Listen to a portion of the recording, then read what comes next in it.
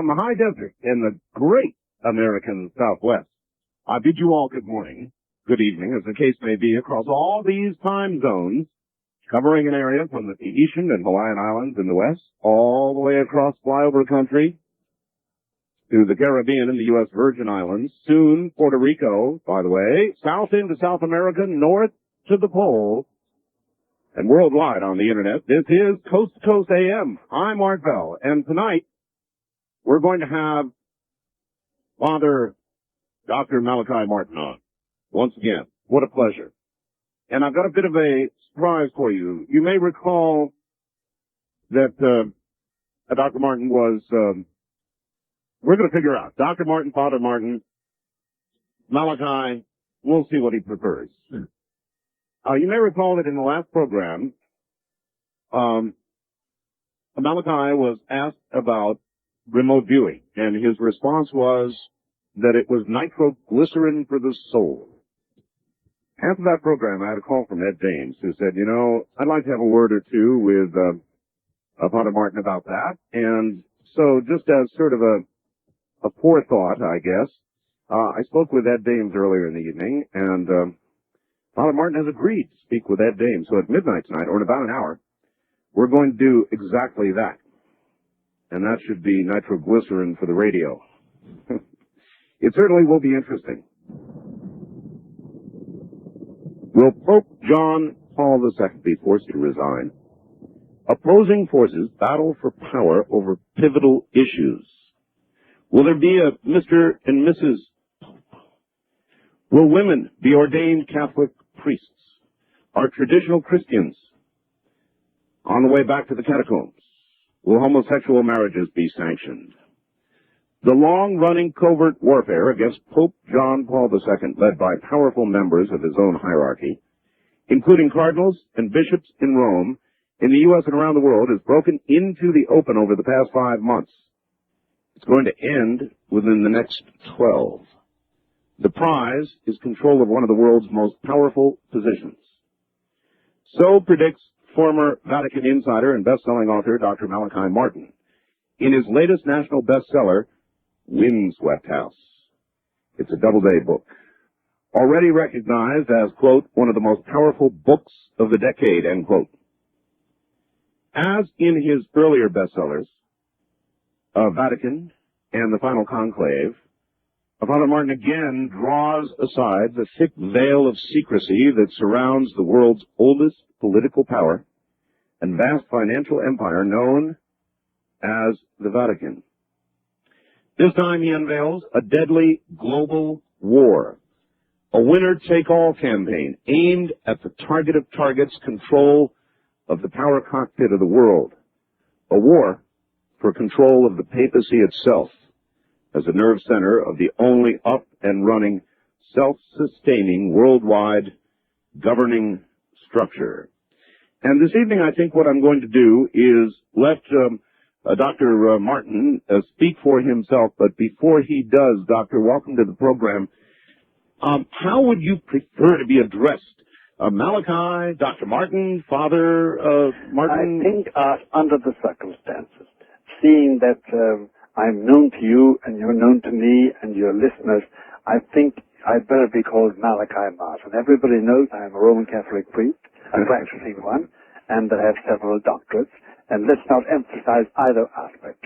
Just call me by my name, Malachi Martin. Malachi, welcome to the show. Thank you very much, Art. It's such a pleasure and an honor. And it is to have you as well. Let me tell you, after the last program we did,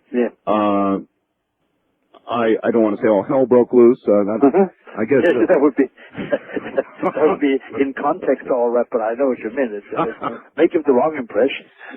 It may. Might we have you, for the audience, describe your own background?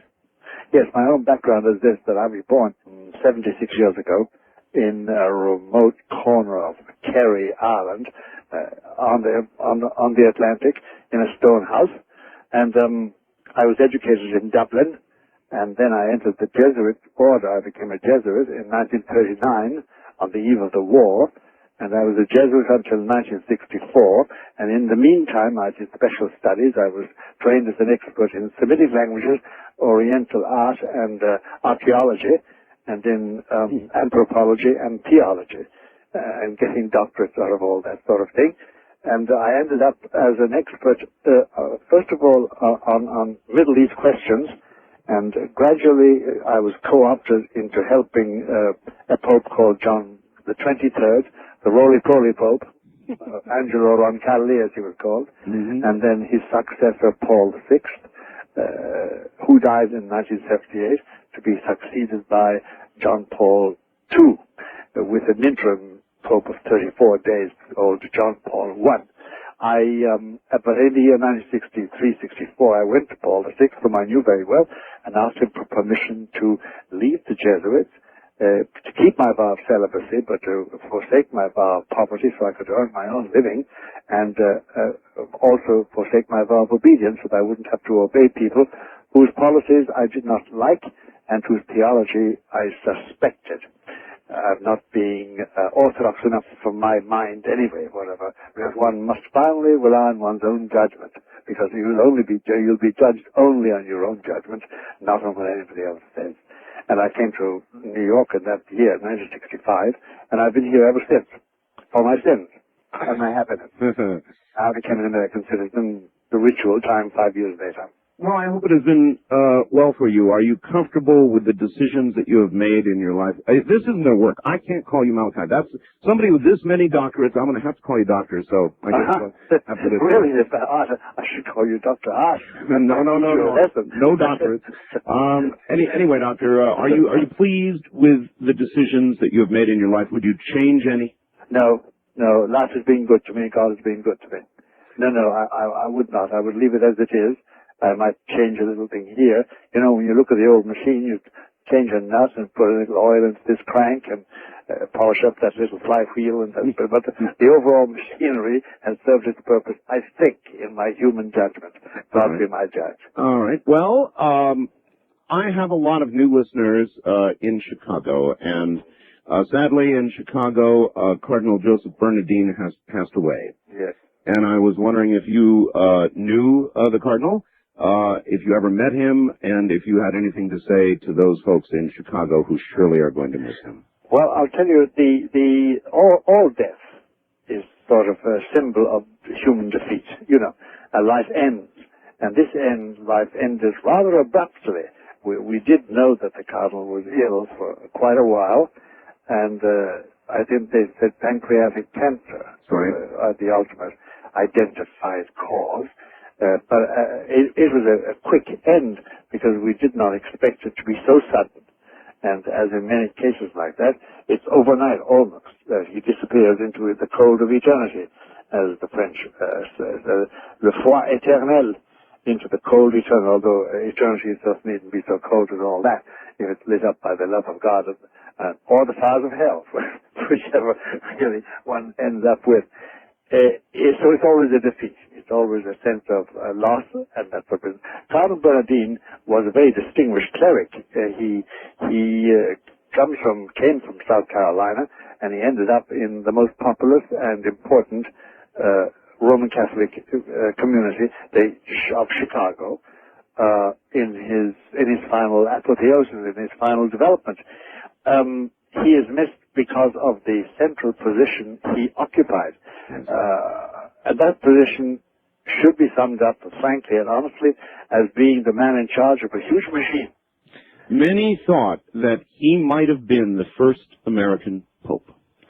Yes, he himself indeed would like to have been Pope. And in the last big public statement of his, which amazed a lot of people, which we'll describe briefly in a moment, he sounded a papal note. That was a press conference and declaration he held in a couple of weeks ago only, in which he proposed that Catholics should seek a new ground of unity, as he called it. And this was astounding, Art, because for Catholics, traditionally, since the time of the Emperor Constantine, the ground for unity has always been the papacy itself, the leader. And this time Cardinal Bernardin was stepping out.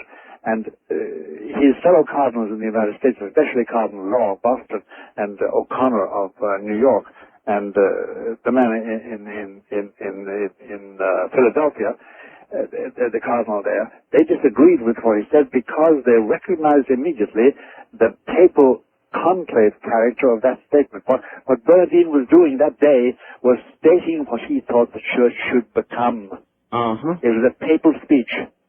And I think that by that time he knew that he was doomed to die soon, but still and all he made a pitch for it because he did belong and was the leader of a faction amongst the cardinals, which is a very powerful faction. And that faction would rather diminish the importance of the papacy completely and make it much more an affair of consensus amongst the great cardinals and bishops of the church. So that was his contribution to it, and it stirred a lot of ire in Rome, and it stirred a lot of controversy here.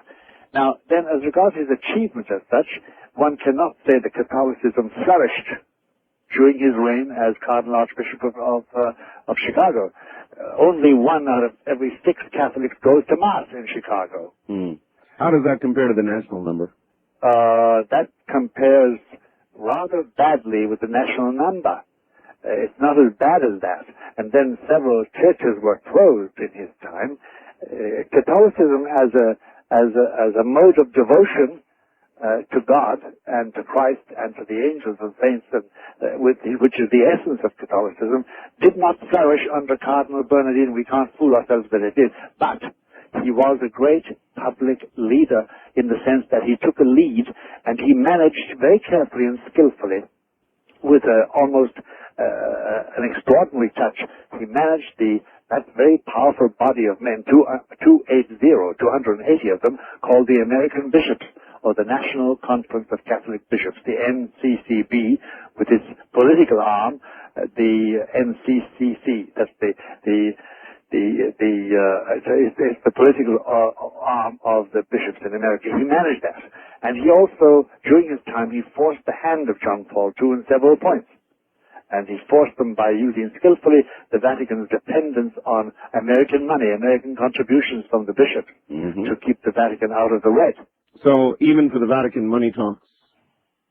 I think right up to the doors of hell, money talks. I see. To be awfully frank with you. In the last 2 days of his life, yes, he wrote to the United States Supreme Court, yes, urging it not to allow doctor-assisted suicide. Yes, he did. He did. And in that he was joined by hundreds of organizations and that sort of business proposing the same thing. And by the way, the Clinton administration itself has decided and declared that it itself discourages the idea of any action on the part of the Supreme Court of the United States favoring a doctor-assisted suicide. How would you, Doctor, argue against somebody who would say, look, I'm in the last stages of a horrible disease. I'm racked by pain. My life is no longer functional in any way that I can measure or want to measure, and I wish not to suffer out these last few days and wish to take my own life or have somebody assist me in that process, whatever the case may be. In other words, the argument of it's my life, whose life is it anyway? Yes. The difficulty in answering a question like that, which is to be answered finally, in all honesty, is that this cannot be regarded isolatedly as a personal problem, because unless one is totally an atheist and one does not believe in any sense that God has any right or just has a say in anything or that God even exists. The difficulty is also that what it would open up by way, and even the American government in its comments to the Supreme Court is of that opinion, and Bernardin was too, and most of the organizations, hundreds of them that have communicated with the Supreme Court, say the same thing. It opens a Pandora's box. And finally, there's this fact about it, that you can nowadays, within the limits of medical practice and medical ethics, you can obtain palliatives for your pain. which will diminish the stress of it all. Yes. And I've always understood them. I may be wrong. I've always understood it that those palliatives, those drugs used to diminish pain, gradually reduce vitality, and don't exactly hasten death, but they don't promote life either. But they do, by diminishing pain, they bring you closer in a more comfortable way. And finally, you see, for a Christian, art is a terribly important thing that any drop, any moment of human suffering has an eternal value in the light of the sufferings of the man-God on his cross. Yes. On Calvary. And that, I know, is a hard doctrine, but because Christians believe they're here to prepare for heaven, not to establish a paradise on earth, and if the paradise ceased, then they can wipe themselves out. But that life on earth is a preparation. It's a hard doctrine. I know it's a hard doctrine. So that pain is part of what we are here to experience. That's right. If I have pain, if I have a toothache, if I have a breech burst with a child, if I lose a child, if I have arthritis, if I get a disease, it can be and should be used to merge with the sufferings, the meritorious sufferings of Jesus Christ. That's the basic Christian doctrine. For those who are not Christian, I know it's not much consolation, but it still operates in their case. Well, I'm afraid it makes sense. Doctors, stand by. We're at the bottom of the hour, and we'll be right back. This is going to be an interesting evening. This is a really good question. We talked about possessions, and we talked about exorcism on the last program. Yes. Are transsexuals possessed? No, not of themselves. Not because of their transsexuality or the transsexual operation.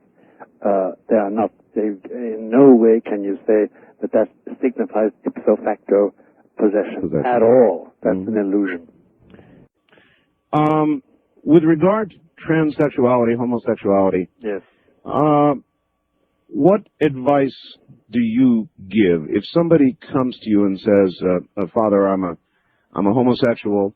Yes. I'm struggling with myself. I don't like what I am and what I'm doing, but I'm driven and I can't stop." How do you advise? What do you say? If I have the occasion and the time and the convenience, it's all a matter of convenience. If they're calling from, say, Anchorage, Alaska, it's one thing. If they're calling from 64th and Madison Avenue in New York, it's something else, of course, because it's near where I live out, you know. Yes. But depending on those ordinary human factors, which sometimes determine our fate, depending on those, there is a spiritual treatment, not therapy, it's the wrong word to use. It's a spiritual treatment which can resolve peacefully and successfully the struggle one has with one's sexuality, homosexuality or heterosexuality, or transsexuality for that matter. But that's a very delicate spiritual operation that must be done with authority and skill. But it can be done. It's not an irreparable and unchangeable situation. No, it's possible. But the one thing that the person involved must get into their mind is it's not a therapy. It's not the work of a therapist as such. It doesn't rely on psychological or psychophysical factors, although it treats those factors because they're involved in all sexuality. Oh, isn't that interesting? So it's not psychotherapy and it's not an exorcism. No, it's not. It's not. It's a spiritual treatment. See, but I'd only be plunging into a description of it, which could take us the whole of our 5 or 6 hours together today, Art. It really could. But if we have that much time. But I don't think you require that, or the questioner requires that. But no, there's more than hope. There are concrete steps to be taken. But as I say, it's a treatment. It takes time and money and take convenience of location. You understand me? Yes, of course I do. Mm-hmm. Of course I do. So it's not an impossible situation at all. But the nature of the treatment is of a spiritual understanding.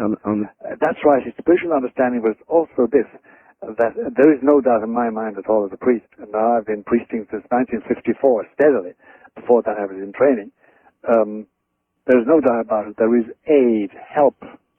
There is aid, succor, in the shape of what is called in Christian theology the grace of God, the special supernatural help which does repair any damage that our faculties have suffered through living. And our faculties do suffer, unfortunately. The way we live and what is done to us, you know. If I'm reared by, say, a father who is a drug addict and a mother who is a lush, I'm going to be damaged. That's correct, yes. So I mean, anything like that can be repaired, but the chief factor doing that is a special help from God called grace. It's supernatural. It's not a dimension. It's not something you put in your pocket. It's not something you measure. But boy, is it powerful. All right. On to another question. On the last program, yes, you said during the next 3.5 years or so, keep your eyes to the sky. Yes. That's something, and Doctor, I must tell you, with the program I did last night, yes, with so many other programs, yes, with the remote viewers, all these different people, yes, American natives, yes, they're all saying roughly the same thing. Something's coming. Something big. Something's coming about that sums it up, really. I mean, sums up our mentality. And, you know, if I could break into you, of course, that betrays my Irish blood. We Irish are always interrupting each other. Quite all right. To improve what the person is saying. If I could say this much to you, no matter what, along the entire spectrum of belief, from fuddy-duddy Roman Catholic priest like me, over to something radically different in belief, there's a common sensation today. Yes. That we are passing through a window, as people have the expression, from one era, from one condition, human condition, to another condition. And half of our confusion and our squabbling and our impatience today and our fears, above all our fears, because fear is a very dominant factor today in public and private life and personal life, that is due to the fact that we all sense, without being able to pin it down authoritatively, that we are indeed passing through a window of opportunity. A kind of quickening is going on. Yes, there is a thing going on, and it cannot be laughed at. I remember Freud in 1938 publishing a statement in Vienna. I followed it because my daddy was a doctor. I was a young man of 17, but I was engrossed in studies like this. And he's saying that, why is it, he said it at one of these psychoanalytic meetings that was held in Vienna, just pre-war Vienna. And by that time, Vienna was under the grip of Hitler with the Anschluss and the Nazis. Why is it, he said, that the majority of you, addressing his fellow psychiatrists, are reporting that a vast majority of your patients are tortured by dreams of barbed wire and bloody bodies. Why? Why now? And of course, they knew nothing about the horrible things that were going to be transpire for the next 5 or 6 years. But there is and it does go back to something which was true about Carl Jung. I don't like Carl Jung at all. I don't like his personal life, and I don't like his theories. But he did talk about this sort of universal consciousness. Yes. And, of course, he made it into something else. Like a lot of other people, having found something valuable in nature, he proceeded to imagine what it was, and that was not scientific. And he went beyond the data. But there is a consciousness amongst us all, in spite of our differences, due to everything, from sex to color to shape to race to education, that there is something big taking place. The phrase is, we're passing through a window of opportunity into what we do not know, and that is confusing, because the old world, the one we knew, has passed away. There's no doubt about it. We're constructing something, or something is being constructed of us. We're the living stones in this new temple. I felt as though we're past the point of no return. That doesn't mean the end of everything. It just means we're going to go on to whatever is next. That's right. We can't go back. There's no going back. And we know that. And that's confusing for us all, because, you know, there are two things that are very frightening for a human being. The first is to be in a land he doesn't or she doesn't know. Totally alien. Yes. But one of the most disturbing things is to be persuaded that there's an alien being you don't know now in your presence or in your area. I would do it. It's very disturbing because that arouses up the good old territorial imperative, as Robert Ardrey used to call it, but it also rouses up this fear of the alien. We don't like what is alien. We must know it. Could what is coming, Doctor, be spiritual? In other words, something that will affect all of us? Art, actually, you know, and you've got a source of information that most people haven't got with your marvelous syndication and your own intelligence.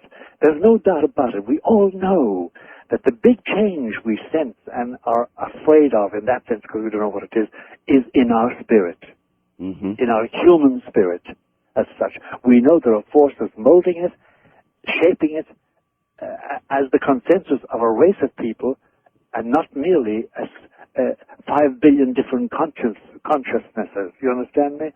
Do you understand what I'm trying to say? Yes, sir. That the change is in our spirit. There's a change being operated. And sometimes we like the result, and sometimes we don't like it. But we know it's in spirit. And by spirit, we mean something other than my flesh. The skin on my hand, and the color of my face, and the length of my hair, and the timbre of my voice, and the look in my eye, and the way I walk, and what I do. There's something else. We are something else. We are a soul. We are a spirit. And that is being molded, willy-nilly. Well, I certainly believe that. I wonder if I can ask you a sensitive question. Sure. Being a man of God, have you ever, Father, doubted yourself? First of all, I'm a man of God in the sense that I'm supposed to be devoted to God's glory. I'm a sinner like everybody else, but I do belong to God by avocation, by formal profession. Right.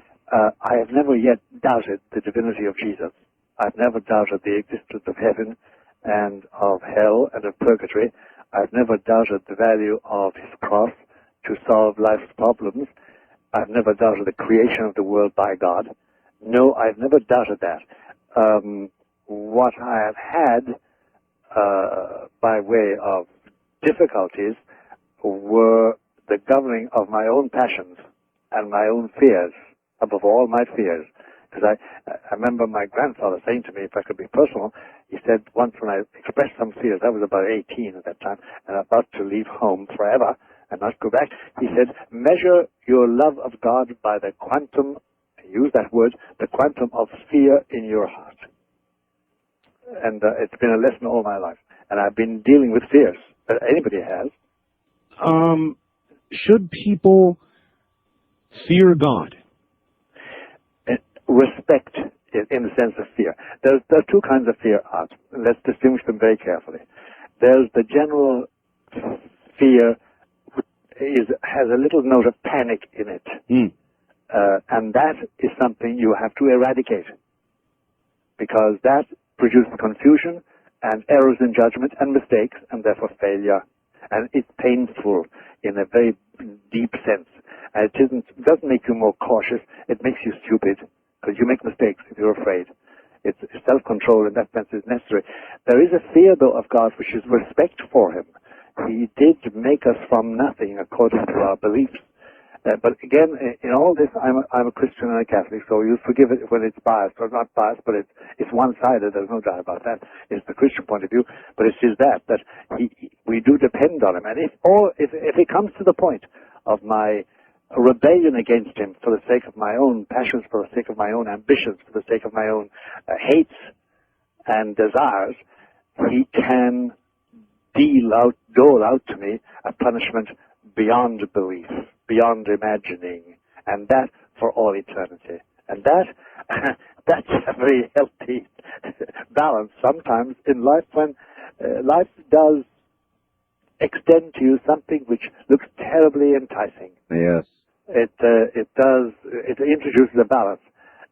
Not always listened to when you're 20 and 30, but when you hit 40, 50, 60, 70 and face the 80s, you suddenly realize that there is a Lord of life, and he finally is the Lord of everything. So that's sort of a fear, yes, but not craven fear, Michael. Art, not craven fear. All right. Father, The Pope recently said, surprisingly, shockingly for a lot of Catholics, and not for some, that evolution is more than just a theory. Seeming to affirm the process of evolution, and that was quite a shock for many. Were you surprised? Not a bit. In my knowledge of the Holy Father, knowing what he is. Now, we better be very clear about this. This is a personal opinion of the Pope. It's not in any way connected with belief. He is, for various political as well as ideological reasons, in favor of regarding I want to call it what I think it is, the metaphysical myth of evolution regarding it as a serious hypothesis. The reason I regard it as a metaphysical myth is this, that we know that we have now reached the end of the fossil record. We know that. There's no other fossil record to search any longer. And in that fossil record, since the time of Charles Darwin in 1850, we have not found one, but not one sign of evolution from the point of view of a missing link, linking phylum to phylum, primate to primate. There's no such thing. It doesn't exist. And now we know it doesn't exist. So evolution is a nice myth because it explains things, but when you look for, as a scientist, for the proof of it, concrete proof, there ain't no proof there. That's the difficulty. So the Pope has made of his own an opinion like that, but he has a political reason as well as an ideological reason for making that statement. What is the political reason? Political reason is that the more powerful cardinals in his Roman court, his Roman, in his Vatican, and the more powerful academicians in his church, whom he has fomented, by the way, they are all evolutionists. And therefore he wants to play it very safe with them.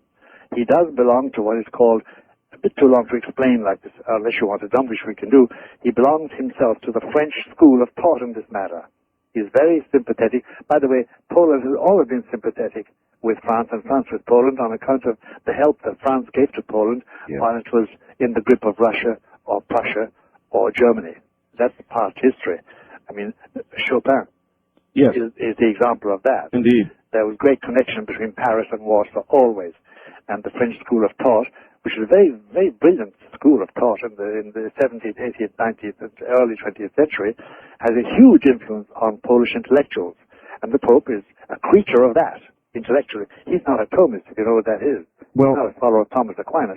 He's a French intellectual. We all wish to think of the Pope as a spiritual leader and in that context. But in fact, the Pope is probably as much of a political leader as spiritual, is he not? Absolutely, absolutely. You see, this poor man, I say that with great sympathy for him, he has to deal with the geopolitics of faith.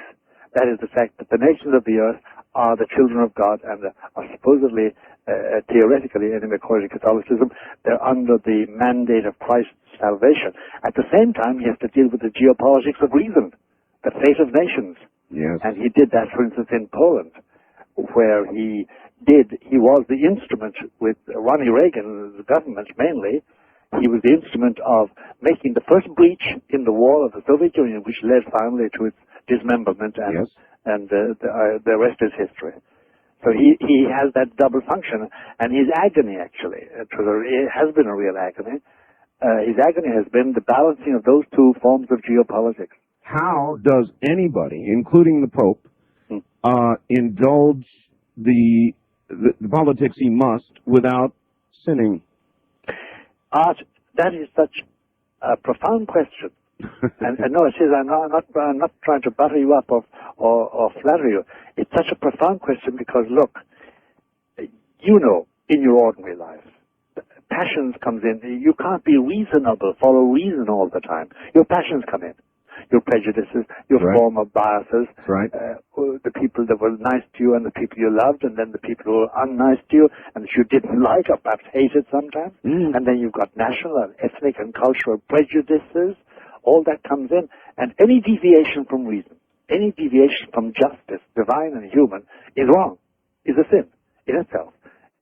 Can be forgiven. God will forgive all these things and cleanse them all by the blood of Jesus. But It's the fact that we do err, and the Pope, sitting where he does, is more easily guilty of malfeasance in high office than I ever will be, because I was never Pope and never will be. So your answer is, he can't. He can't avoid it. He can't avoid it. You know, all he can do is, he can rely on the blood of Christ and the forgiveness of Jesus. Forgiveness. Yes, Yeah. there is always that. Always that. The very process of politics, the very process itself, necessitates compromise. That's right, it does. Exactly. That's where the difficulty arises. That's exactly where the difficulty arises. And sometimes both the present Pope and his big mentor, Cardinal Stefan Wyszynski, who's now dead, who was called the Fox of Europe, and who drew circles around the Soviets in his day, by the way, and they never caught him. They tried to do anything to him, including kill him. But he and the present Pope, as cardinals in Poland long before he became Pope, had to make compromises with the Marxists. Otherwise, they couldn't have survived. That must have been a very sad personal time for the Pope. It was dreadful, yes, it was. And it was dangerous, and it seared his soul, and it left an indelible mark. Mark, I have always wondered all my life, which are deeper? The wounds of reality that scar my body and my mind, or the deeper wounds to my very being from my own errors and sins? I imagine we wonder about these things all the time we are on this earth. I imagine if we're humble at all, if we're realistic, and stop having too many illusions. I suppose the great thing is not to be... Doctor, I've got to hold you there. We'll be right back, and when we come back, Major Dave, I'm Art Bell. Now, to the matter at hand, my guest, Dr. Malachi Martin. Doctor, welcome back. Thank you very much, Art. Thank you for having me. It's a pleasure. It is a pleasure. It is indeed. And you did say, did you not, Doctor, that remote viewing, you thought, was nitroglycerin for the soul? Yes, understood in that sense. Yes, I did regard it as nitroglycerin for the soul, in the sense that it has the potential for a powerful explosion in the human soul. All right. With that in mind, here is a man who did remote viewing for the U.S. military and now does it in civilian life for a company, his company, called SciTech. And he has been a guest on this program many times. Here is Major Ed Dames. Major, welcome to the program. Hello, Art, and Father Martin, it's an honor and a pleasure to be here. Major, you've no idea, I've looked forward to this very much. Art made me his complete slave by promising that I would be able to talk. He really did. The two of us, I hope you have the same key for the ball around our foot. Yes, we have. Well, tell me this. I feel like follow my leader in this matter because I'm purely and simply a non-technician as regards psychiatry or psychology or therapy or anything like that. I'd like to share some of my own experiences. I'd like you to do that. The area of remote viewing and spirituality. Yes. Let me give you just a little background about myself as a military officer, and later on, if you have any questions about my religious background, we can get into sure. But I was both the operations and the training officer for these techniques that are referred to as remote viewing. My company refers to them as technical remote viewing, which are a very precise way of extracting details about a target, a person, place, thing, or event. And I essentially civilianized the company. I took the best members of the military team and now employ them as consultants in my company. And I teach civilians how to do this. And so it's now my vocation. We work as a team against very significant types of targets. For instance, the FBI's Unabomber or the TWA Flight 800 disaster, to attempt to pinpoint the locations of people and things in that regard. When these techniques were first used within the Pentagon, they were construed by many senior officers to be associated with the occult, as you might guess, and probably have heard about. My mentor lives in New York City, Ingo Swan, and you may or may not have ever met him. No, not many, but I've heard about it. He himself wondered when he discovered the breakthrough techniques that we use. Prior to the techniques that we use, only natural psychics, very gifted individuals, could be utilized for military intelligence collection missions. Prior to his breakthrough, but he himself, when he developed these techniques, wondered aloud to me whether or not these were associated with something that was dark or the shadow. He himself was concerned about this. He was concerned? He was concerned, yes. And so that was the beginning of my concerns also. Yeah. And we were a human use team. And there was a board that ostensibly watched us to see if there would be any deleterious effects on our psyches during the use and the application of these techniques. It was an experimental team. Well, the board was not that effective, and in fact, what happened was we found that in cases where individuals were already mentally unbalanced, we did run into some serious problems. We still experience that today.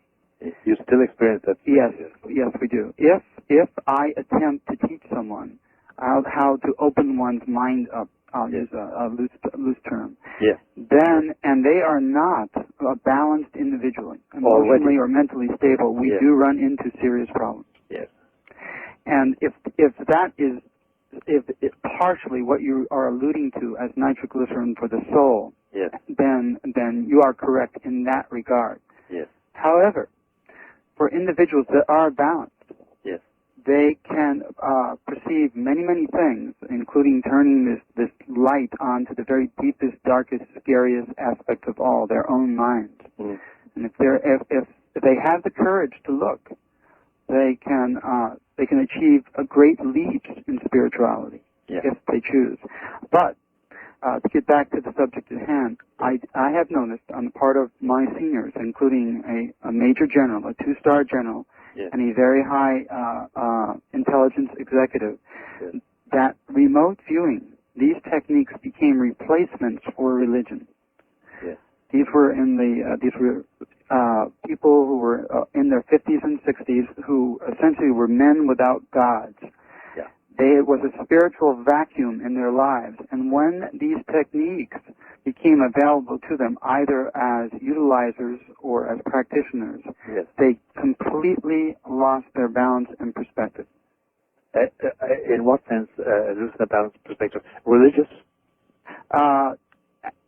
Actually, in the sense of whole body, in both mental and emotional. Oh, really? This became almost an end-all. It became more than a passion in our lives, the answers to all questions, not only a means to an end, but an end itself. It was almost as if they felt empowered by this absolute knowledge. Yeah, and that's what you referred to when you said a decrease in balance. They lost their stability. They could not function in a balanced way. It was noticed by all around them, and these were people who were in positions of authority and great responsibility. Was the imbalance to the point that they had to be relieved of their authority? That is correct. They were relieved, including my commanding general. Oh, that's very important because, my God, without an authority, stable authority, no achievement is possible. No. Very interesting. I find all that utterly fascinating. Major, let me not interrupt you. You go on, please. Well, I think there's some other things that you would like to know. Yes. What I would like to tell you some of the things that this has done for me personally. Yes. Would you share that with me? I would be glad to. I no longer require, I feel I do not require faith. I'm no longer what one would call a man of faith. Yes. And that is because I don't feel that I need faith anymore. I have absolute trust now. Yes. I've reached a point by looking at certain nooks and crannies spiritually with the techniques that I employ and have learned that I'm so trusting. It's when you can see things around you, perceive things around you that are divine and demonic, and put them in their places, their respective places. Then there are no dark areas. The darkest areas are within our own Therefore, mind. there's no need of faith, you conclude. I'm sorry? Therefore, you conclude there's no need for faith. And personally, only personally, Father. Of course, I know what you're saying is. And I'm quite sure that you would not only take exception to that, but you could give me some good cases. No, take exception I don't, Ed. I have no sort of horror or sudden say, oh my God. I have no reaction like that. I'm just fascinated by it all for the moment. Well, and some other experiences, individuals who feel presences around them or ostensibly within them. Yes. What these techniques can do, and they are difficult to work. It takes approximately 45 minutes of pen on paper with a disciplined remote viewer to gain any information whatsoever, and it takes many more hours to gain a good pattern of what we are dealing with, but its patterns are accurate.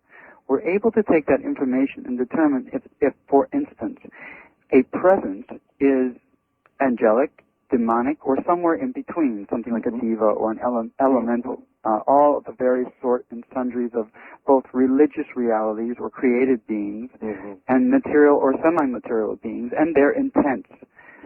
And that is a very, very useful tool for a modern age where there are so much obfuscations. It can make life complex, interesting, but in certain regards quite simple.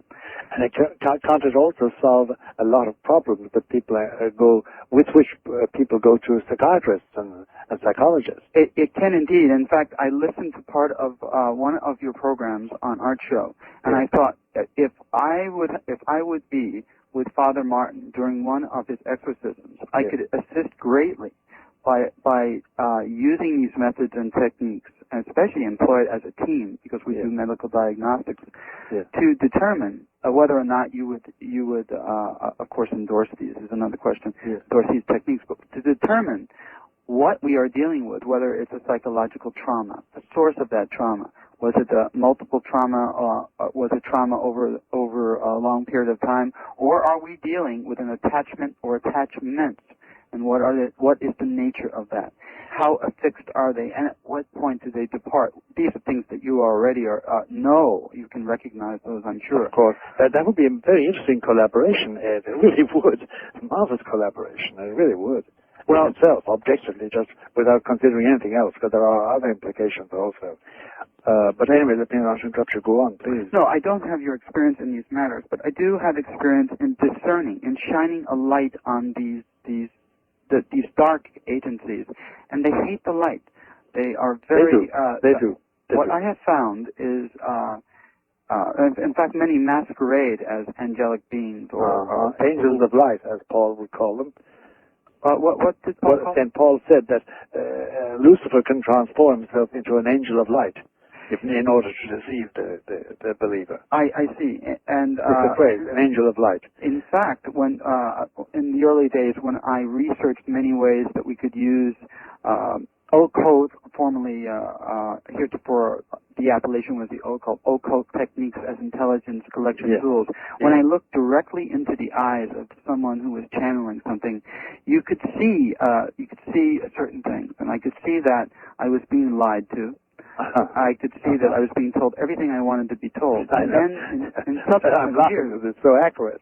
Yes, and in subsequent years, after learning these techniques, I was able to really gain a complete appreciation for what these attachments were, the nature of them, and that became quite fascinating. And they are desperate to maintain that attachment, as you already know.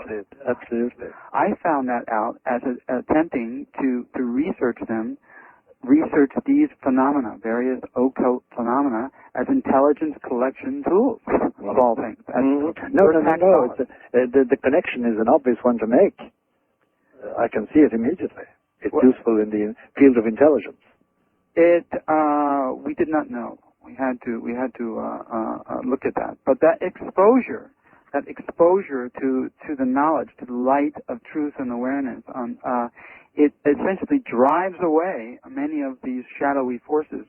And when people who have been, I'll say, plagued all their life by fear that there's something following me or something is around me, sometimes what I have found in my work, is that thing, that so-called shadowy agent, that has been tailing a person throughout his or her life may sometimes be angelic in nature and not demonic.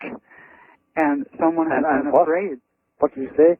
Yes, can be angelic, and then you add in a sentence I didn't get. And not demonic. Not demonic, that's right. In some cases, the person has been afraid of something that has been a loving, benign. Yes. Well, more than benign. Sometimes very, very loving and very positively working for them. Yes. Yes, and they were afraid of that. But with these techniques used correctly, and they are very difficult to use correctly. Oh, I'm sure they are. They high degrees of training. And it's a delicate operation anyway. It's a delicate, but it's repeatable, and the procedures are standardized. They just need to use their professional tools. Yeah. But what I wanted also to say is the connection with God does not go away during the process of remote viewing. One's soul is not lost. If your soul is already lost or saved, regardless of using these techniques, the connection is still there, and you take it with you when you go into this it used to be an altered state. That was quite a different modality. But here, one simply turns their attention to an idea. I'll use that roughly.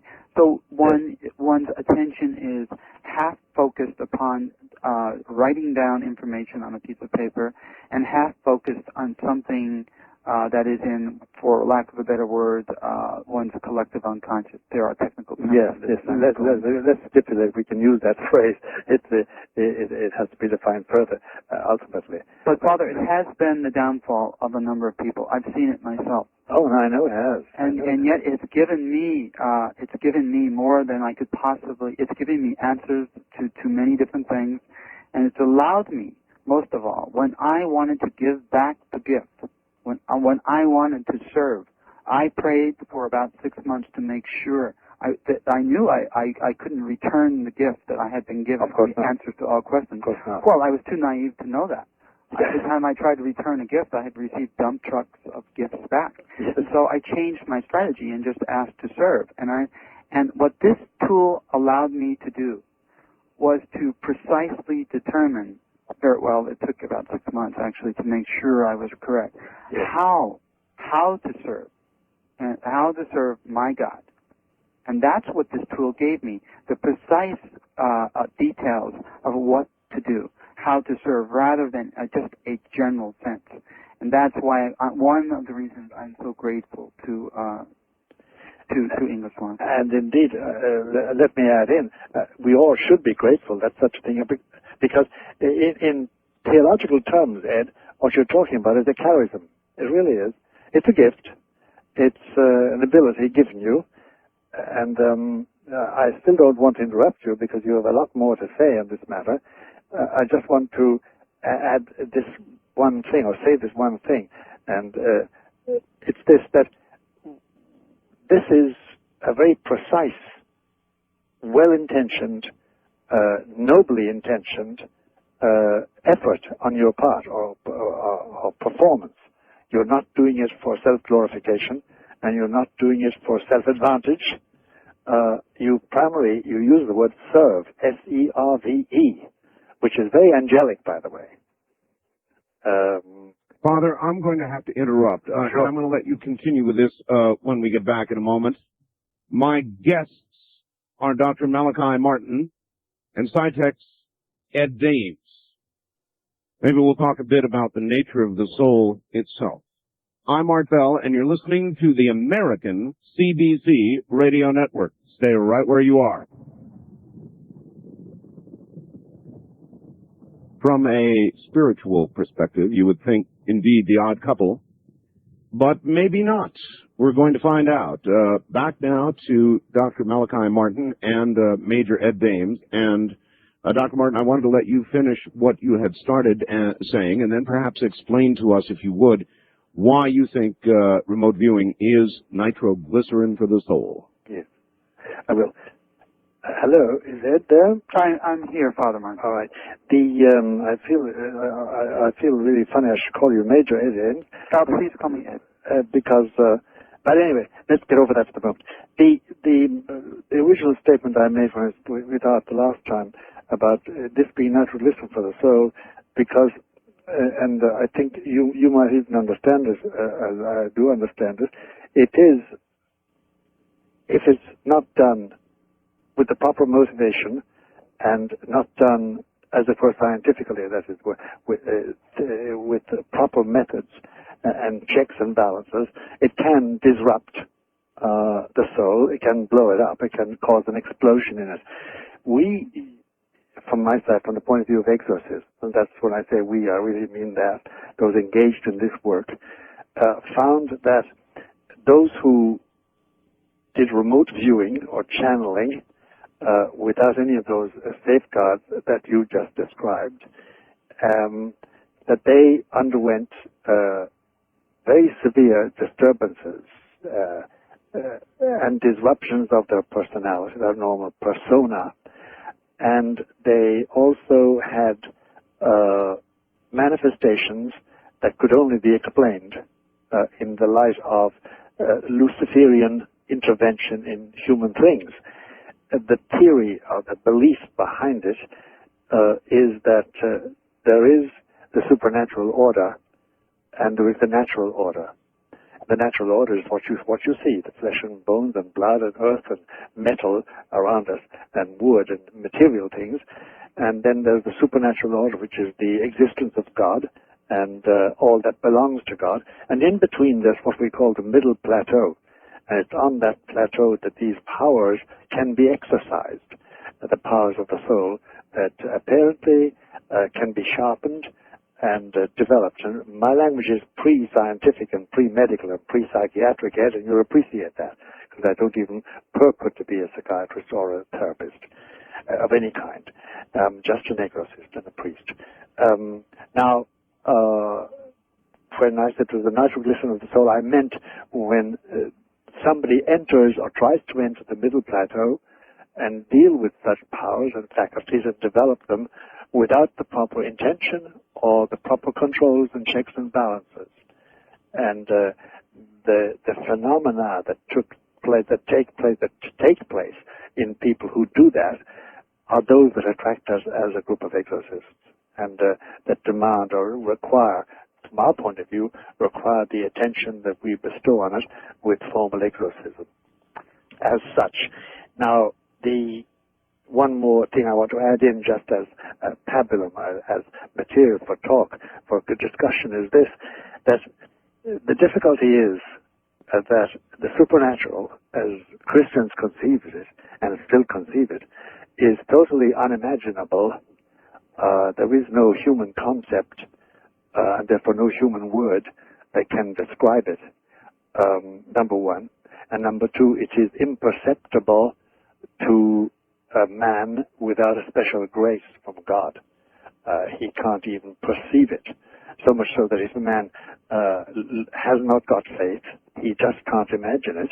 If he loses faith, he does not know he's lost it, because if he knew he lost it, he'd have it back. The mere fact of knowing you've lost it is a perception itself belonging to faith. It's complicated as a concept, but that's the reality we have found. Now, the only practical application outside of religious peace and a calm for people who come for exorcism, the only practical example was, strangely enough, for some army officers, purely as private citizens, who came for help because they had delved into the middle plateau and came away very disturbed. Then there are the normal people who use Ouija boards or who use remote channeling or remote viewing, and they entered an area where they were subject to terrible onslaughts from an angel of light, in that technical sense of the angel of light, and the only succor we could give them was precisely through these ceremonies, which are not therapies at all, because an exorcism is not a therapy; it's a confrontation. That may not throw much light, but it will explain to you why I called it the natural wisdom of the soul. And everything else is absolutely enlightening for me that you've said, and I presume into the hopper of all those ideas, as the expression goes, would go the entire question of the Greenbaum programming and the summation that somebody like, what's his name, Corey Hammond, drew up for the American Psychiatric Association for MPD, the whole idea of the program. Do you understand what I'm trying to say? I do. Just one comment, and I am familiar somewhat with operationally with the idea of the middle plateau. Yes, yes. Channeling. There are the more that we have found, one gives up one's own identity. Let me go back to an operational perspective again, and I want to emphasize that this evolved. The techniques I used as a military intelligence gathering tool, and that's important. It is. When we looked at the phenomenon of channeling, I already mentioned some of the characteristics that behavioral characteristics that I observed. It became very evident to me operationally that channelers never took responsibility for their work or their lack of success or their lack of detail. It was always, well, it was somebody else, Manny, Mo, or Jack, that did that, and it's not my fault that the information is incorrect. That was an interesting thing. Another, the most interesting aspect was, of course, that the channeler gives up one's own identity, turns their identity over to something unknown, something that has convinced them that it's benign in most cases. That is very, very, very important. That's where the nitroglycerin aspect comes in. And that is the essence of channeling.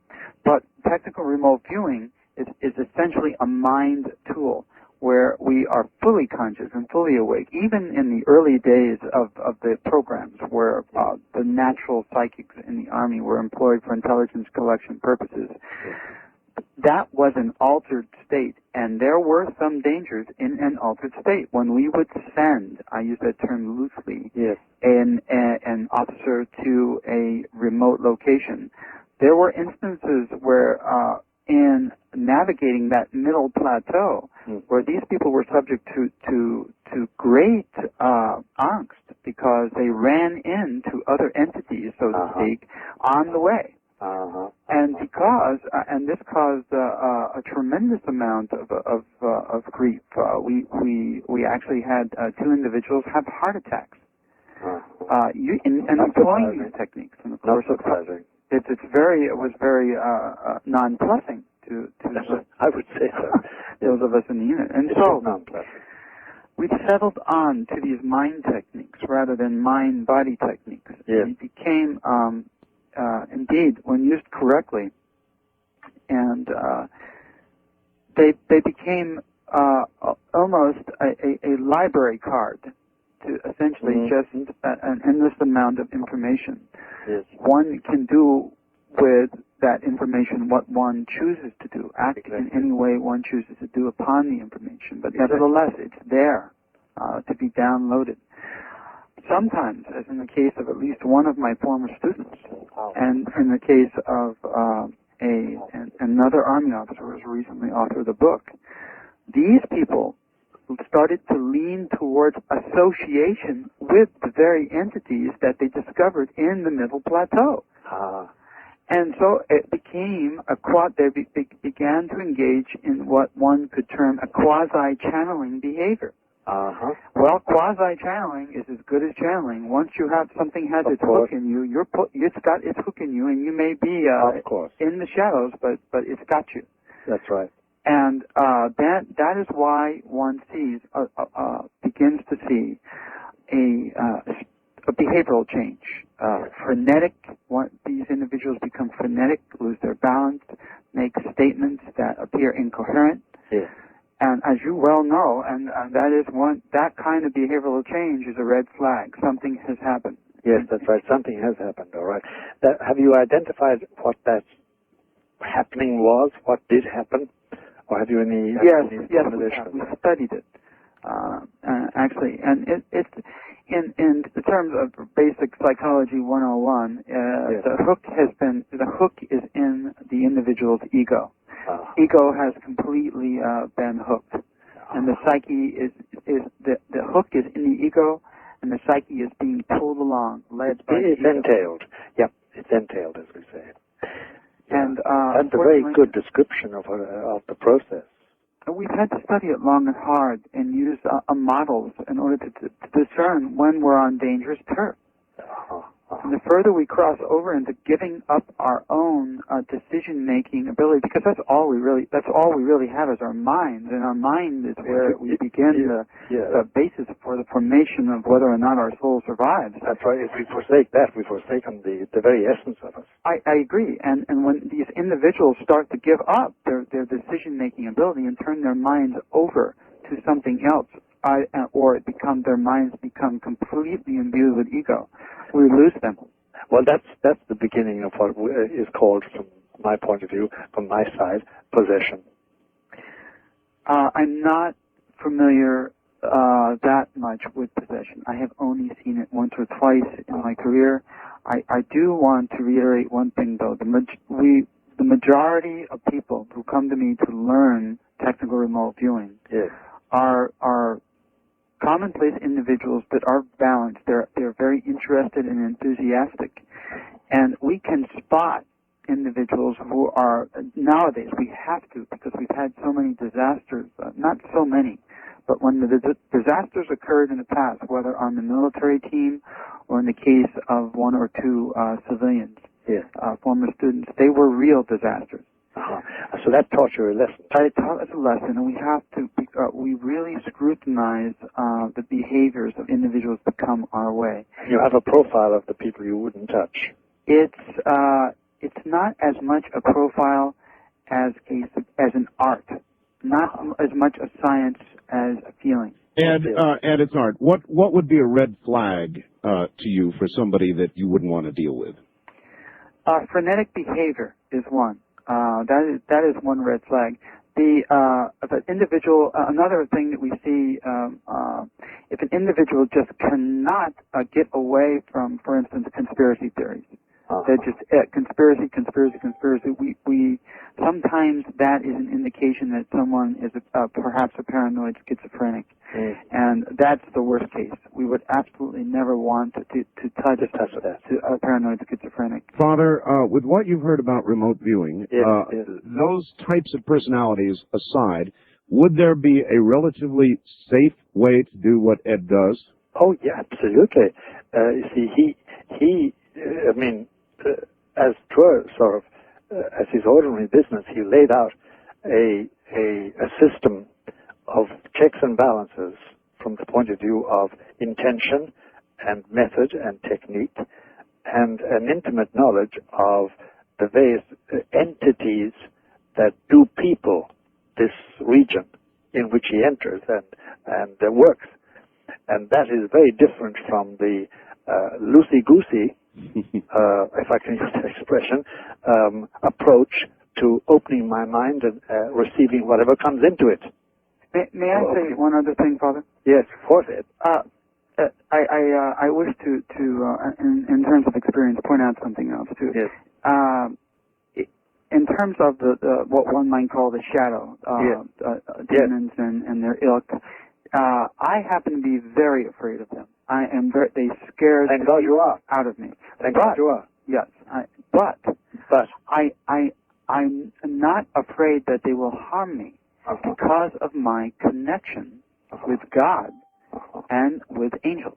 Yes, that's the only reason that I can deal in the areas that I deal in. Ed, could I stop you there and ask you a question which is pertinent? Of course.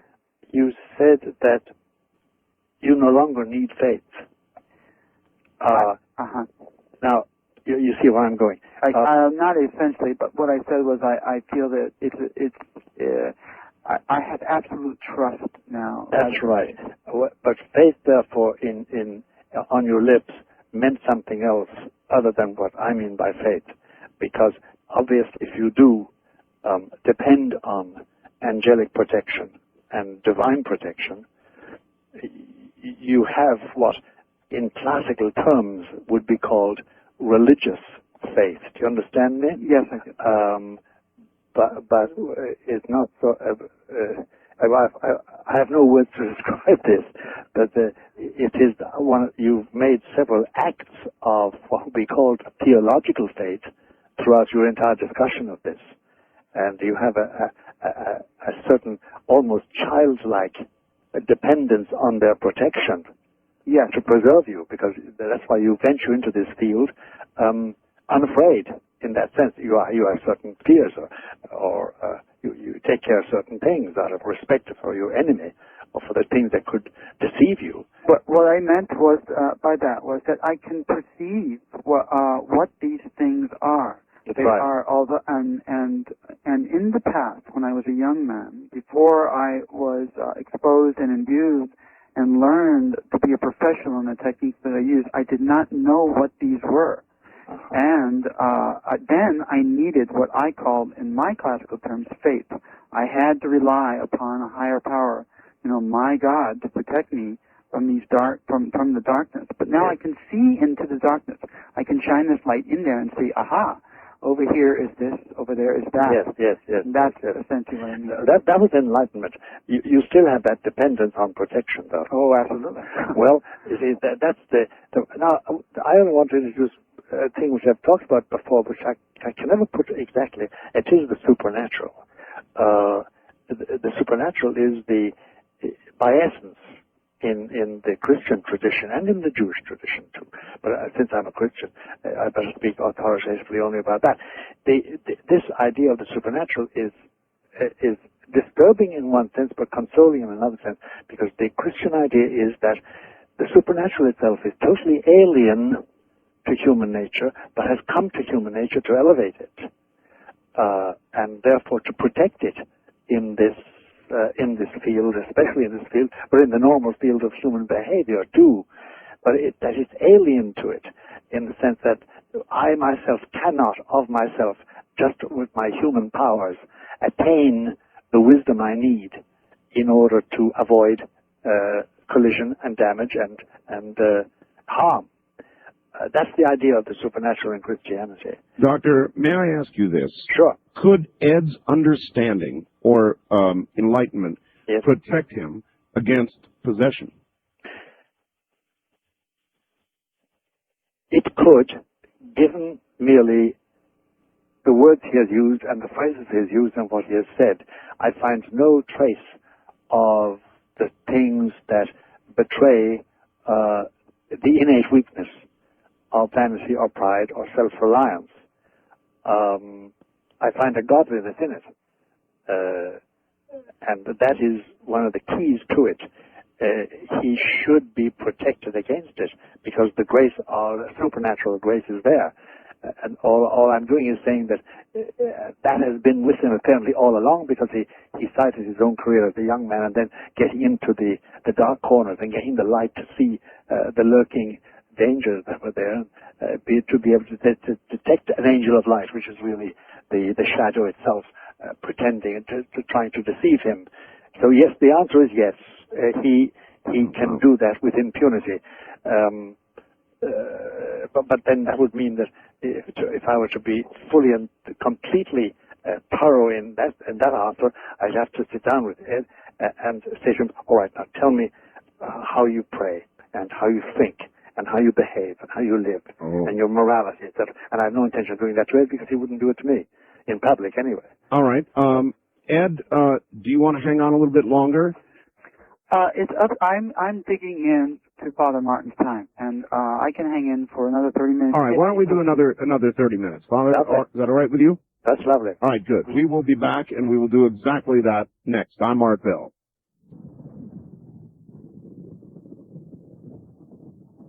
Well, all right. Back now to Dr. Malachi Martin and Major Ed Dames. And Dr. Martin, yes. Is remote viewing something that you would not participate in, or as described, is it something that you feel would have value and something you might even try yourself? Whatever about trying myself, because I'm not a technician or haven't been trained in this, I don't regard it as essentially dangerous.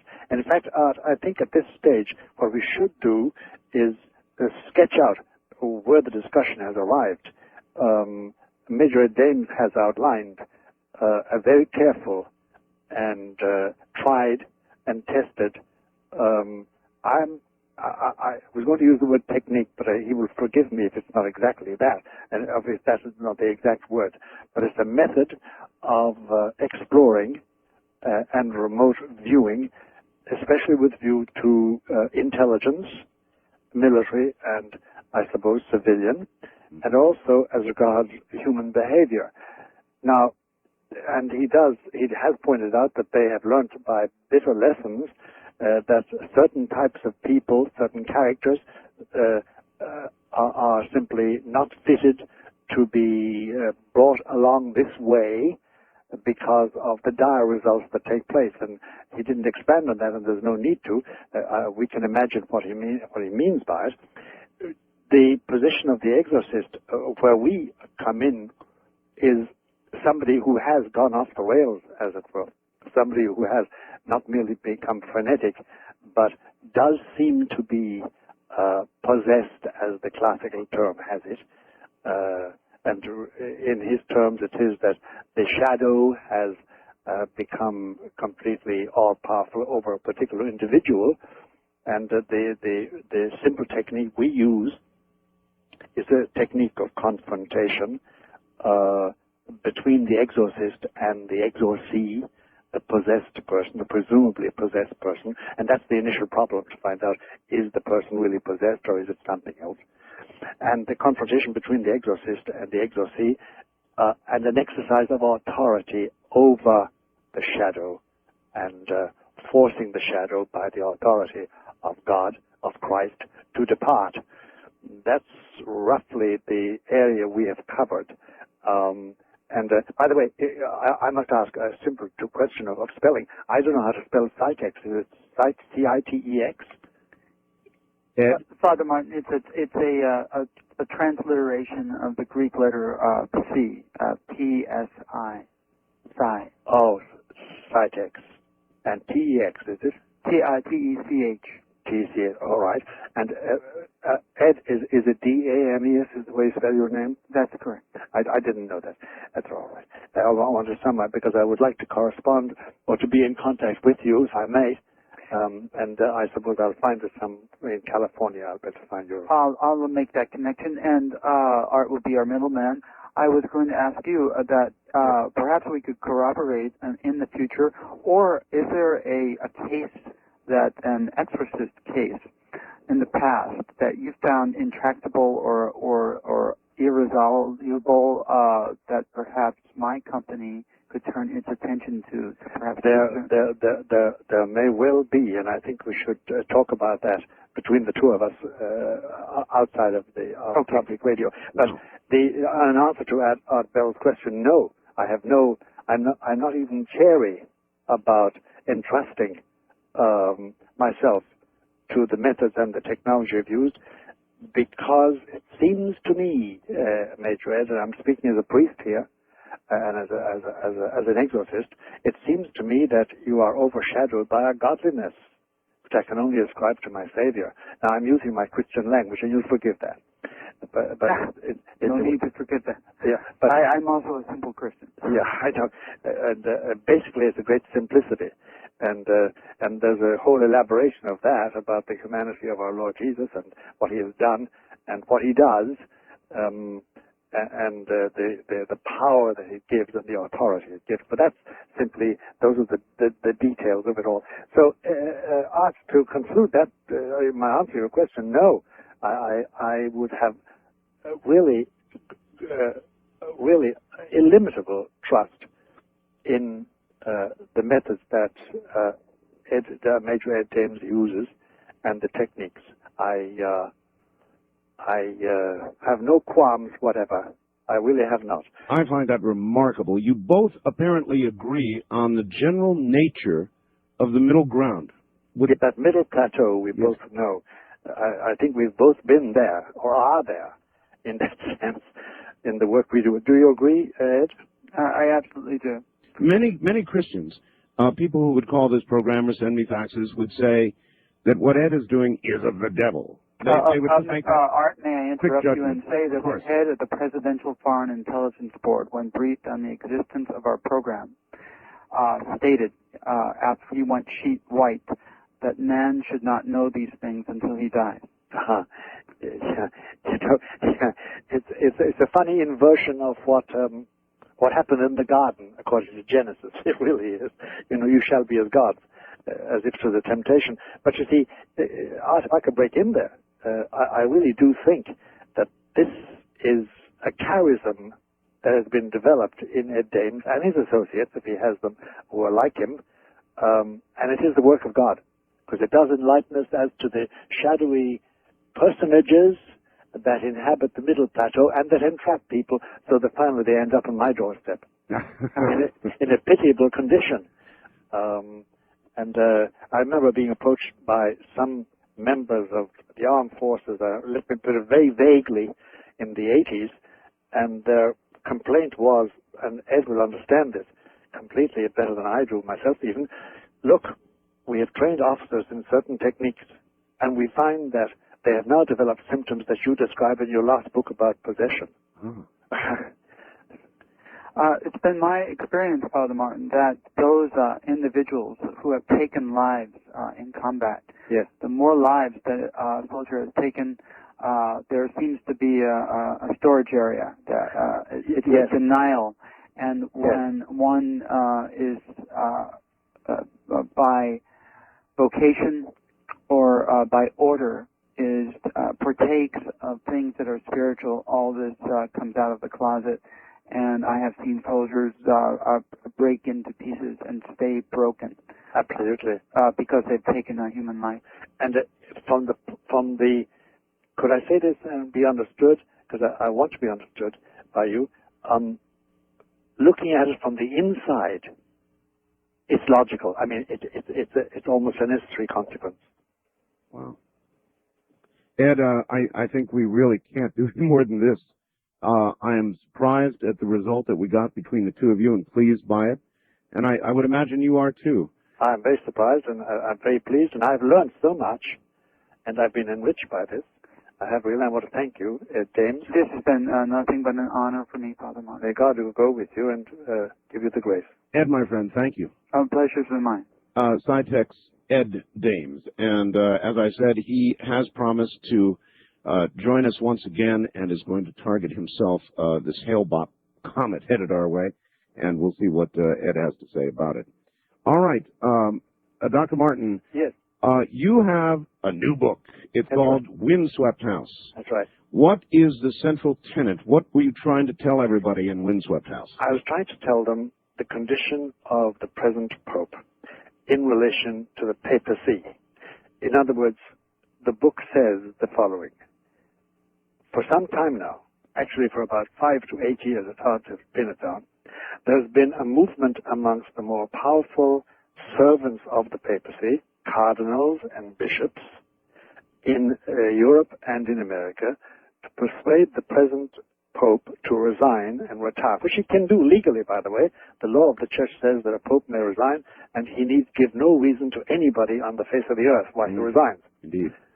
Now, there has been pressure on him to resign, and since he turned the age 75 and is now he's in his 77th year and is in very bad health, the pressures are enormous on him, so much so that the document they drew up to illustrate their wishes, and this document was in his hands towards the end of the 80s and the beginning of the 90s, he has yielded so far to this extent that he's drawn up another document which pertains to some legislation he would like to pass before he dies concerning the health of popes. In other words, supposing a pope becomes a vegetable, supposing he is rendered totally incapable of movement, physical movement, supposing he goes mad, supposing there's dementia there. Yes. So he has drawn up this. He has not signed it because he would trap himself if he did, because he'd be giving rules that should apply to him. However, the pressure on him has been very big to resign, and their motives for doing so is this. They say, we have such problems nowadays that only a more forward-looking, more liberal-minded Pope can really collaborate with the forces in human society to stave off disasters.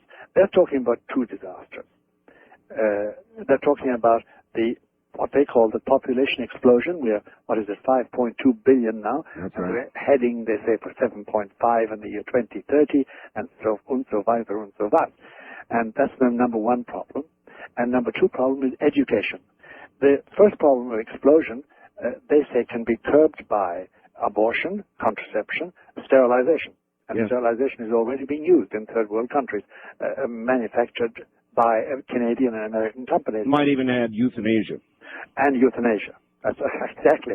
To deal with what some of the demographers who are heartless, the useless eaters. Little old babies. That's right, useless eaters, yeah. Yes, useless eaters. Little babies and old guys like me. But I say that as a joke.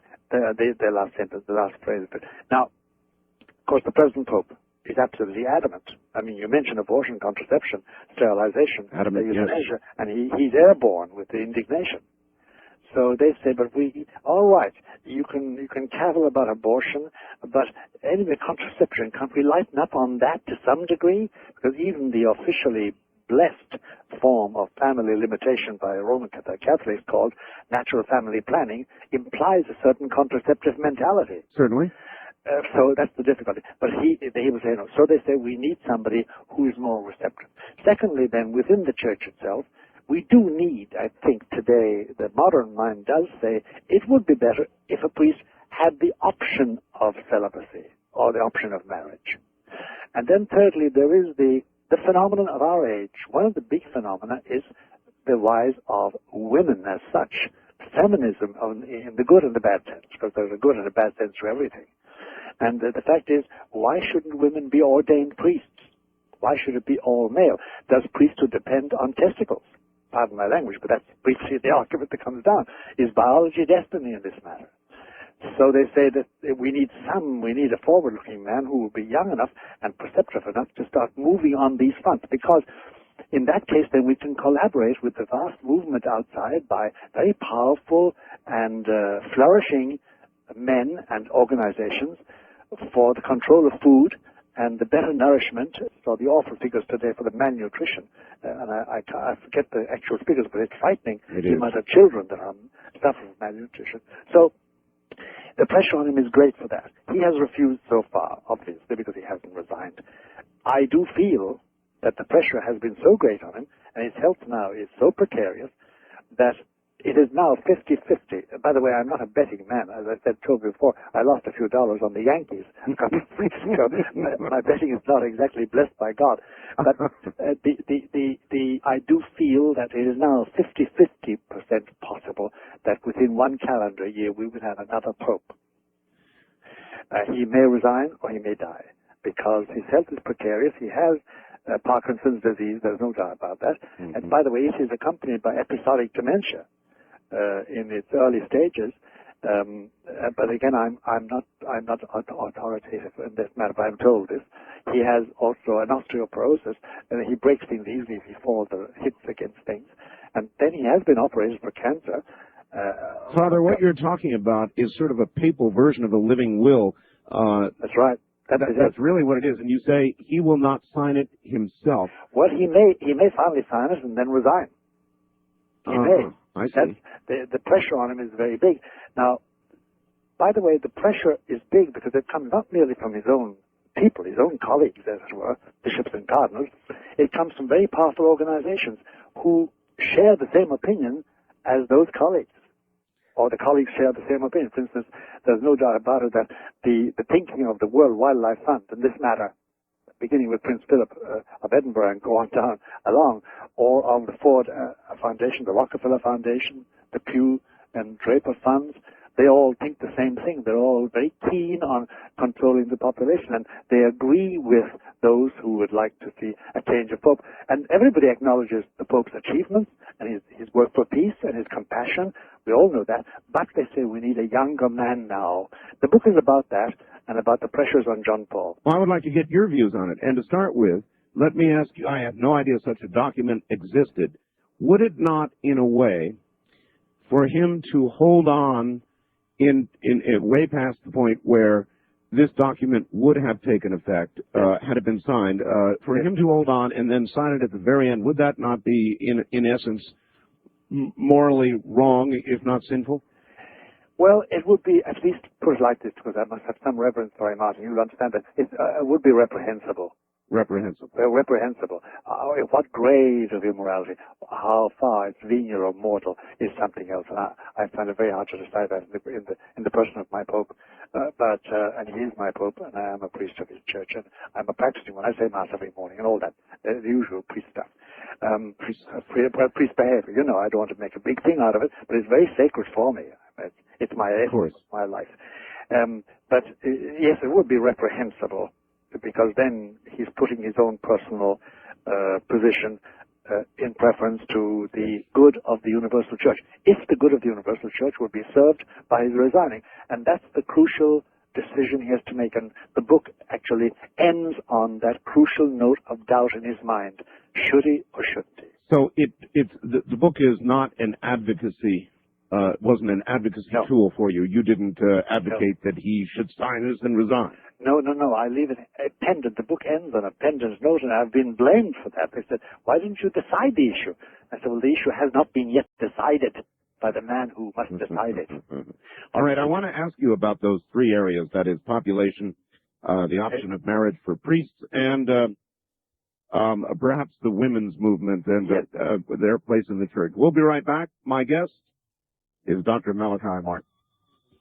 All right, here we go. Back now to Dr. Malachi Martin in Manhattan, where it's getting very late. Welcome back to the show, Doctor. It's a pleasure to be here, and it's still early morning. It isn't. Well, it is. Yes, early morning. Early morning, and this conversation is so stimulating that I find it difficult to imagine going to sleep. Although I'm sure if you told me to go to sleep, I would do so immediately. You know, that lovely condition.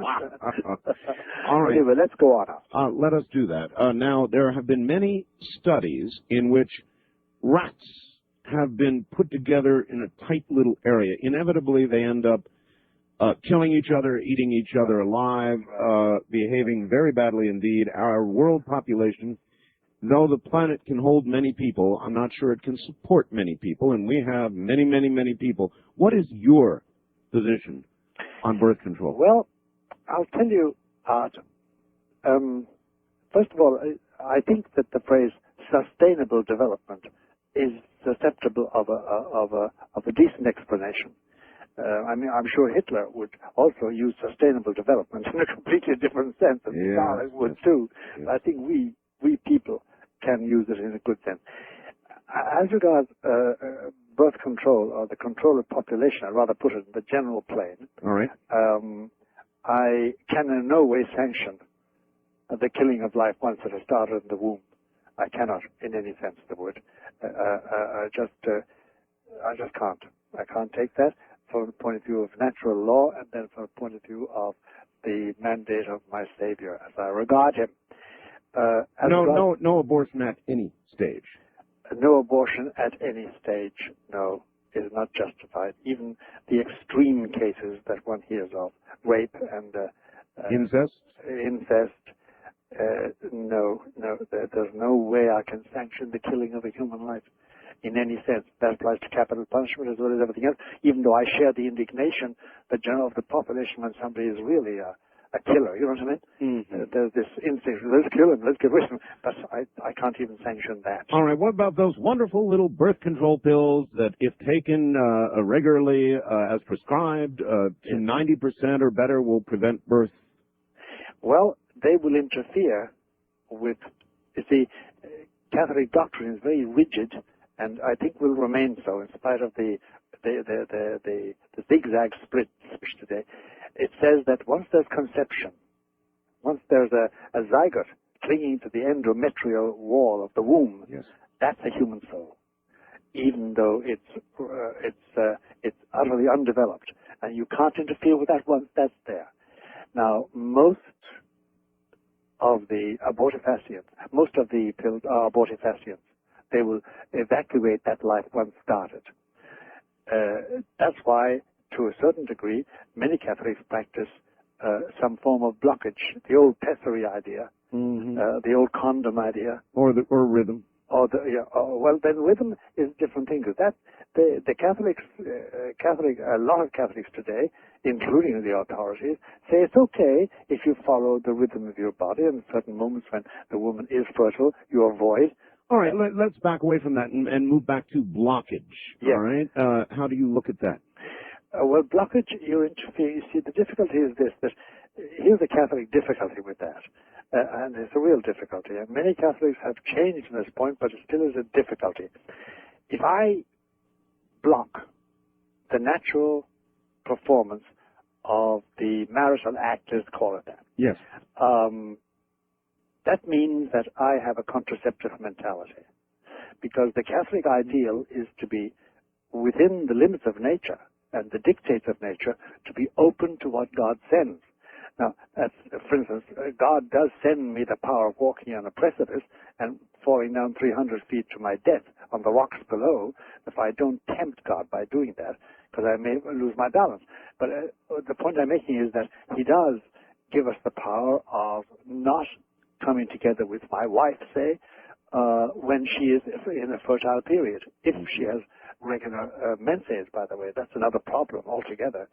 And many people try to apply the Catholic natural family planning and found out that she was irregular, and therefore they conceived. Oh, yes. And I know one family that conceived 6 children already. It is nevertheless, though, still a sort of a blockage, isn't it? It is mentally, yes. It is. And actually, I've always thought of the NFP mentality, natural family planning mentality, as a contraceptive mentality, because de facto I am avoiding conception. There you are.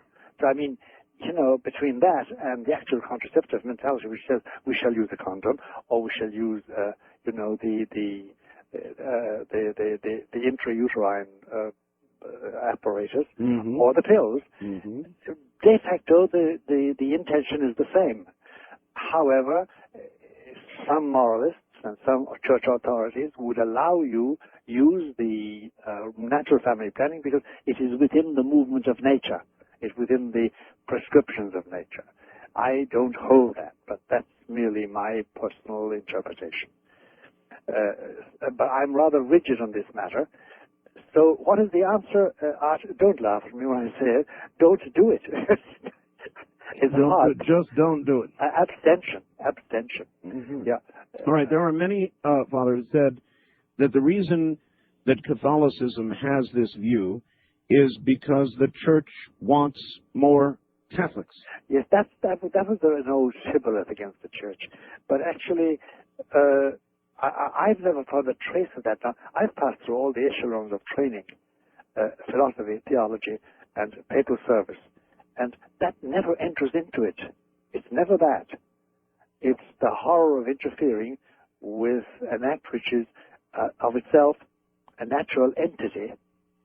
And I've never seen any place, by the way, in any of the theoreticians or the theologians or in the books or in the lectures, and I passed through it all. I spent 18 years training before they allowed me to preach a sermon. I've never found a trace of that mentality officially. Now, it may be that somebody said, well, let's have as many babies as we can style. Well, we did talk about politics earlier. Yes, we did. Yes, I know. Well, that's Ben Trovato, as they say. It's a well-chosen remark. But it's never, no pope has ever said that, and therefore we will increase and multiply and have more Catholics that dominate the population of the world. I've not found that. But it's an old shibboleth, chiefly because Catholics used to have orphanages, and with young pregnant women who are unmarried, they would adopt the child. Yes. And there have been many abuses in that regard, by the way. There was a recent 60-minute program on that, which was dreadfully distressing, the lengths to which they went in order to get the babies that were conceived illegitimately, as they used to say in those days. So that's where I stand on the matter. I do not think that any invasion of that serves finally the glory of God. Then if you were Pope, yes, you would resist, as this Pope has, any real change in that area? I would, Ed. I would, Art. I would indeed. I would do something else, though more positive. I would set about a different sex ed program than Catholic bishops have allowed in America and in Canada. In what sense? Well, you see, the sex ed program, if you examine it nakedly, not to pun, by the way, examine it as it is, it's a program that stimulates sexual excitement and interest. Oh? Yeah, it's not educational. And then if you turn to the, Catholic couples today, in most dioceses in America, must go through what they call Cana conferences. They're called Cana because Cana was the marriage feast at which Jesus functioned at the beginning of his preaching in the Gospels. And the Cana conferences are supposed to enlighten the fiancés, the engaged couples, as to their obligations. But again, it has taken in this country, to a large extent, a sexual turn. And it doesn't educate, because I think that the one faculty we have, the sexual power, the faculty, requires great education, especially today when we've passed through the swinging 70s and the swinging 80s, Oh, yes. and the AIDS-ridden 90s. We need education. So I would change all that. I'd make sure we had another sex ed attitude completely. And I would not ask children to experiment with bananas and carrots, which they do. So your attitude is basically boils down to just don't do it. Just don't do it, but educate the human being to know that you haven't got to do it all the time, and when you do it, it must be done within a reasoned existence. You must be able to afford the child, and you must be able to afford the education, and all the other human considerations that make a responsible citizen. That's asking a lot of It is. Of a person, indeed. It is an awful lot, and there are going to be accidents along the way and violations, but we have remedies for those too. All right. Very traditional indeed. All right. Yes, it is, Art. Yes. All right. Let us see if you are also traditional in the area of marriage for priests. Yes. Now, you've been a priest a very long time, Father. I have since 1954. Have you found the battle with the flesh to be a difficult one, or did you early on come to an understanding and are at rest with it? Art, I must be awfully frank on this point, because otherwise I wouldn't be happy with myself. Please do. The battle with the flesh stops when the last nail is put in your coffin, as far as I'm concerned. That's when it stops. I'm sure that's correct. Yeah, I know it's that way. Now, difficulty or easement in this matter is, on the one hand, subjective, and on the other hand, objective. It's subjective in the sense that a lot goes into it. Your early background, your nature, your character, the examples you've had around you, your early habits, the way you're trained. For instance, let me tell you this much, that in Ireland of my day, I became a Jesuit at the age of 18. I never dated anybody. I never went to a dance in my life. We had no such thing as co-education at all. We had separation of the sexes, and we didn't look on it as separation of the sexes. It was the natural way we all behaved. It was the ambient in which we lived. We had parties at Christmas and Easter and birthdays in which we all were present, male and female, young boys and young girls. But there was a regimentation or a rule of life then which governed everything. The clothes you wore, and the way you looked, and the way you touched. And, of course, we were naughty at times. There's no doubt about that. And there was masturbation, of course. And there was mutual petting when our parents weren't looking and things like that. But nothing grave and nothing sustained, and certainly nothing permanent at all. It was a different thing completely. Now, has it been easy? Oh, Ed, I'm 76, and I must tell you that the early part of my life, there were struggles. There's no doubt about that. Thank God they ended as they did. About the age of 65 or 70, things cleared up in the sense that it became easier to be reflective about it, not because I lost interest in the male and female aspect of life, but because other things came in that fascinated me more readily. You nevertheless remember the days of struggle. Oh, Lord, do I? Listen, remember, I have my days of struggle. Then Never ceases, Ed. okay, Art. with respect then to marriage for priests as Yes. an option. Well, I'll tell you, if life goes on as it's going at the present moment, I do not see, well, let me explain that. If the pressures continue to mount on this matter, and they are mounting every year, especially in America Yes. and Canada, if they continue to mount, I cannot see the authorities escaping the necessity of allowing the option of marriage. Why do I say that? Because if I took a poll tomorrow of the 280 bishops in the U.S., the United States of America, and of the, I don't know how many bishops there are in Canada, I suppose there are about 20 or 30 or 40, a majority would say, make it optional today. And they have said so. They have said so. Rome doesn't take a lot of polls, does it? Well, actually, Rome does, but pretends it doesn't. I see. Yes, they take polls.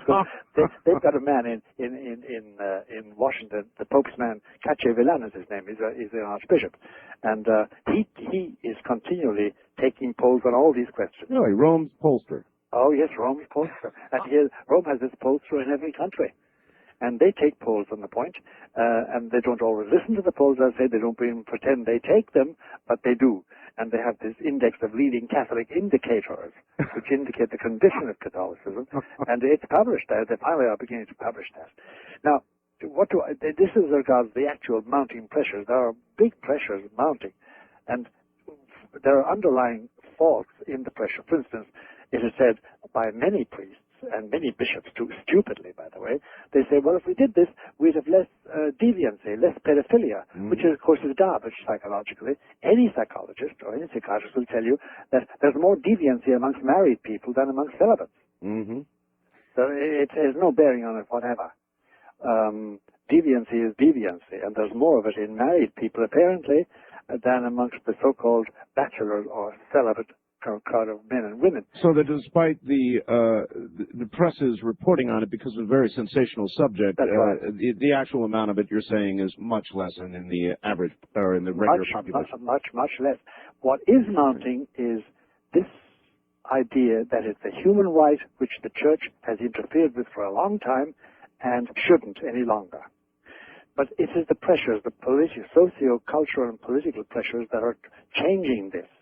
Now, will the church yield on it? I think the pressures are mounting in such a way that in certain regions, say Latin America, that the church may waive the rule it has of celibacy. It may well. What do I think? Oh, I think it's going to be a net loss. That was going to be my next question. Yes. A net loss for all of those in the church. Yes, because I know it's anecdotal to tell you about it, but I was a U.S. chaplain for the U.S. Air Force and with paratroopers in Turkey for a period of my life. And we used to go on long trips to the radar domes that the USA maintained around the Black Sea, listening to the Soviet broadcasts. And it was the time when there was great competition about space and the missile development. And I remember there were long trips, and the officers who drove me always called it an 18-beer trip or a 30-beer trip with 30 cans of beer, because Turkey was terribly hot in the summer. Oh, yes. But I remember talking to them, and the chief chaplain with us in Incirlik, we were stationed in Incirlik, at the base there in Turkey, southern Turkey, southeastern Turkey. The chief chaplain was Woody. He was a Protestant chaplain, a very decent fellow, married with children, and a very decent man, and very good to me. I was a minor chaplain. And I was a temporary chaplain, by the way. But I remember the men used to say to me, they said, Father, look, having made a confession to me, made the confessions in the car traveling around, if you were like Woody, if you had a wife and went home at night to your wife and children, we wouldn't tell you all these things. We wouldn't trust you in the same way. It's not that we distrust Woody. We think he's a great guy, but and some of his own people, the Protestants in the force here, have a great love for him, but they haven't got the same approach, the same intimacy with him as we have with you, because we know that you are ours. You belong to us in a special way. And I was only a parish priest temporarily and in various parts of my life, because I was generally in scholarly work or diplomatic work or something like that, or teaching. But the times I was, the close the closer the degree of closeness between a pastor and his people, behaving himself, hearing their confessions, serving them, baptizing them, and shriving them when they're sinful, or say they're sinful, and helping them to die in God. The closeness is something unbelievable, Art. It really is. And it's all, I think, influenced by the fact that you are totally at their disposal. So then there would be a degree of loss in that area. There will be a degree of loss in that area. Now, by the way, look, there are certain sections of the Catholic Church, like the Maronite Rite, which is the Catholics of Lebanon, who have always been married. And then there are the Greek Orthodox churches and the Russian Orthodox churches. Their priests can be married. Their bishops no, but they allow their priests to marry. And they have a very magnificent priestly tradition, you know? So this is a human law. Just has developed in the West to be the universal norm. Doctor, hold it right there. Sure. We'll be right back to you. Top of the hour, you're listening to CBC. Now, back to Dr. Malachi Martin. Dr. Martin, maybe this will set it off properly. I just got a fax. It says, Art, there is no question that there have been horrible injustices toward women throughout history. But it seems today as if the feminists are so determined to achieve equality with men that they do not care whether they can currently bring down the very institutions they are trying to achieve equality in. How do you feel about that? I'll tell you, Art, the first thing that strikes me is this, and I've often asked women, very powerful women I know who are leaders in, say there's a group called the Women's Leadership Forum, and I know all the leaders very well personally. Mm-hmm. I've eaten with them and walked with them and talked with them and discussed things and wobbled with them in a friendly, loving fashion. I've always asked them, when they happen to use the expression, who wants to be equal to a man? If I want to be equal to you, it means that I regard you as superior. Uh-huh. That's right. The mentality I started with, first of all. Then, of course, there comes the fact we must acknowledge the dire effects of male chauvinism. Take medicine alone, Art. I mean, medicine has been created on the male body and for male ailments. And this was brought home to me very, very sharply when I had open heart surgery a couple of years ago. And I said to the doctor, Subramanian, a marvelous Indian doctor in Lenoxville Hospital in New York, is it the same operation for women? And he started laughing. He said, no, this was invented for the male body. Yes. We have to adapt it for the female body. And this applies to the whole gamut of health. It is really men's ailments that were envisaged by men. No, it really is true. And if you look at the budgets allocated for study of problems, disproportionately they're allocated to men. Mm-mm. You're right there. And then there's now a big push to get a study of breast cancer. But it's mainly women pushing it. It wasn't done by the academic community. Mm-hmm. So there has been injustice there. And then there's no doubt about it in finance and in industry.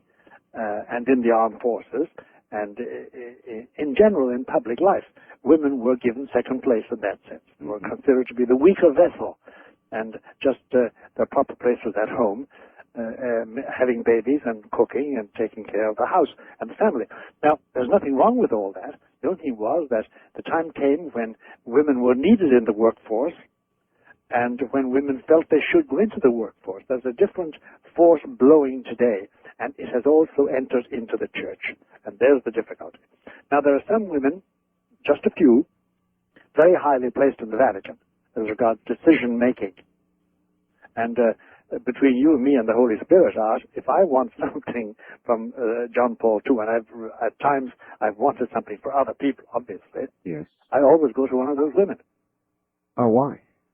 Because they have a direct manner, they go straight to the horse's mouth, and they usually get what we ask for. I see. Because they simply have this power of communication. The men are all tied up with their egos. And they're not. Well, so it's a good sign. Now, the difficulty is when you come to the question of ordination. Yes. That's a different question completely. And I must say, it's a trap into which I've seen so many so-called eminent bishops and theologians fall, that you reduce them to saying, just because you have testicles, you can become a priest. It comes down to that. Because you ask them why, there was one man, to give you an example of the difficulty, and it does illustrate for our listeners.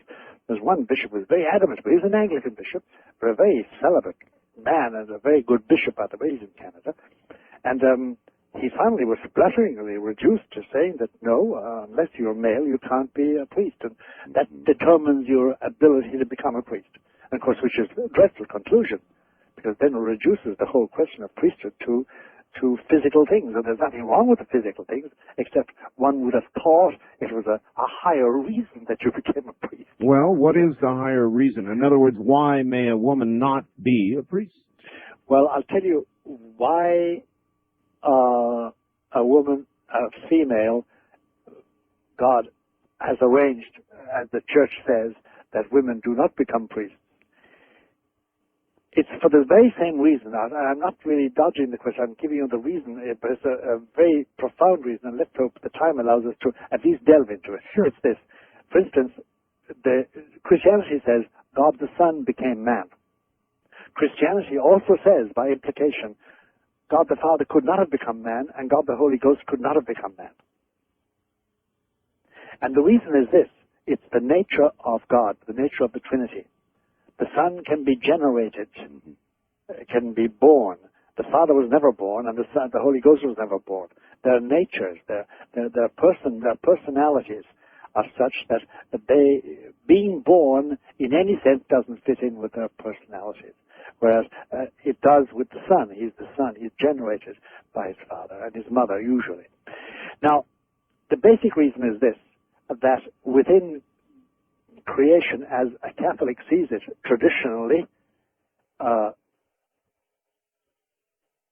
only a man pictures, reflects, reproduces the function that Jesus chiefly filled, namely as high priest. Woman does something else. She actually is the source of eternity. She's the source of future generations. She's the source of love and marital bonding. But she doesn't reproduce at all. Her function is not to reproduce the functions that Christ had as high priest. It's as simple as that, and it's as complicated as that. It's a long consideration, and there's a deep theological reason buried there, and it's very hard to give it in a few words, but that's the essence of it, that only a male reproduce, and not because he's a male, but because he's a son, he's generated. And the Son, Jesus himself, was generated by the Father in eternity, and he was generated in Mary's womb by the Holy Spirit. He reproduces that condition, that origin, that personality of the Son, and therefore he can reproduce, therefore, the functions of that Son as high priest. That's the essence of the theology of priesthood, and of course it doesn't apply to women. Women have a greater, in the eyes of Christian theology, they have a more noble function. They conceive. You're a very traditional priest, aren't you? Yes, Art, I am. I'm dyed in the wool in that. It has informed my entire existence and corrected the cannibalism of my nature. And I'm a natural bum, and I'm also a natural barbarian, I think. So you must have a great sympathy then for the Pope who is being assaulted by the liberals. Yes, I am. But see, I do know that there's this inconsistency in my Pope, which I regret very much, but he has it, and I have to bow in front of consistencies. Most of our characters are inconsistent, and his inconsistency is as follows. That on questions of, say, abortion, contraception, homosexuality, genetic experiments, anything like that, he is absolutely adamant. Absolutely adamant. Mm-hmm. On everything else, he's liberal. He really is liberal. By the way, if you go to the Holy Father and say to him, Holy Father, may I commit an abortion? He gets airborne. You know, sparks fly. Sure. And same thing with contraception, same thing with homosexuality, same thing with divorce and remarriage. No, sir, nothing like that. But if you say to him, Holy Father, I would like to see women priests, he becomes pathetic. And he will say to you, I wish I had the power. There's no sudden, he doesn't become airborne. He's not protesting, but he wished he had. And by the way, in year 1995, there was a meeting of 15,000 altar servers. You know those people that serve the masses in the churches in St. Peter's Square. 15,000 of them, and the Pope came out to address them. And he came out on the famous balcony of St. Peter's. Now, by the way, there were 4,000 girl servers there amongst the 15,000. And he knew that. And he said to them in his speech, to the enthusiastic speech, he said, I hope that some of you, or the majority of you, will one day celebrate Mass at the altar. Oh, my. So and he knew what he was talking about. In many areas, then, he is altogether too liberal for you. Well, too liberal, no, I see, I regard liberalism and the way he's liberal as fatal errors. I regard it. But listen, I'm a little man. No wonder they didn't make me Pope. I couldn't manage it hard. But I can't judge him. Just from my poor little mind, it is very dangerous what he has attempted to do outside of sexual morality. It is very dangerous. He has endangered the integrity of his organization, not of the Catholic faith, but the organization itself is in danger due to his liberalism as regards sharing things with other religions. So then, given an opportunity, you would urge him to resign. That's a judgment I'd be afraid to make because, as I say, I'm just a poor little fella. On the air, Doctor, or off the air?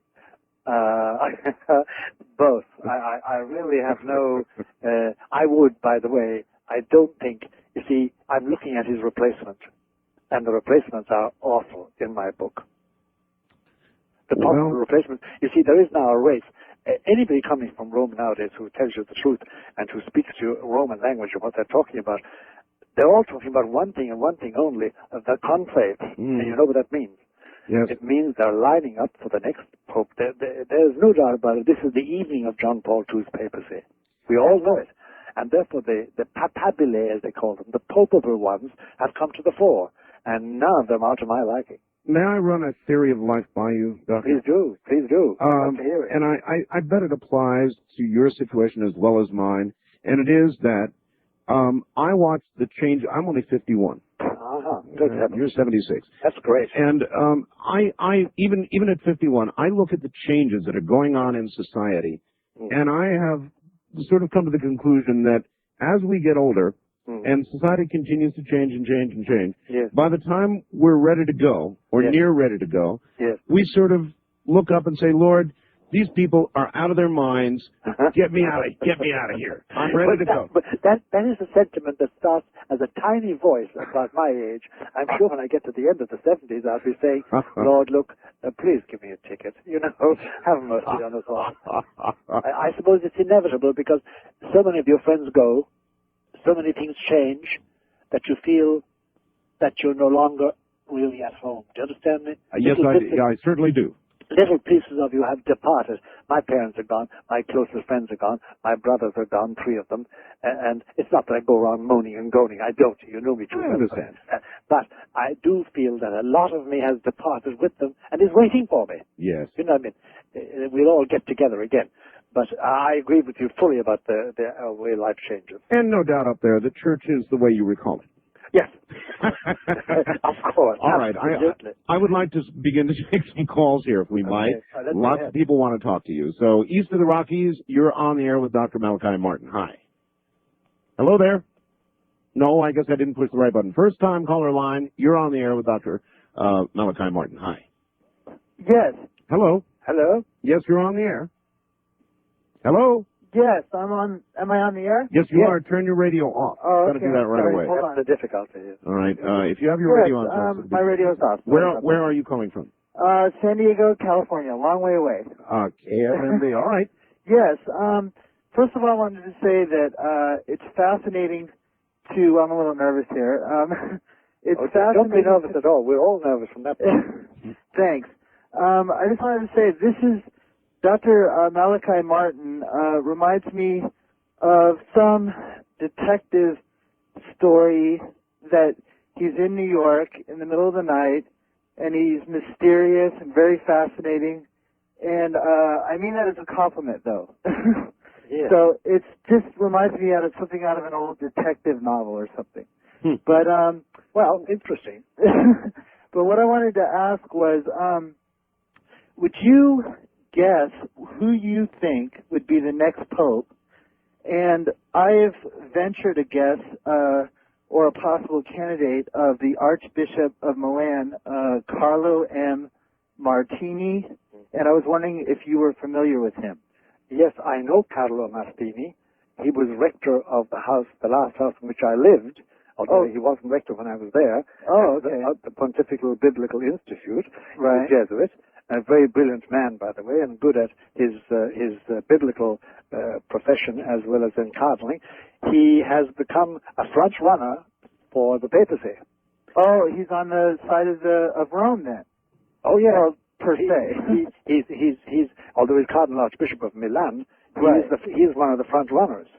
So he could possibly be the next pope? He could possibly be elected the next pope. Wow, that's fascinating. Yeah. And I was wondering, it was interesting to me, you've been talking about feminism. Yes. And it was interesting to me that the new version of the Psalms Yes.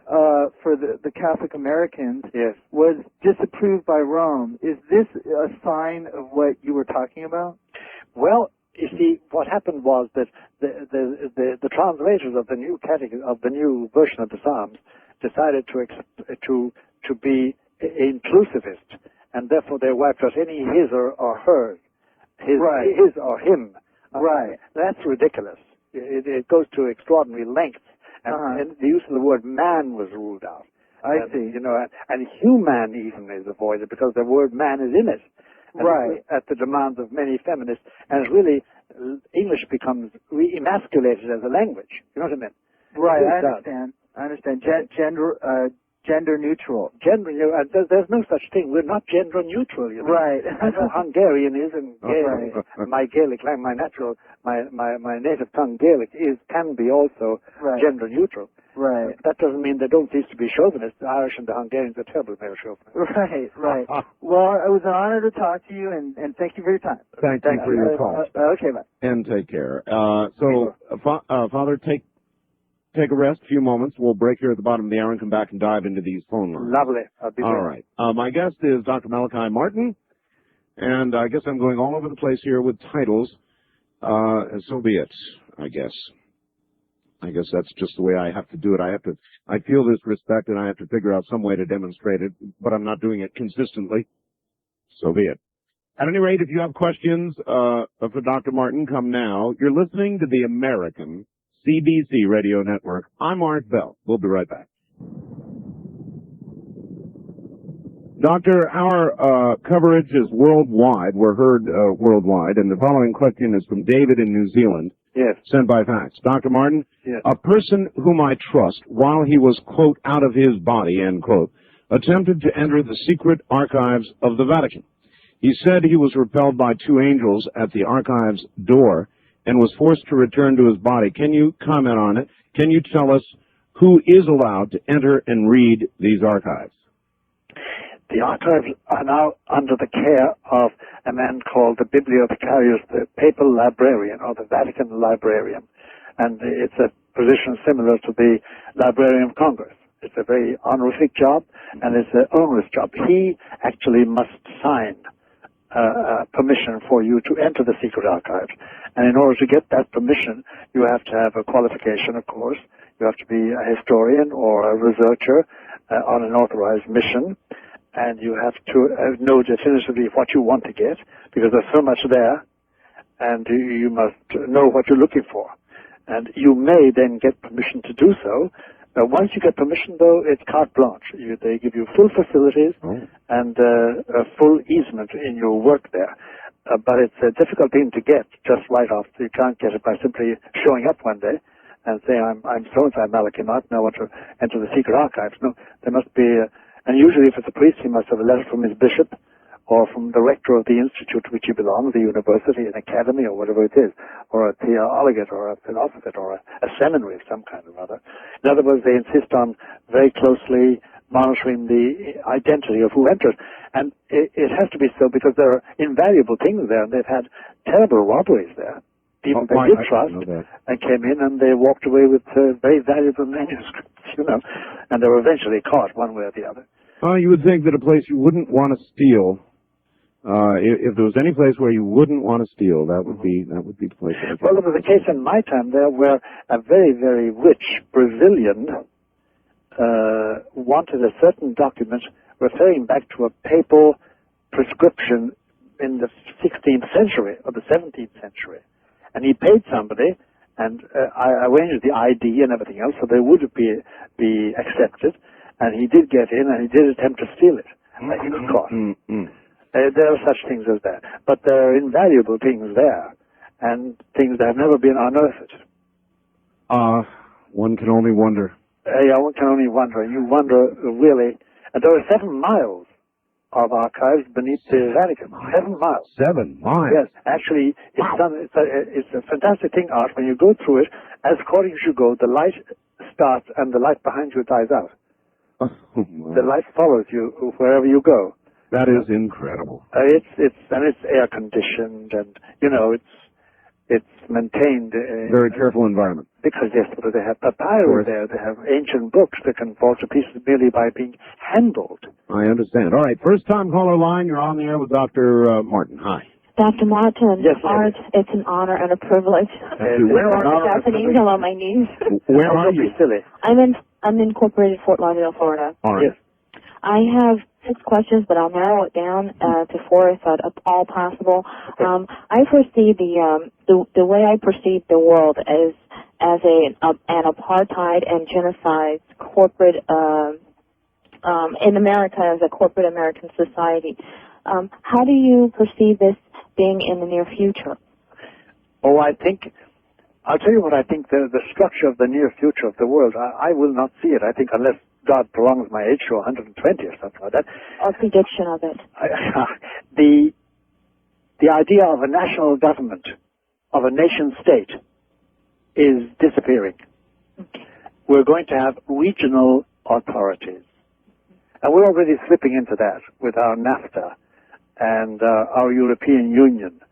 We're slipping into that already. And even within a vast community such as we have in the United States, of 250 people, 250 million people, I can foresee the day when, for instance, there'll be certain black or white enclaves and accepted by people as such. Because, you see, I think we're coming to the stage, lady, and I hope it doesn't frighten you or shock you. We're coming to the stage that laws will be made affecting our salaries, our vacations, our education, our birth and death, our medicine, our politics. Laws will be made by more than Americans. It won't be Congress. It won't be the Senate, merely. Okay. It'll be foreigners. Okay. I mean, non-Americans. Okay. I think we're at that stage of regionalism. I got the point. You got the point? Yeah, I understand it quite clearly. That is very factual. Absolutely. The other question is my ability to predict without the personification of predictions. Yes. Like this plane that just went down. Now they're saying it was a laser. I always had the assumption, I would say, that it was. Am I going into a middle plateau without checks and balances there, or how do I receive? I know. I'll tell you. My advice to you is this. Mm-hmm. My advice to you is this: if you have that ability and it comes up unbidden, do you understand me? Yes. That's one thing. If you were to use it to guide your life or to guide others' lives in a very active, interventionist way, then you need guidance. How do I get that? You get a very good confessor, a very good priest, who knows his stuff, who has what they call discernment of spirits. Because, what is your first name? Liza.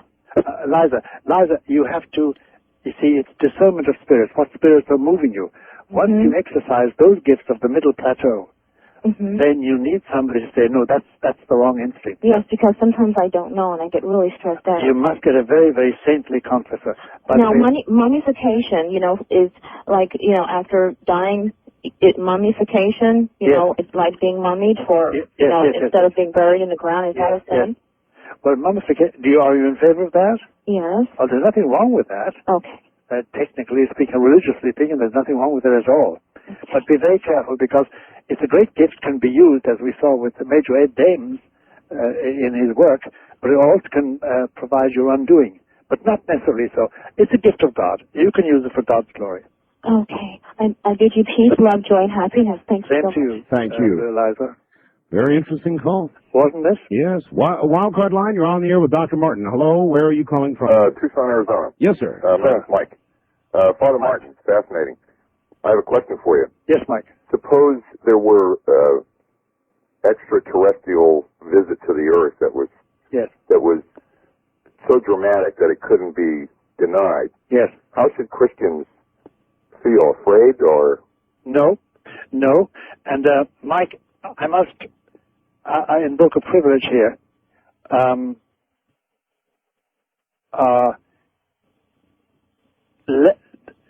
will I put this? It is dangerous for the mind to pursue the whole idea of beings on another planet. It is dangerous to the mind for the moment because we haven't got any physical basis for it. Really, nothing concrete. Christians should look on it immediately as the presence of beings who also, if they're beings with a mind and a will, have been saved also by the blood of Jesus. Isn't sin just here on Earth?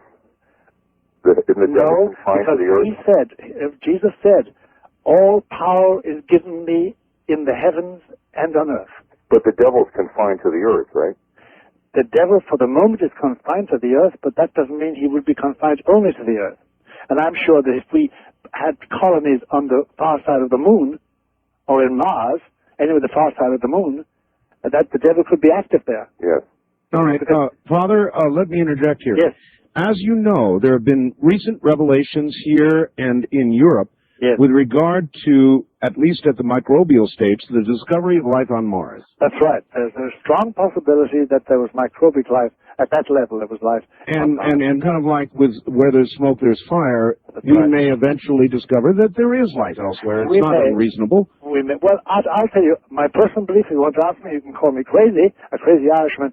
I firmly believe there is life in other galaxies. And then... Not in our galaxy. Yes, and we must presume that life may have a technology that one day may allow them to come and see us. Absolutely. And by the way, listen, you and I know, we all know, but we don't know much more than that. We do know that we have exhausted the means of energy. We have fossil fuel, and we have got nuclear energy. It's a finite supply. Yeah, number one, it's finite. And number two, we know that for what we want to do, travel, galaxy travel, we need another source of energy. Yes, sir. And we will get it. We will get it. So then Christians should not necessarily cower down at the possibility. Oh, no. Baptizing them in the name of the Father, the Son, and the Holy Spirit. All right. West of the Rockies, you're on the air with Dr. Martin. Hello. Good morning. This is Tim in San Diego. Hi, Tim. Good morning, Jim. Dr. Martin, you impressed me as a wise person. Well, thank you very much. It's a compliment, really. So that's why I'd like to ask you a question about, choosing a religion to put your faith in. Yes. Someone like me, I've never really been able to do that because there's so many different religions that claim to be the one way. I know. So how would you advise someone like myself? I'll tell you. Did you ever kneel down and pray?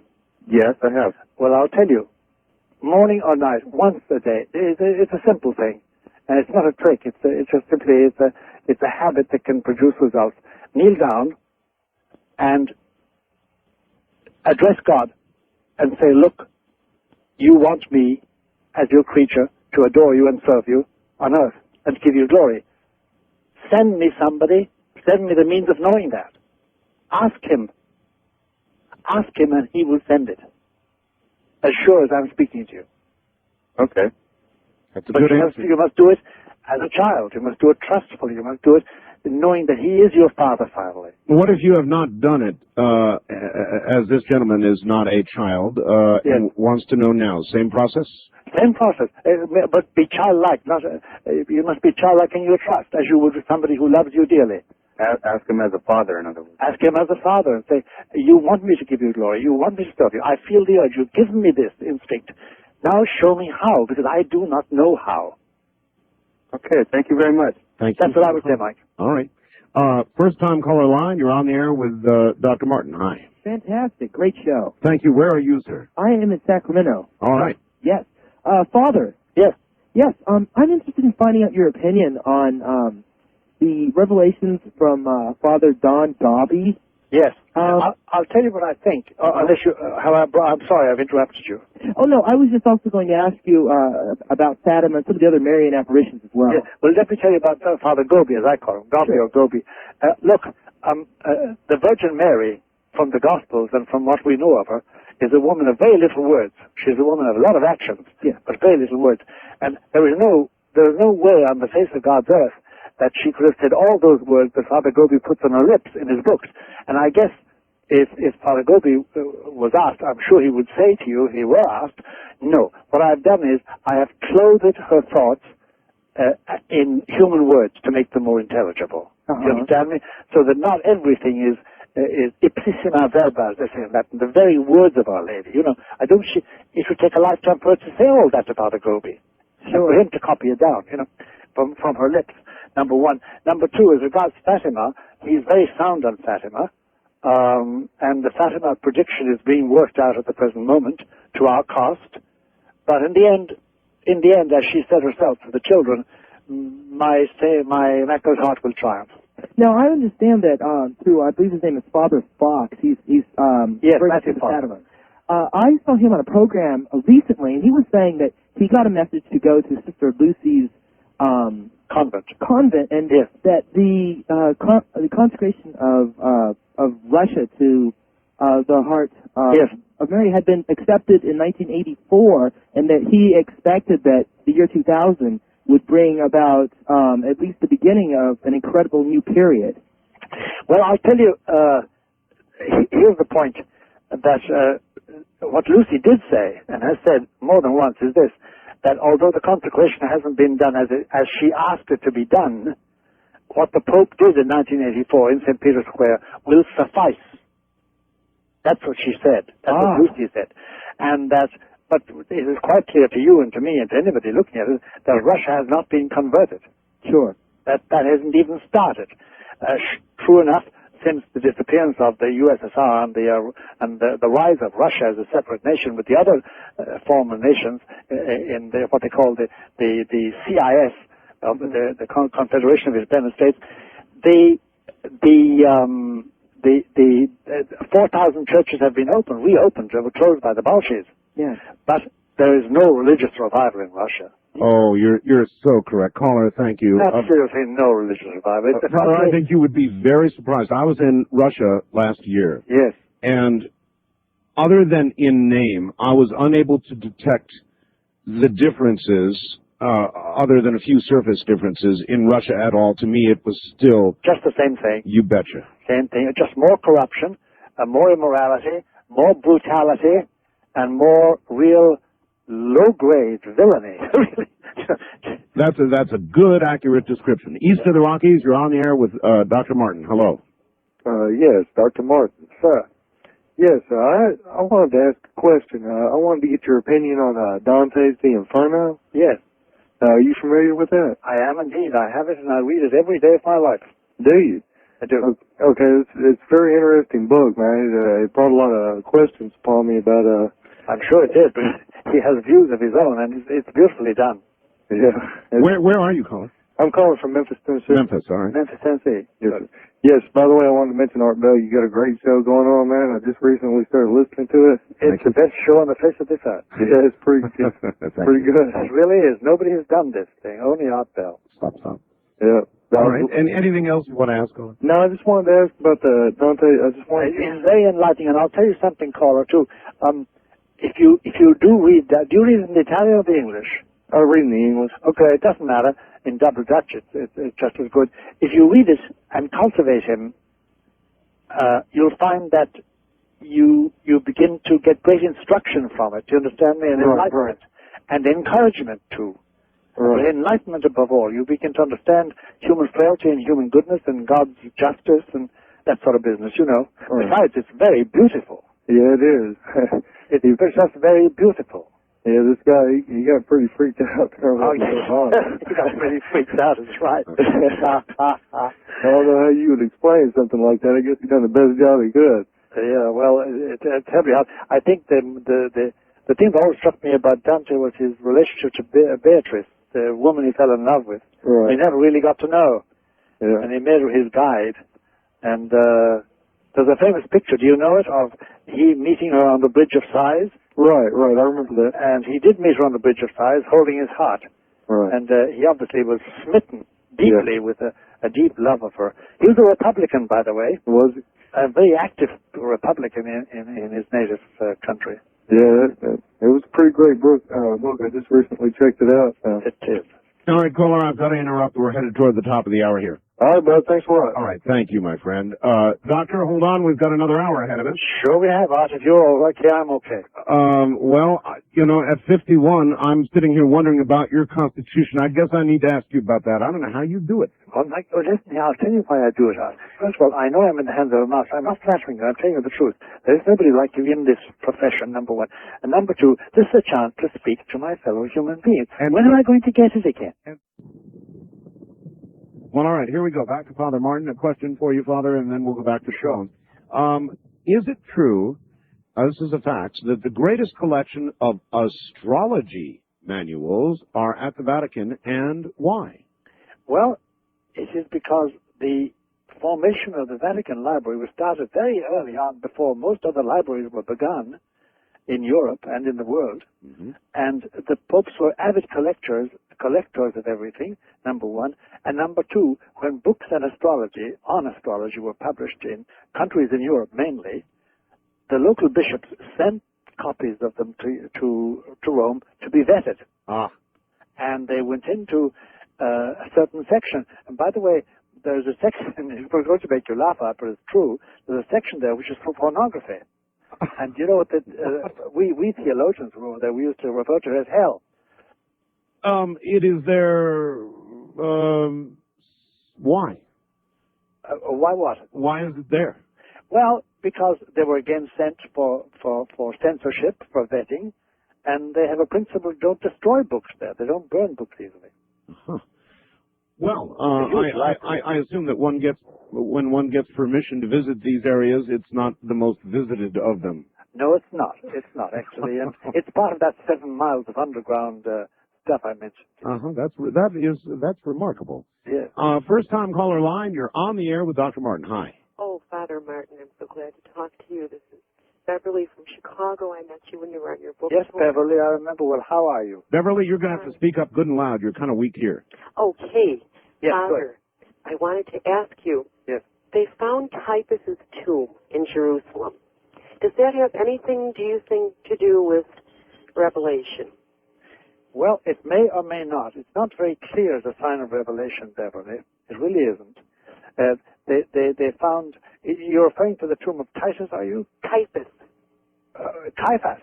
Oh, it does. It's a confirmation that the man existed, because 100 years ago, many scholars were denying that Caiaphas ever existed, and they were denying that he was one of the high priests. Now this comes to confirm it. And it just illustrates something, Beverly, which is very funny, and which is a backward procedure. The older we get, and the further we are removed from the sources of the Bible, the more confirmation we're getting. For instance, it's only nowadays we found out a stone on which the name of Pontius Pilate was written. There were scholars, and their books are still on the shelves, in the last century and the beginning of the century, who denied there was ever such a man. I see. So, I mean, it does. It confirms that, but it doesn't give us much more light about Caiaphas. The only light we have is really from the Gospel. Well, I thought in the Gospel of Christ saying, "And you shall see me, Caiaphas, returning in glory," or whatever they... Yes. Well, what he said was this. When Caiaphas, a Jew, I said to him, "Listen, I impose an oath on you as a Jew, and I'm a priest. Tell me, do you claim to be the Son of God?" Yes. And he said, "Yes, I am the Son of God.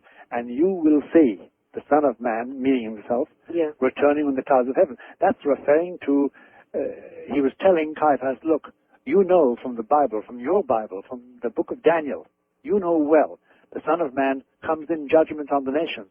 I'm telling you, I'm that man. yes, Do you understand me? yes. Whether Caiaphas listened or not is something else. Only God can judge him. Is it true also, Father, there should be a sign in the sky? Oh, I would say so. She said, is it true there would be a sign in the sky? And you certainly alluded to that with keep your eyes on the sky. Of course. There will be a sign in the sky. All right. Wildcard line, you're on the air with Dr. Martin. Hello. Hey, how's it going, Art? How you doing? Okay. Tony from KVEG country. In Los Got it. Yes, sir. Hey, this is a great show. Hi, Dr. Malachi. Hi there, how are you? What's on your mind? Oh, well, I got a Just general goodwill. Yeah. I got a That's comment good for idea. you and Art. All right. Well, he deserves I've been I've been watched by people for a little while, and you know, they try to plug me as paranoid schizophrenic. Yes. And but that's just recent. That's all recent. But I've seen, you know, I've been there and done that as far as seeing unidentified UFOs and sightings of unnatural origins. Yes. And it's hard for me to follow up on and participate as much as interesting as you are, Dr. Malachi. Yes. As much as I'd like to with some of the things that you do say. Yes. But let me, if I may, I've been watched during UFO events by military jet planes, I assume, that are also in the area, and I can't, for the life of me, describe stuff like this to people without them thinking I'm a paranoid schizophrenic. And, you know, I just kind of wanted your quick comment on that. And then I got a question for Art. All right. Well, I'll tell you, the only comment I've got to make in it is this. Look, put your trust in God, and it doesn't really matter what men say, provided you don't break the law. Then they have to intervene. I'm sure you do not break the law. But we all find in life that at a certain moment you have to be independent of adversary comment on your life. Otherwise, you wouldn't do a thing. You'd be afraid. East of the Rockies, you're on the air with Dr. Martin. Hi. Hi, Father Malachi Martin. Yes, sir. This is Ed from Madison, Wisconsin calling. Ed, I'm glad to hear your voice. What's on your mind? The Bible says that Jesus fasted for 40 days and for 40 nights, and Moses also before him. That's right. And many saints have done so in the Christian tradition. That's and for right. myself in the last year, for 20 days, I fasted twice. Ah. And I would highly recommend it to anyone. And so I have two questions for you. One, what is your opinion of the spiritual practice of fasting? And two, why has the church shied away from recommending fasting? All right. Well, number one, Christ himself recommended fasting very much, both by his example, as you've alleged, he just fasted for 40 days before he started his work, and also when he spoke about dealing with the devil and dealing with evil. Prayer and fasting he recommended. And we have all found in the past that fasting is a very salutary thing. It does sharpen the wits, and it does make you more attentive to spiritual things. Why the church has shied away from it? Well, here I have to appear to be an old curmudgeon and to have the grumbling and grousing. The reason is this, that a lot of clerics, a lot of prelates, a lot of bishops, a lot of cardinals have lost the spirit of Christianity. And they themselves like a good square meal 4 times a day, and they think everybody else should have it if they can afford it. So it's a lack of faith, believe you me, because fasting is a part of salvation. Does it not induce itself in kind of an altered state? Yes, it does. It does, if you exaggerate. But it's a very good thing. All right. Even people who are training for football and swimming, they fast in their own way. Oh, yes. Indeed. West of the Rockies, you're on the air with Dr. Martin. Hi. Good morning, Dr. Martin. Good morning, sir. Hello? Hello. Yes, I'm calling about, I have a dilemma here because I've had a problem with the priest in the past with sexual molestation. Oh, boy. Were you molested? Yes. Oh, but this was after, I'm a handicapped person, and this happened after I was 21. Well, I'm calling from Albuquerque, New Mexico, and yes, they just recently had a thing that for people to call in that needed help.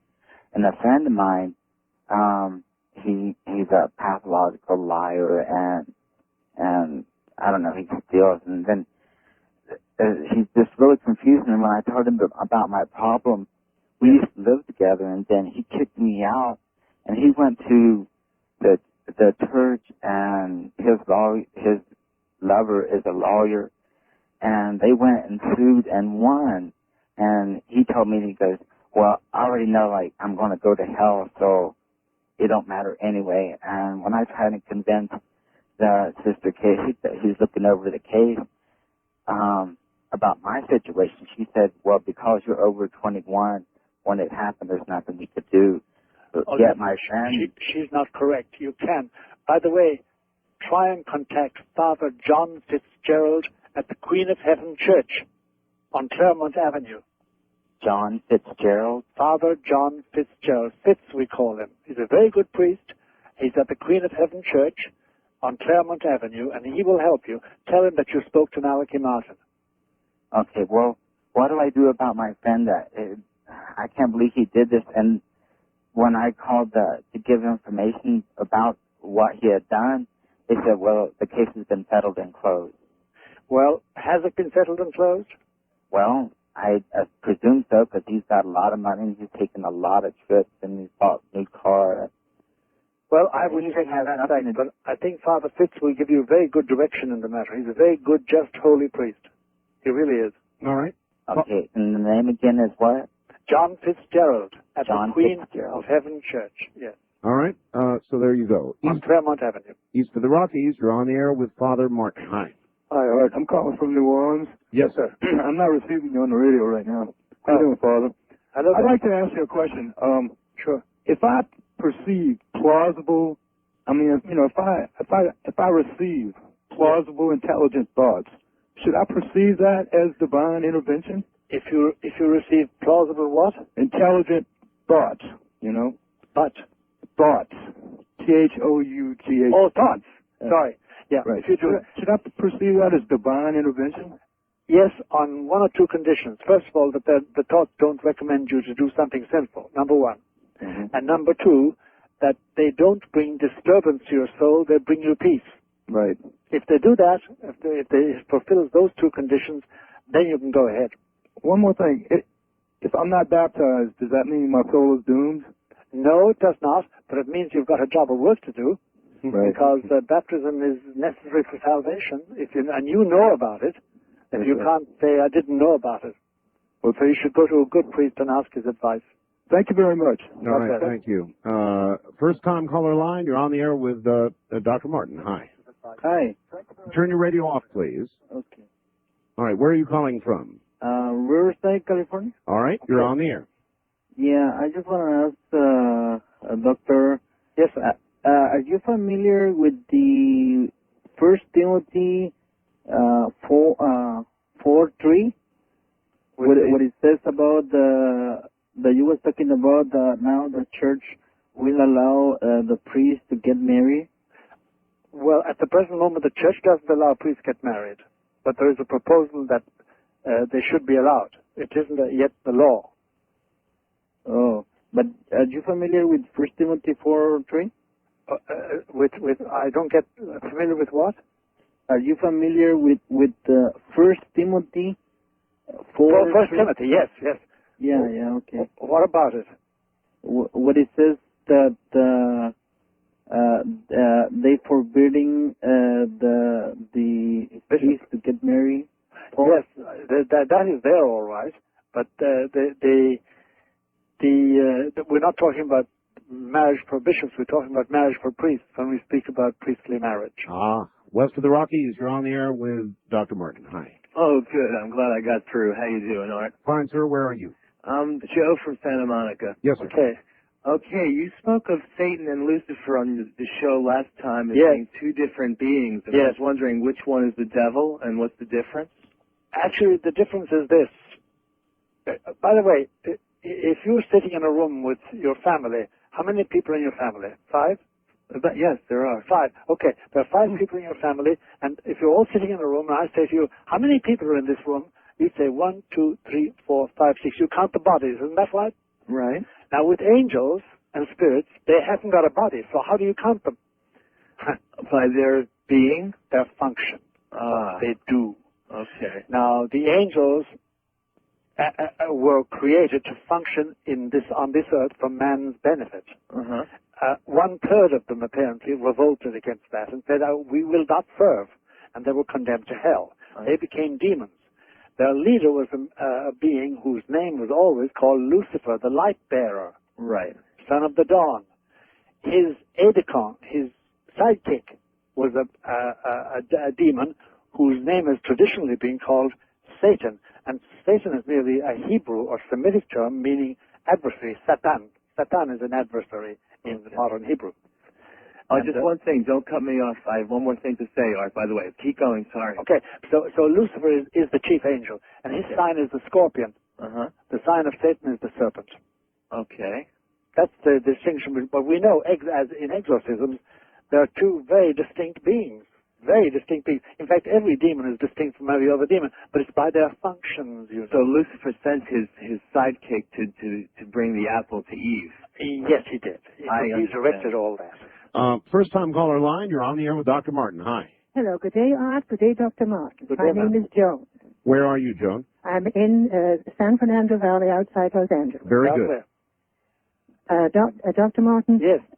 With that lovely name, Malachi, yes, pronounced in the Gaelic, you obviously have heard of the prophecies of St. Malachi. I'm sure I have. Art, the prophecies of St. Malachi are a little like Nostradamus, but not quite. That's right. They're always sufficiently clear to interest you, but sufficiently vague to puzzle you. Yes, and they're only on the popes. That's right. Yes. Well, I understand that there's, according to the reading of them, there's only room for 2 more popes. But the prophecies themselves don't exclude the fact that there might be popes in between. That's again the hazardous character of predictions like this. Uh-huh. It doesn't mean there couldn't be 2 more popes, 3 more popes in between. But the last 2 popes will be called Gloria or Levi and Petrus Romanus. Uh-huh. We don't know in between, unfortunately. That's the terrible thing about oracles and predictions, that they tell you a lot, but they leave you puzzled. Now, can I get a copy of those anywhere, Doctor? Oh, yes. If I had an address, I'd send you a copy. They've been published in ordinary pamphlet form. Okay, both of you, I'm sorry, I've got to interrupt. Think about that one. We'll pick it up after the break. Dr. Malachi Martin is my guest. I'm Art Bell, and this is CBC. Back now to Dr. Martin. And, Doctor, are you there? Sure. Let me ask you a little bit about your constitution. For 76 years old, I'd like to know how you do it. Now, first of all, I like doing it. That's a lot. That's important. That's important. Terribly important because it makes it so much easier. Otherwise, you get very tired and bored and you could fall asleep or want some food or... Yeah, but are you sure that you're not sent a little secret potion from the Vatican that keeps you going like that? No. I wish there were such a secret potion. It would make my creaking bones much less creaky as they are. No, I think it's sheer interest, and I have a good constitution. I've only had really one bad illness in my life. I had an open heart surgery when the old heart started giving trouble and saying, hey, I need some help. And otherwise, though, life has been uneventful. I still have my hair, my teeth, and that's our business, you know. No big secret, then? No big secret at all. No big secret at all. Really, I wish I could find something and say, oh, it was this, it was that. No, I have nothing, Art, I can communicate at all, except good luck with my health and God's blessing. Well, you certainly have that. First-time caller line, you're on the air with Dr. Martin. Good morning. This is me, Joan, again? Yes, it is. Uh-huh. Well, I've one up on the doctor. I'm 81. Oh, you are? Oh, good. Well, I'm always glad to meet somebody like that because they can tell me something about it. Well, to come back to the subject we were talking about, Doctor. Yes, First of all, regarding the book, I have the address you gave the last time, and I'll send a stamped addressed envelope and ask you to give me the information. Would you do that? I will get it to you. I promise you. But second, you've completely blown my theory about the last 2 popes. what I came to the conclusion of some time ago, it was considered that it was going to be the end of the world. I know they thought that, but then they thought it was going to be the end of the Catholic Church. That's right. But my theory is completely different, and in view of various thoughts, and I think in view of your recent book, my theory was that perhaps the papacy would change back to what it was, Bishop of Rome and first among equals. Well, I'll tell you, it's of course we're dealing now with the imponderable, Joan, you realize. But my feeling is roughly the same, except that I add in what Our Lady said at Garabandal, in which I believe, by the way, in that vision, that appearance she made in Spain, in Garabandal, the town of Garabandal, which is a part of, it's near Santander in Spain, in which she said that the present Holy Father, the present Pope, is the last Pope of these Catholic times. Not the last Pope of all time. No. But the implication is that these Catholic times are coming to an end. Yes. And Catholic times meant a period of time, roughly since the year 400 AD, 325 to be exact, but 400 AD, when Catholicism grew to be very important and integral to Western civilization. In fact, it created a Western civilization. That period is coming to an end because this civilization is no longer Christian, and the church itself is being marginalized and sent into a new form of the catacombs. Now, the Pope was always first among equals, but he always had that little extra thing called the Petrine privilege. And that I think is going to stay. Yes. But a modified form of papal power is going to come through because of the fact that the political power, the socio-political power of the papacy is going to be diminished even further. And actually, you and I know, today it's a liability to be a Catholic. Absolutely, yes. But of course, that would be a help with joining, having friends with the Orthodox. It would, of course. That's one difference. It would, of course. Although that's a long way away to judge by the Orthodox. They don't want to hear or tell of us. Bartholomew of the Patriarch of Constantinople and Alexei of Moscow couldn't be more contemptuous. But the present Pope is almost groveling with them in the good sense of the word. But they sort of walk by and they sort of say, oh, no, you've got to change everything. We don't hear about the papacy. It's quite a distance away. Unless keeping our eyes in the skies, we see the sign and there's the Queen of Heaven comes. It's at that stage, at the age of 81 and my age of 76, we shouldn't really care about it, John, because I think that it will be after our time down here. We'll be playing harps looking down, I hope. Dear lady, thank you. We've got to leave you. Thank you. Bye-bye, and thank you, Doctor. God bless you. Take care. Before I forget it, before it gets away from me, you've got a lot of books out, latest being Windswept House. That's right. A double-day book. People can get that. Any normal bookstore. Any normal bookstore, huh? And if they want to order it, they can order it at 1-800-323-9872. Wait a minute. 1-800-72. 1-800-323? 9872. 9872. Now, everybody's going to be driving me crazy to have a way to contact you. Well, I'll tell you, let them write to the following address, Art. All right. 217 East 66th Street, New York, 10021. All right, say it again slower. 217 East 66th Street, right. New York, 10021. 021. That will get me. If I can get it, they can get it. So, all right. Wildcard line, you're on the air with Dr. Martin. Hi. Hi, Dr. Martin. Yes, my question is, do you feel that the Ark of the Covenant is contained somewhere 7 miles beneath the Vatican? Well, I'll tell you, the Ark of the Covenant did disappear when Jerusalem was captured by the Romans in 132 AD.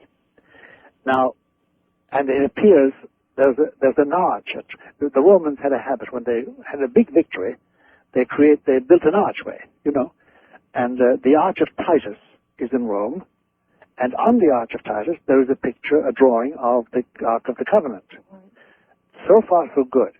There is now a story, a legend, an idea, and in fact somebody has written a novel about it, that actually the Ark survived into Christian times and is now finally in the possession of the Vatican down in the secret archives. Now, I've never been through all the archives, but I know the Vatican very well. And if there was such a thing as the Ark of the Covenant there, I would know about it. I really would, because I was one of the privileged scholars of Judaism in the Vatican itself. Yes. So it is not there. I don't think it is. And the Ark of the Covenant was made of wood anyway. And of course it can always last that amount of time. And it may well be there. There's another legend, or not legend, but a tradition which says that it was tied up and bound carefully and then buried beneath the Tiber itself. We don't know.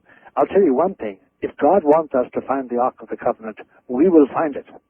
Yes. Do you understand me? Yes, sir. But it probably did go to Rome if it's on the Arch of Titus. It's pictured there as amongst the spoils of war. Do you understand me? Yes, sir. Can I ask you one more question? Yes. Is this a false report that the Vatican is surrounded by Masonic lodges and the Vatican officials are actually controlled by the Mason Freemasonry doctrine? That is false. That is really false. It's no such thing. There are Masons. Members of the lodge are members of the Vatican. There's no doubt about that. Just as several bishops in the United States are Freemasons. Doctor, let me ask you about something, and that is Egypt and the pyramids and the Sphinx. Yes. Many people feel we are on the verge of discovery with regard to chambers below the Sphinx. Yes, I'm told this, yes. I don't know much about it because I remember climbing the Sphinx and climbing the pyramids and entering the pyramids, but I know nothing about the present excavations there. What is your sense of those monuments? They are marvelous monuments to the religious instinct of man. That the entire civilization of Pharaonic Egypt, which is a marvelous civilization, and started way back 3,000 years before Christ, by the way, contemporaneously with the Chinese civilization in 3,000, 4,000 BC, that could be built on the idea of death. Everything centers around dying and immortality in the Pharaonic religion. And it was an amazing achievement. And the Book of the Dead, one of their most famous books, is full of this very sublime truths.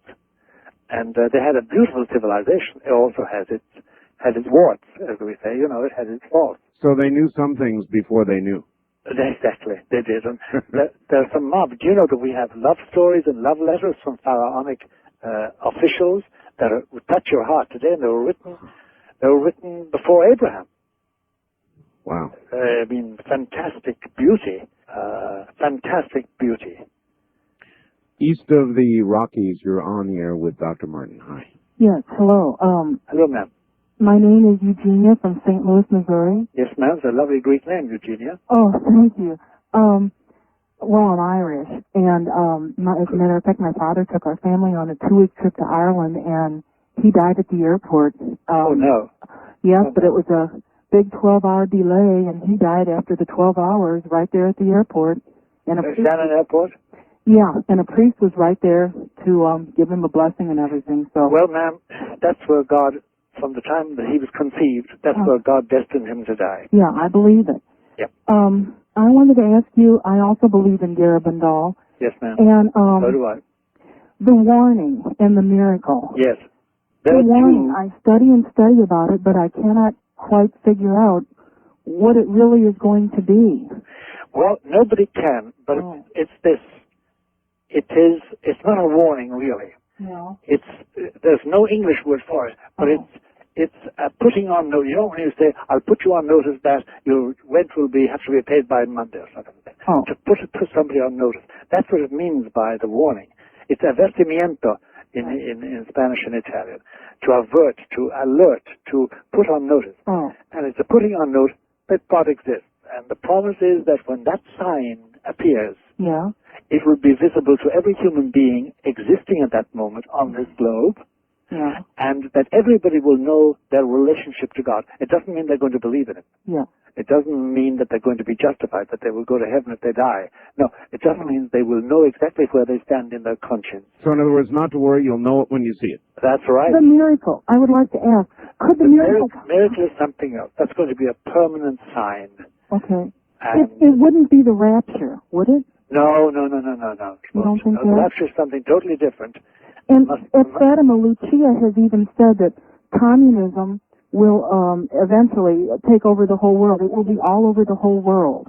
Well, no, she didn't say that. What she said was the errors of Marxism. Oh. The errors. And she talked about an annihilation of nations. Well, unfortunately, but truly, that is also predicted in the third secret of Fatima. Oh. Father, are we in this country making those errors now? No, we're not. We're indulging in some of them. The main error was sheer materialism. The denial of the supernatural, denial of heaven, denial of sin, denial of evil, and the just living for this world. That was the main error. There also was the social error of Marxism, and we're not committing that yet anyway. All right, good. West of the Rockies, you're on the air with Dr. Martin. Hi. Hi, Dr. Martin. Yes. I believe you mentioned before the break that you didn't believe that the Earth would be hit by a comet or something like that. Say that again? That the Earth would not be hit by a comet, you would say. Yes. I don't believe that God is going to destroy it with a comet like that. No. Okay. My question is, in Revelations it states that the Earth would be impacted by a star and that a mountain would fall into the sea. I was wondering what your belief on those might be, and well, if they might be associated with that could happen. It wouldn't necessarily destroy the Earth as we know it. I think that several predictions, which I trust, but who am I? Several predictions I trust speak about a part of the continent being washed away by the sea, by a tsunami. And I don't like to think about that because of the people that would suffer and the loss of lives and the children and the animals and the destruction and the pain. But it's within the realm. It's within the realm. It is within the realm. Wildcard line, you're on the air with Dr. Martin. Hi. Yes, hello, Dr. Martin. This Hello. is Hieronymus from Los Angeles. Yes, sir. Yes, could you speak specifically about the role that the Vatican is going to play in the emerging New World Order? That's a very interesting question. It takes a longer time than we have at our disposal, but the essentials can be said very briefly. The New World Order finally, essentially, and as it is now is and will be increasingly, is a new arrangement of global finances. And it's a new control and direction of the flow of capital and the flow of capital goods.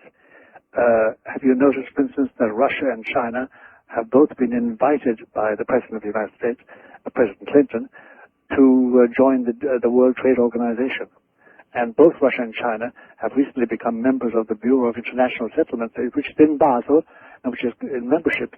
Members are always just the heads of the central banks in every big industrial country. And in other words, the world, the church in Europe, based in Europe and spread all over the world, is going to be involved in an economic and a financial and a monetary and fiscal system where it has very little liberty. And therefore the ancient liberty of the Roman Church to finance itself, to have its own bank, and to have its own funds is going to be severely restricted. Number one. Number two, there are laws now, for instance, in the European Union, which is going to unite every nation from Galway Bay to Vladivostok in one union, monetary union as well as political union finally.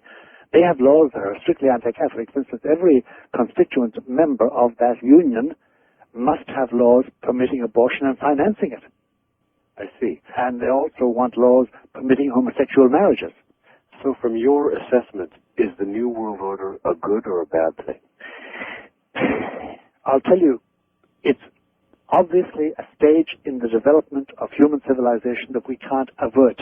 We can't stop. Do you know what I mean? It's coming whether we like it or not. If it's money, that aspect of it is very nearly in place already. It is. That my point always, Art, is to say that don't speak about the coming New World Order. It is here.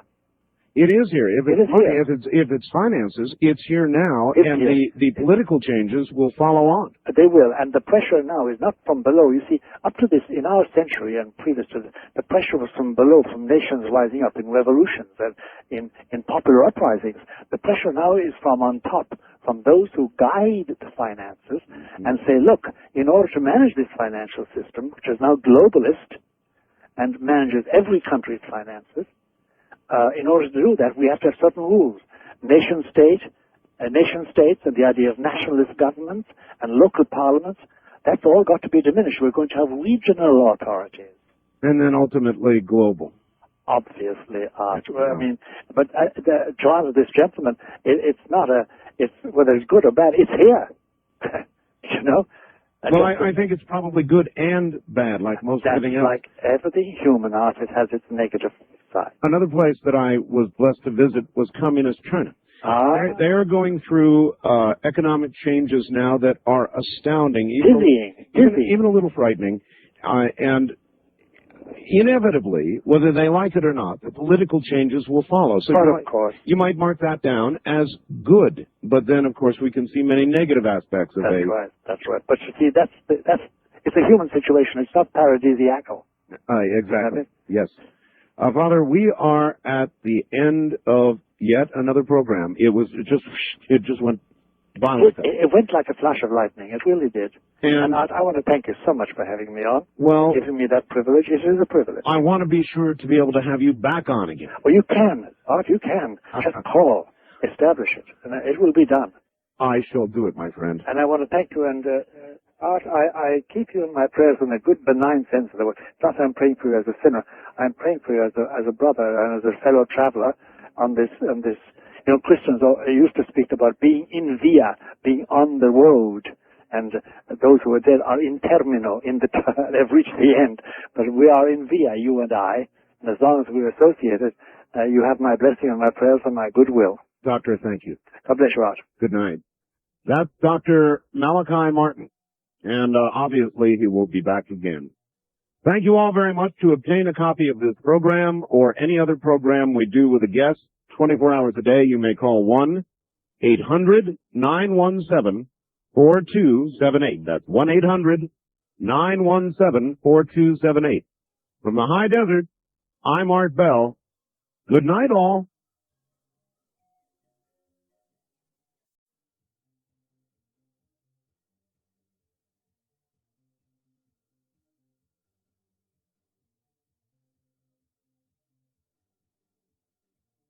From the high desert in the great American Southwest, I bid you all good evening or good morning, as the case may be, across all these vast time zones. Boy, there are a lot of time zones, from the Hawaiian and Tahitian Islands out west, eastward to the Caribbean and the U.S. Virgin Islands, born in St. Thomas, south all the way into South America, north to the pole, and worldwide on the Internet. This is Coast to Coast AM. I'm Art Bell. Great to be here.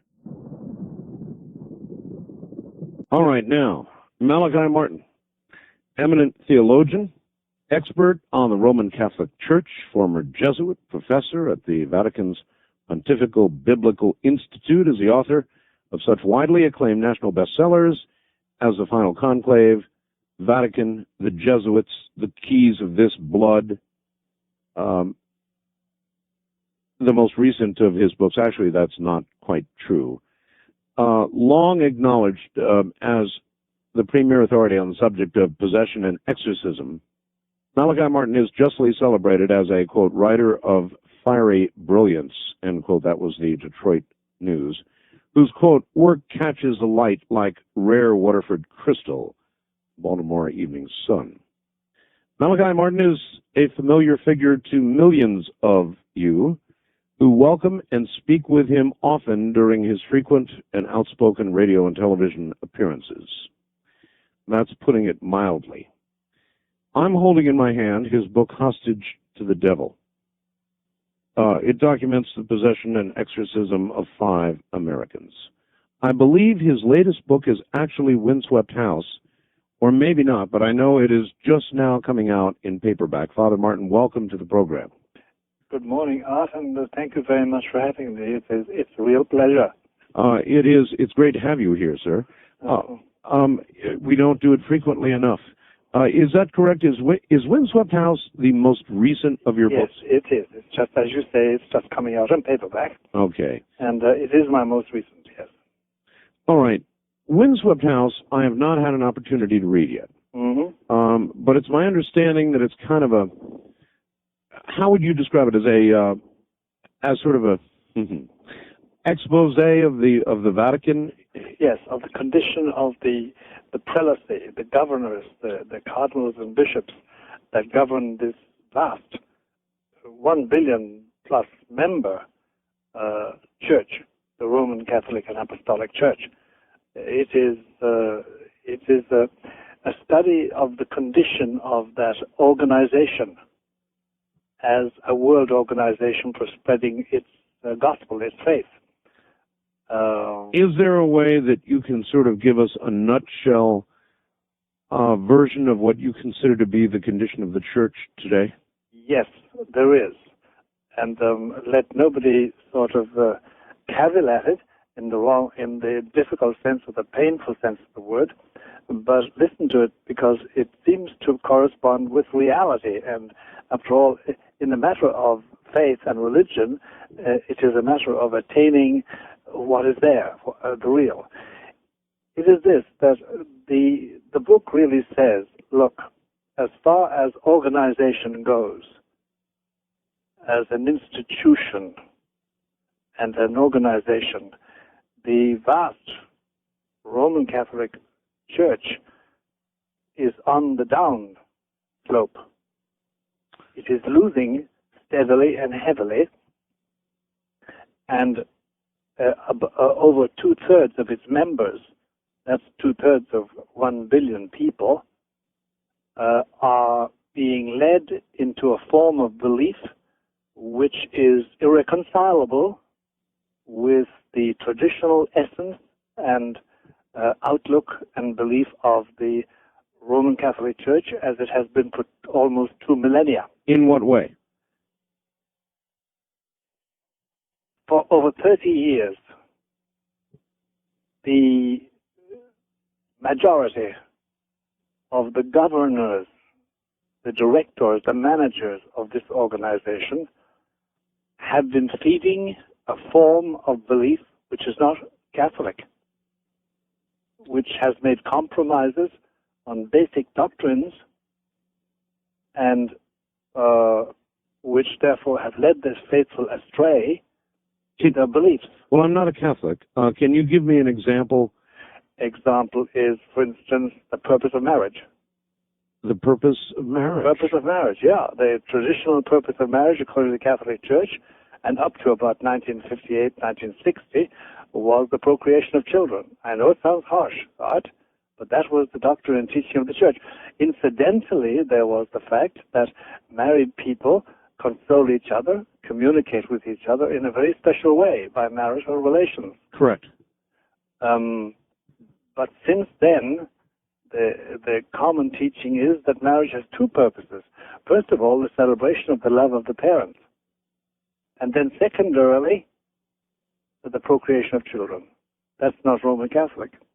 It should be the other way around. The other way around, of course. That was the tradition. If you want to depart from that, say so, but that's what Catholic doctrine is. Then you take human liberty. Catholic Church and Christians in general never, in the past, said that you had a right to be wrong in religion, in religious matters. So a sort of a big tent approach to religion. That's right. The new teaching, the new persuasion, although it's never been the official teaching of the Church, it's just that it is a wave of opinion that has been adopted by a majority, is that you have a right to be wrong in religious matters. Mm-hmm. And that is against the nature of the Church. And then the chief one, the chiefest, if I could put it like that, difference is this, that originally up to 1965, the Pope was considered to be the head of the Church in the sense that he had absolute power, which he shared with nobody in religious matters. Mm-hmm. Not in secular matters, but in religious matters. Infallible in religious Infallible, matters. yeah. Mm-hmm. And that he alone could dictate in religious matters under certain fixed conditions. He could determine what people should do and believe in religious matters. Mm-hmm. That has been changed to saying that he and all the bishops, 4,500 of them, share the absolute power. Together. They're all colleagues. He is first among equals. Mm. And this destroys this traditional absolute power of the papacy as the vicar of Christ and as the source of infallible teaching. So in essence, it it seemingly democratizes the church. That's right. That's right. And then there are applications all over the place. And the fruit of it all is the tearing to shreds of traditional belief, whether it's the Blessed Sacrament, that is the presence of Christ in the sacrament of the Eucharist, as they call it.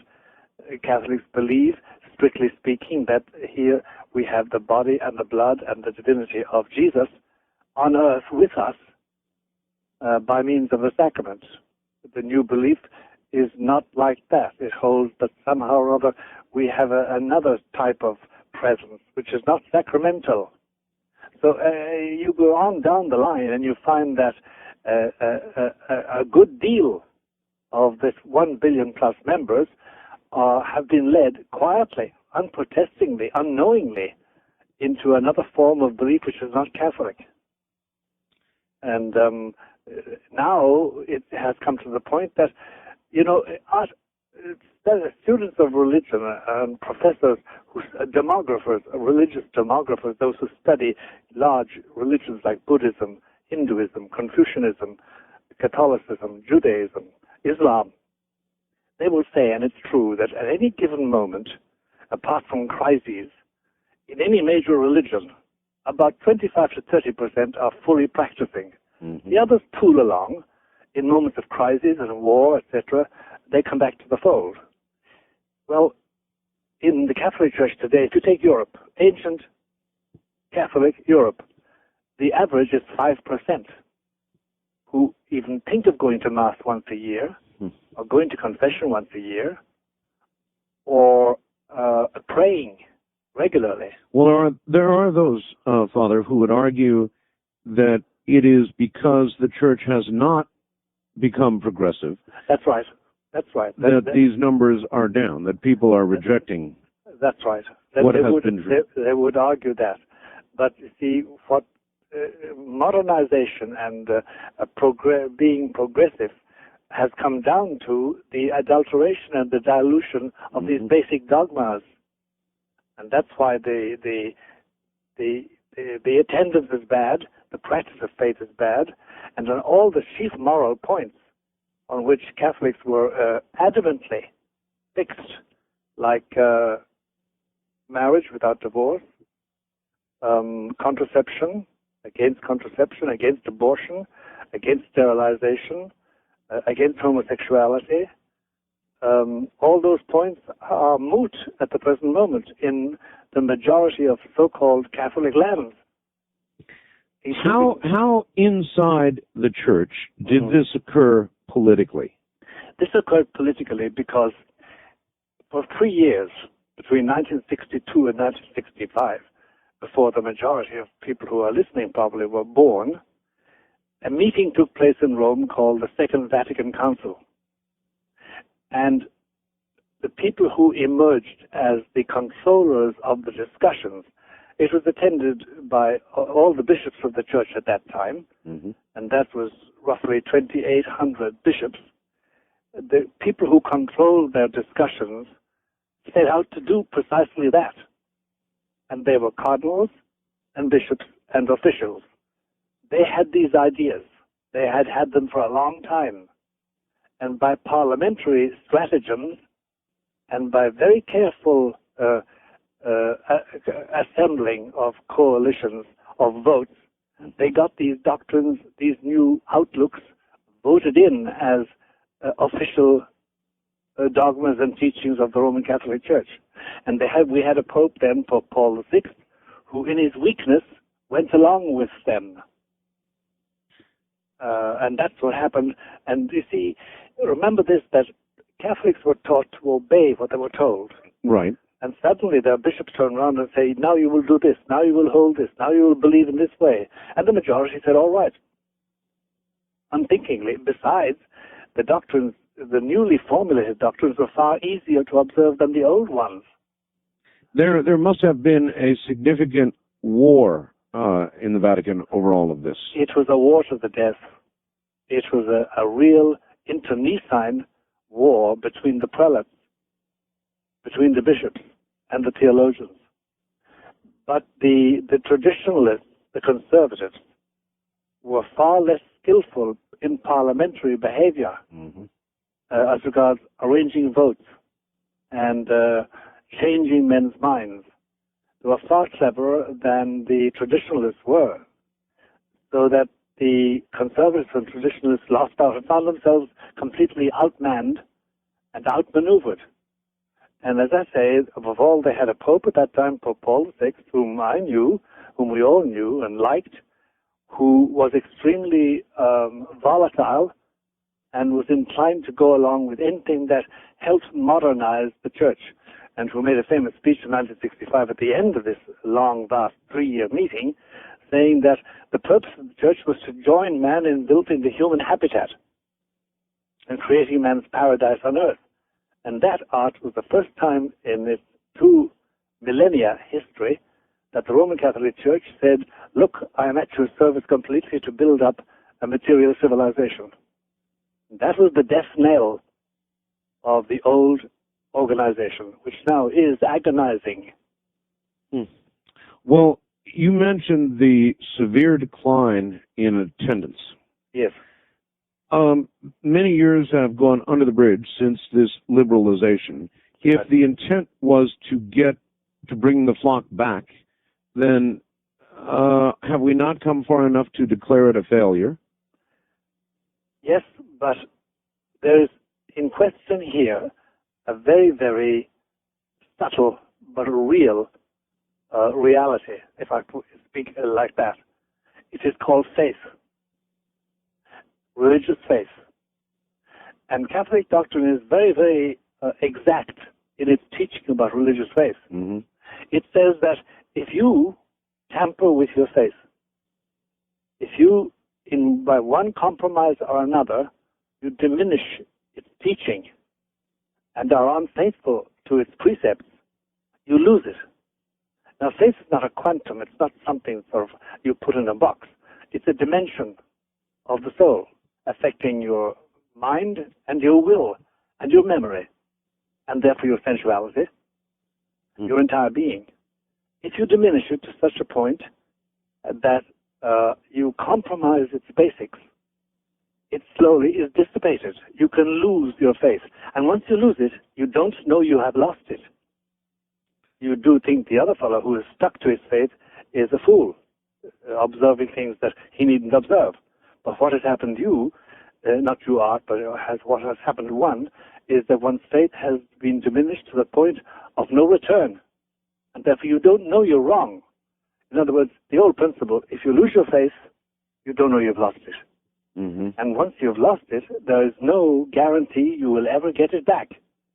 No guarantee you will ever realize that once upon a time you did believe in certain truths mordantly and fixedly, and once it's gone, well, now the faith of millions has been affected in basic things like the presence of our Lord Jesus Christ in the sacrament, like the absolute position of the Pope as the only infallible teacher under certain fixed conditions, the nature of marriage, the purpose of man, human liberty. It embraces the entire gamut. Well, then one must ask, has the Vatican made an irreversible mistake? That's what you seem to be saying. Yes. The Vatican has made an irreversible mistake as regards the structure of the Church and as regards the way doctrines should be taught. But when we say Vatican, though, you see, Vatican is, we must understand what Vatican is. It is materially, it's a Gulf-sized area on the bank of the river Tiber in Italy. Yes. And there resides the Pope and his officials, about 4,000 or 5,000 of them. That's the Vatican, strictly speaking, and it's in Rome. It's a part of Rome, the capital of Italy.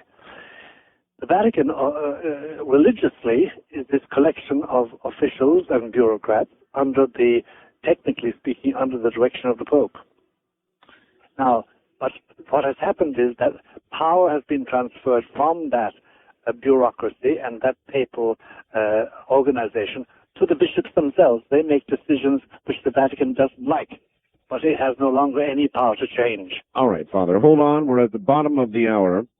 When we get back, we're going to ask about a specific name.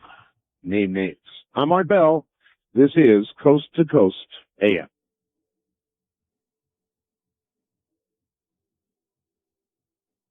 Well, all right. Father Martin, in Windswept House, you refer to a cardinal, a certain cardinal, not by name. Yes. Would that name possibly be Cardinal Casarelli? He is mirrored there, yes, the character of Cardinal Casaroli. By the way, this cardinal you just mentioned, Casaroli, has just died. Passed on, yes. He's passed on, as we say. So then we can perhaps safely mention his name. Yes, I think so, with reverence. No matter how different we are in opinion from him, we must give him a certain amount of reverence because he was a prelate. And what role did he play in these changes? He played a capital role because he was the equivalent of what you would say the foreign minister and the secretary of state and chief advisor to at least two popes. And he had tremendous influence in molding the attitude of the Vatican as a power, because it is a power, to the communist empire of the Soviet Union. And then, by derivation, on the ordinary activity of ordinary Catholics. And his view was extremely brilliantly inculcated and practiced, but with disastrous effects, because in effect he accepted the status quo in the Soviet countries where Catholicism was suppressed and where its representatives were imprisoned and killed and tortured. And he was an extremely rigid man as regards devotions and as regards beliefs. He had no use, for instance, for a central belief of Catholics today, which centers around a small town in Portugal called Fatima, and the revelations of Fatima, and the miracle, which was a genuine miracle by all accounts, in 1917, taking place in Portugal, which is a very influential event in the life of the Church. He was secular-minded compared to his predecessors in that post. And his influence was enormous, enormous. So then the unnamed cardinal in Windswept House is Cardinal Casarelli. Yes, to a large extent, the career of Casarelli is mirrored in what we say in the Windswept House about a man called Maestro Yanni. That was the name that this man had, to a large extent.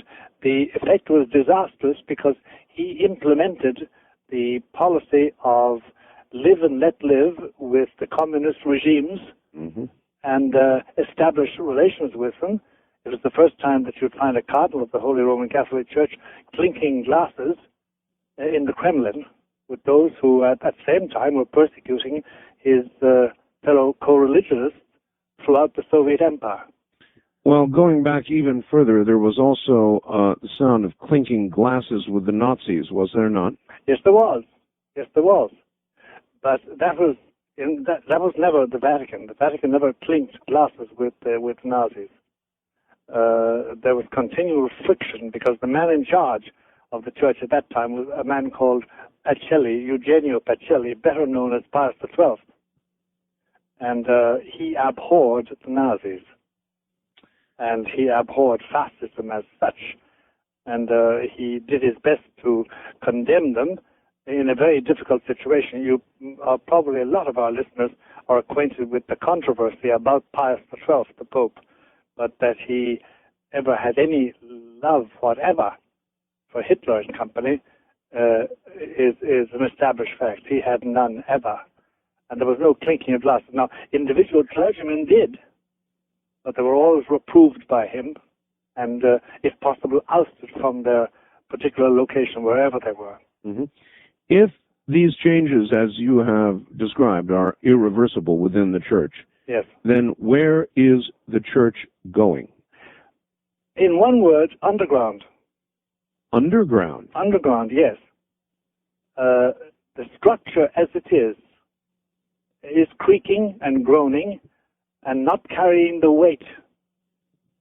And there is springing up, both in North America and Latin America and in Europe, a network of Catholics, priests, bishops, nuns, laity, who are reviving all the ancient teachings and living by them and refusing to cooperate with anything they consider to be out of line, anything they consider not to belong to the deposit of the faith, the traditional faith.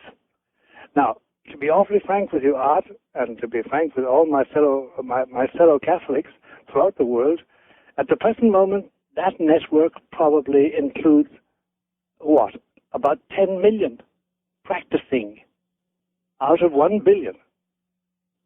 But it is most potent, and the best proof of its potency and its power and its promise is the fact that it is hounded and condemned and excoriated by the official drum of the Roman Catholic Church. So then what do you ultimately see occurring? I mean, you've got an underground, a fractional portion of the church. Right. Underground. Will it survive? Will it build? Or it will survive and build and flourish, but in the meantime, the external presence and the influence of the Catholic community, if you can speak of such a thing nowadays, that presence in the public square, in the public market of ideas and organizations, that is going to diminish and be negligible to such an extent that, today, if you examine any country, even North Korea or Albania, two dreadfully distressed lands at the present moment, but in all the other countries anyway, you can safely say there are three components. One is the government. The government is always important nowadays. It used to be, but now it is terribly important. And number two, you have the business community. And the business community in many countries is far more important than the actual government of the elected officials, if the officials are elected. Mm-hmm. And number three, then you have a gaggle, a rabble of organizations. Everything from the International Firemen's Union to Mothers Against Drunk Driving to the Catholic Church. And they are competing in the public square with diminishing shares going to religion, especially Roman Catholicism, because Roman Catholicism does not belong to the mainstream thought today. And if you examine, for instance, the emerging EU, the European Union, yes, it now has laws that are intolerable for Catholics. Every member of the Union must, according to the laws of EU, the European Union, which is just coming into existence economically and politically, they must have laws promoting abortion, permitting contraception, permitting divorce. They must give equal rights to homosexual marriages. And all these things are unbearable in a world in which Catholicism reigns. But now, as different from 50 years ago, 60 years ago, 100 years ago, the Catholic Church is just one more member of these NGOs, non-governmental organizations, competing in the public square with decreasing returns because the doctrine does not fit modernization. Now, what is the future? The future is a diminishing socio-political and socio-cultural effect of Catholics, the dispelling of anything like a potent Catholic community, and the existence of Catholicism in its traditional form underground, in the sense that it's private and practiced quasi in secret and out of the public view because the public doesn't like it. And there will always be, not always, but there will be for quite a long time, a public facade in which there is a group of officials, bishops, priests, all the way up to the papacy, who will maintain the exterior facade, but the power will be gone. Interestingly enough, the future of the papacy is different because of the power that the papacy exerts as a center. But that's a wider question. Yeah, it will be. You're saying it will be different, or is different in. It really will belong to the mainstream. There will be very little difference between it and the other component members of the socio-political body. Are you suggesting the Pope has been reduced to nothing much more than a figurehead? Yes, I am. That is what I am saying, and that is the fact. That is in actual effect on politics and on culture. There no longer is really a Catholic influence in this country, or in North America, or in Latin America. There's no longer any real influence at all. And it's a diminishing influence that they do exert, and every year brings defeat after defeat after defeat. For instance, take a very common example, a very prevalent example, Art. There's a play called Corpus Christi by a playwright, very well known, Terence McNally, Irish origin, of course. It is the plot is roughly that you have a central figure called Joshua, which is Jesus, and he has 12 disciples, and he has homosexual relations with those disciples in the play. Now, for the Roman Catholic doctrine, for Roman Catholic believers, this is blasphemy. And yet there is no way Roman Catholics can stop this, can get it removed. The more they talk about it, the more publicity they give it. Well, and that is the big difficulty, that there no longer is any respect, veneration for central doctrines of the Roman Catholic Church. Well then, Father, if all of this is true, and so much of the world is Catholic, in name at least, then what effect would you imagine this to have on society in general? It's a much broader question. If we're going to be accepting now the unacceptable previously, how will this change society, or is that already underway? That's already underway, Art. And the effect is a diminishing return in moral influence. In other words, what is said by the Church is no longer carries the weight it once did. That's right. That's right. For instance, there's no doubt about it that the majority of Catholics in Northern Ireland are believers. Everybody seems to accept this. It is true. But in no way has that really influenced politics. No more than the Protestantism of the Orange men, their counterparts in Northern Ireland, has that influenced their morality. Yeah, what a mess over there right now. A real mess. But the point I'm making is that neither the Catholic Church nor the Protestant Church has any influence over the behavior either of the IRA, the Irish, or the Catholics, or the Protestants. So then, minus this influence, what effect do you see it having on society? A destabilizing effect. Because, look, in the absolute order, supposing imaginatively, in our imaginations now, Art, you and I and our listeners, we wipe out the existence of the Catholic Church. There no longer is the Catholic Church existing in this hypothesis. Right. But no pope, no bishops, no cathedrals, no churches, no religious orders, no schools, no academies, no institutes, no influence. They belong to museums. If you do that, if such a happening did take place, a black hole would appear in human society. Because the Catholic Church, culturally, socio-culturally, through its religious influence and its religious monuments and its religious tradition, does exercise a restraining hand.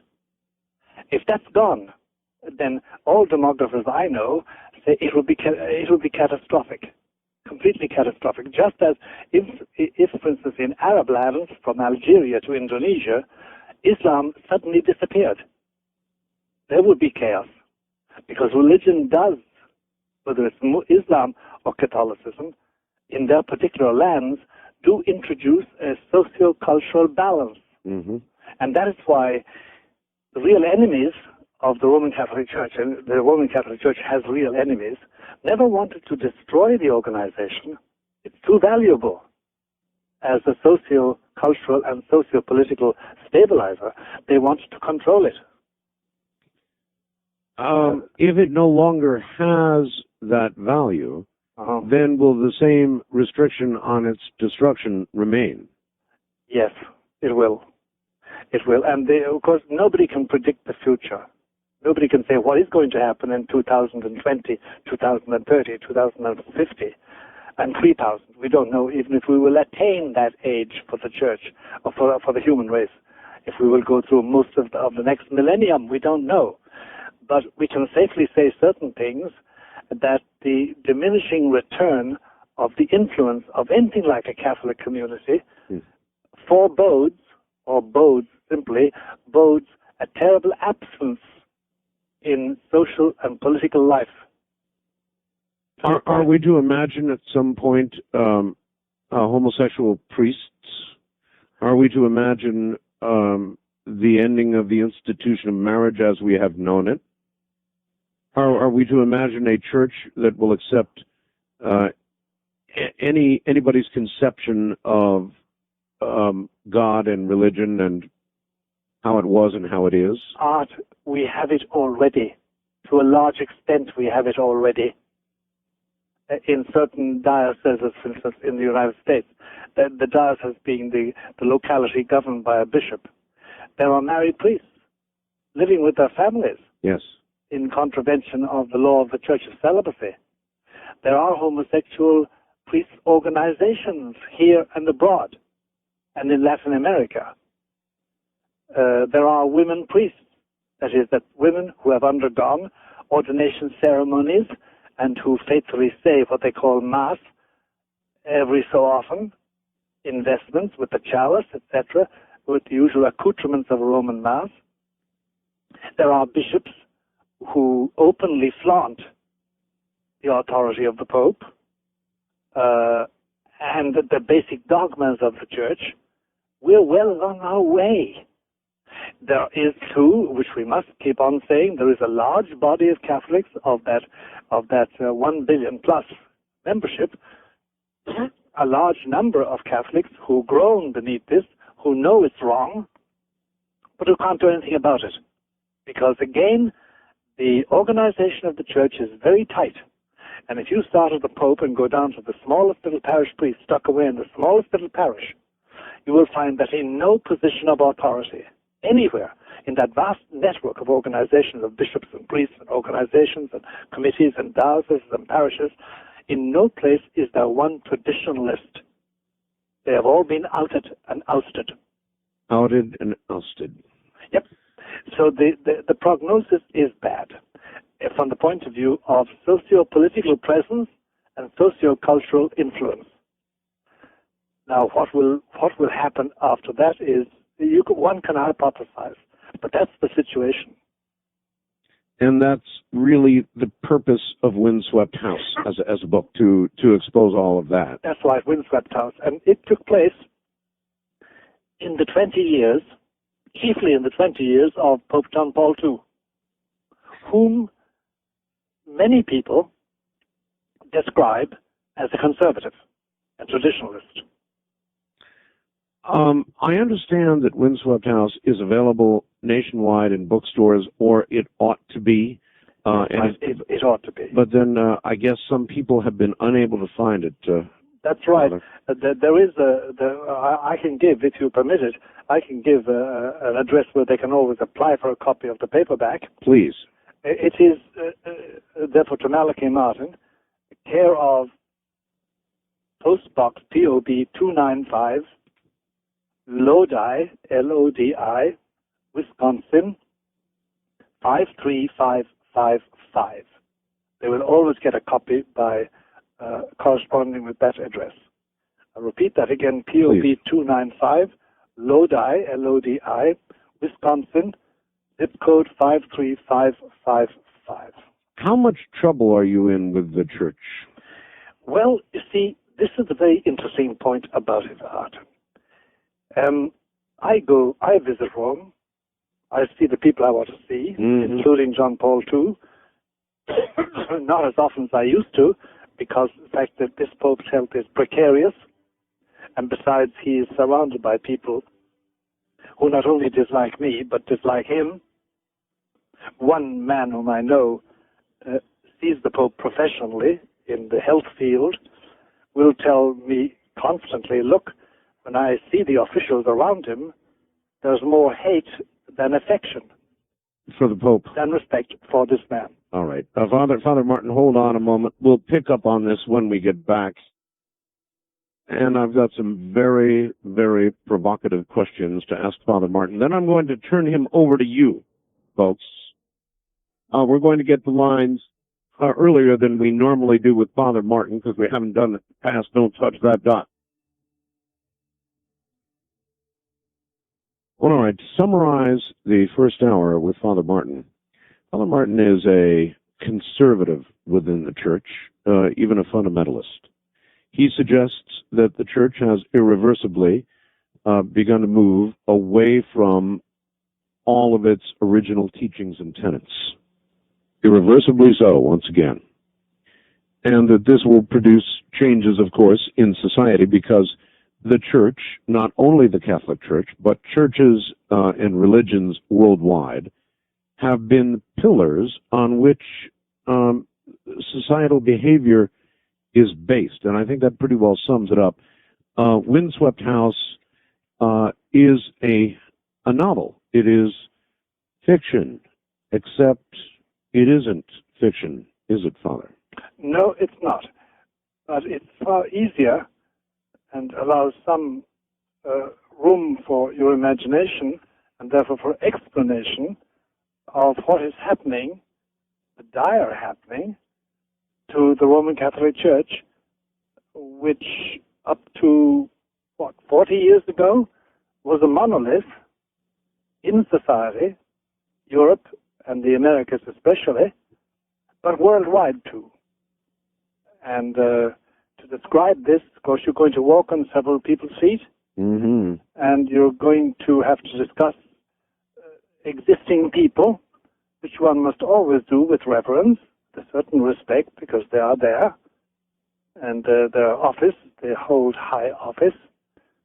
So the mode of, we actually are, in America we've invented this. The man who really made it work was Norman Mailer, but even an American writer like Taylor Caldwell, she used what we now call faction. It's not fiction and it's not fact. It's mirroring the factual situation by imaginative processes. And this is an example of what they call as faction. Well, would you go so far as to say that within portions of the Vatican, there is virtually a Satanism? Oh, no doubt about it. No doubt about it. Then why walk so carefully? Because eventually, first of all, there's a thing called scandal. Scandal in this sense that sometimes to tell the naked truth to people is so shocking that it is destructive of them. If you can point the way to the truth and indicate, if they wish to search themselves, they can find the truth, it's far more effective than overwhelming them with such bad news that they lose heart.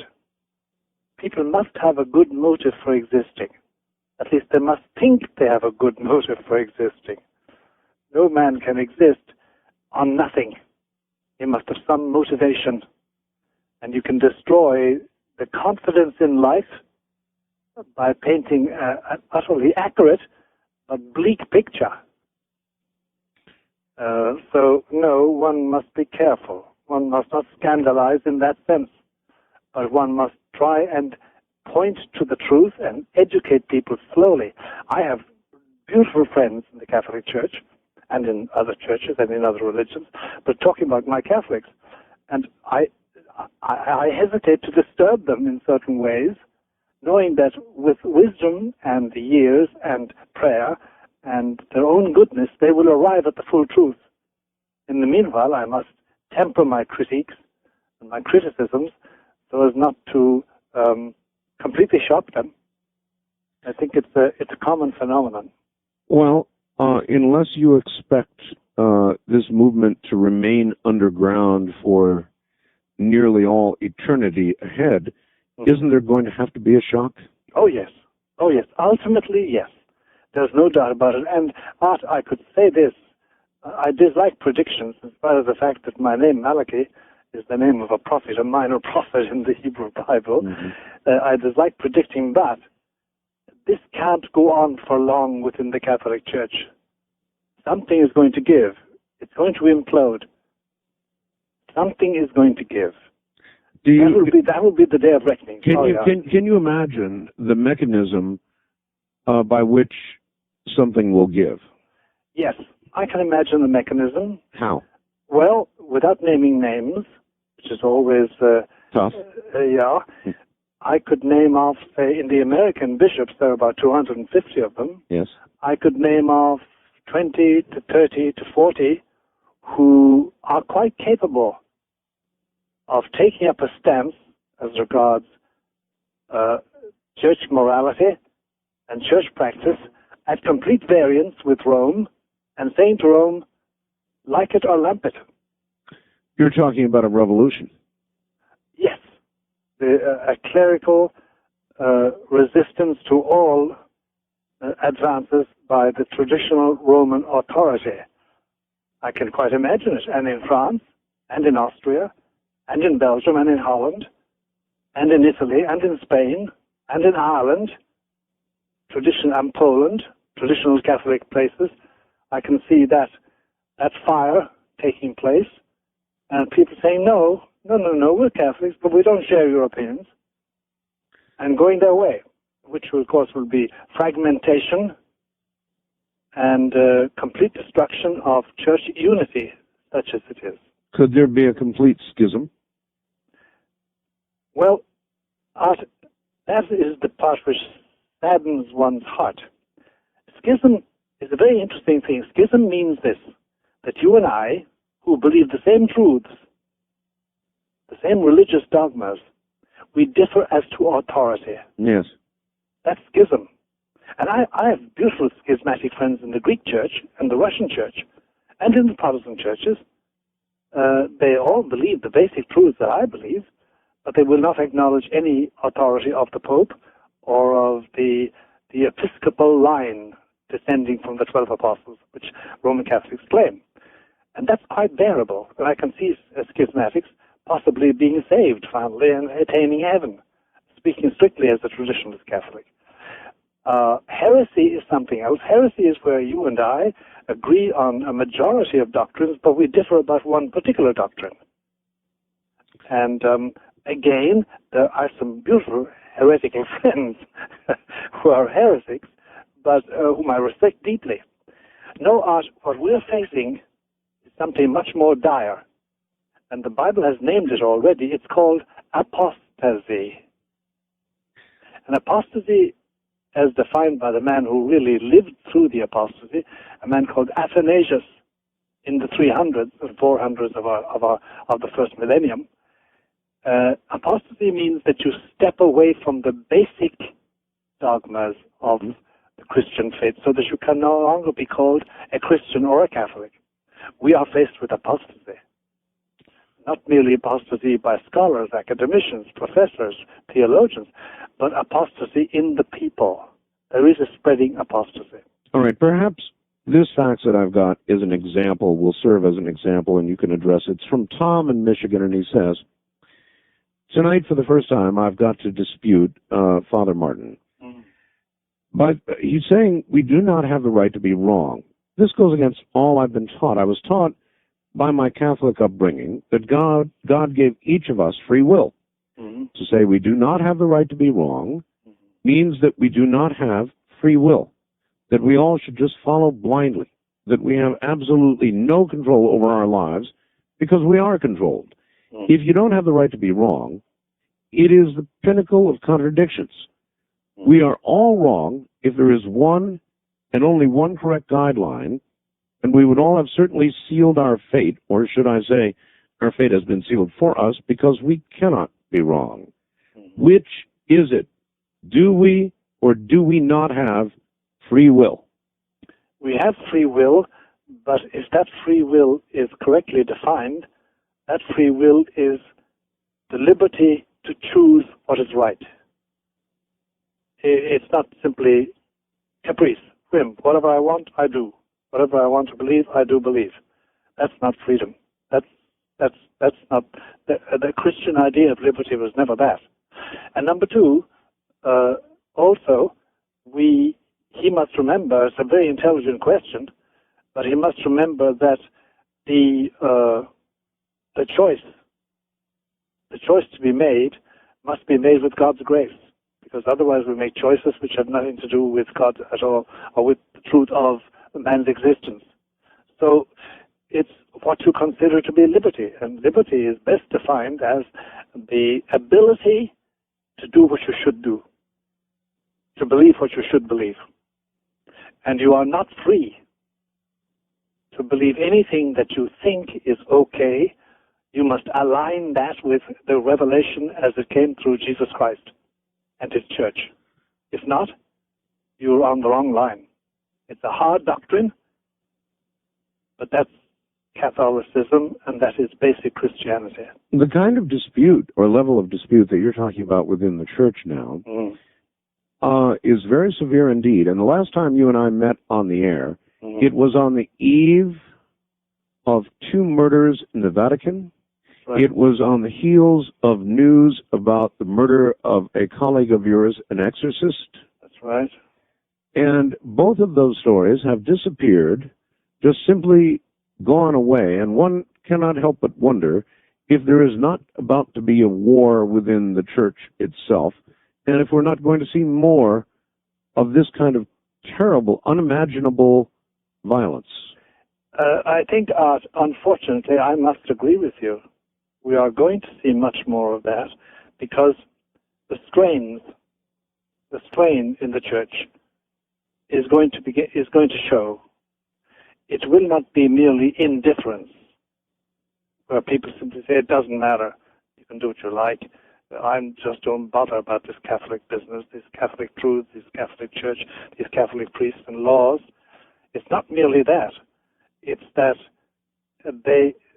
there is now a mainstream choice in morality and outlook and standards of living that is irreconcilable with Catholicism and with basic Christianity, to such a point that it is already a great liability to be a practicing Catholic, to be a practicing Christian. It's a big liability in the public square.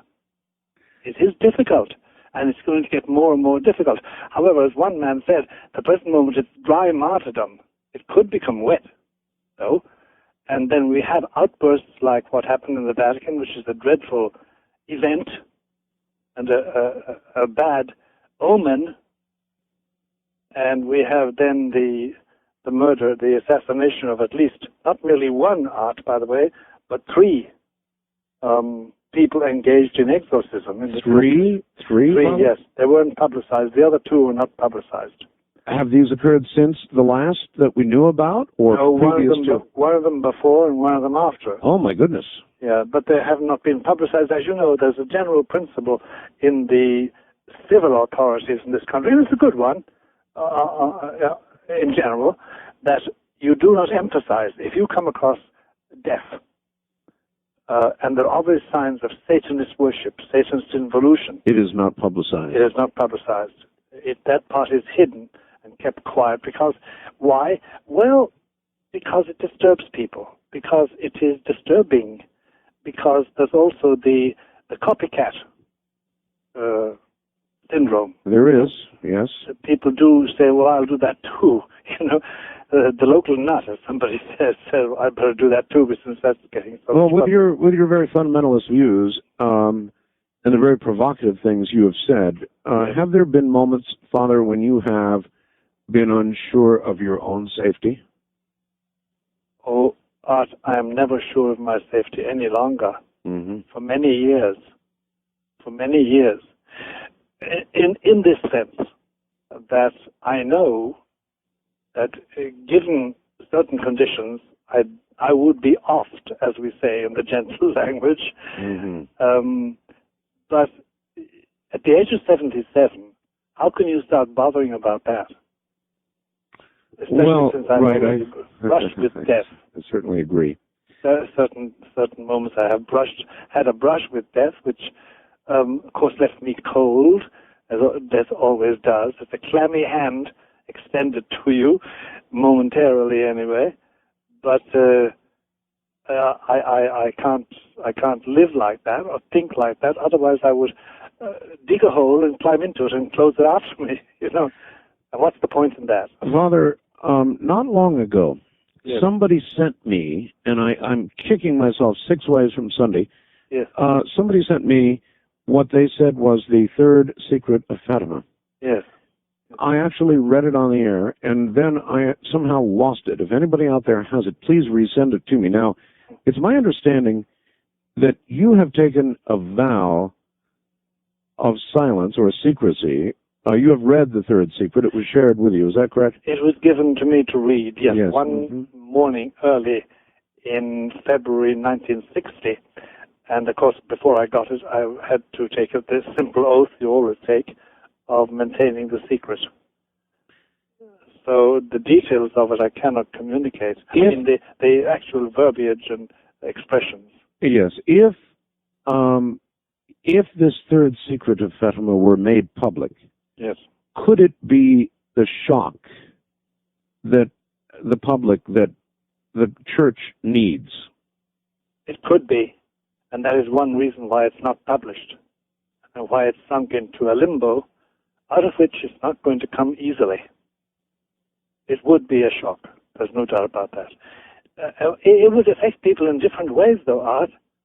Some people would, on being told that this was authentically the third secret of Fatima, they would get extremely angry.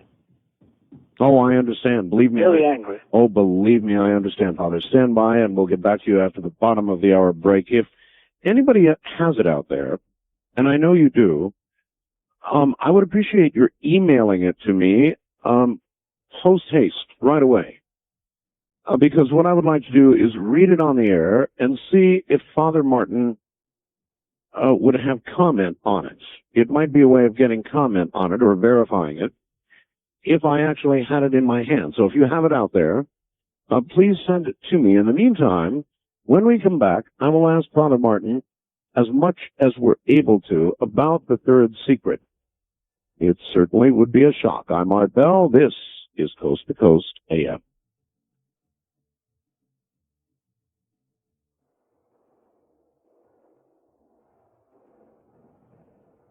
All right, here we go. And I really want to thank the person that transcribed this for me. The following is a transcription of what is possibly the third secret of Fatima, as read by Art Bell over the air on Coast to Coast AM on 5/14/98 at 34 minutes and 48 seconds into the program. And I began it with this preamble. All right, I in no way warrant the following as being authentic. I have no way of knowing.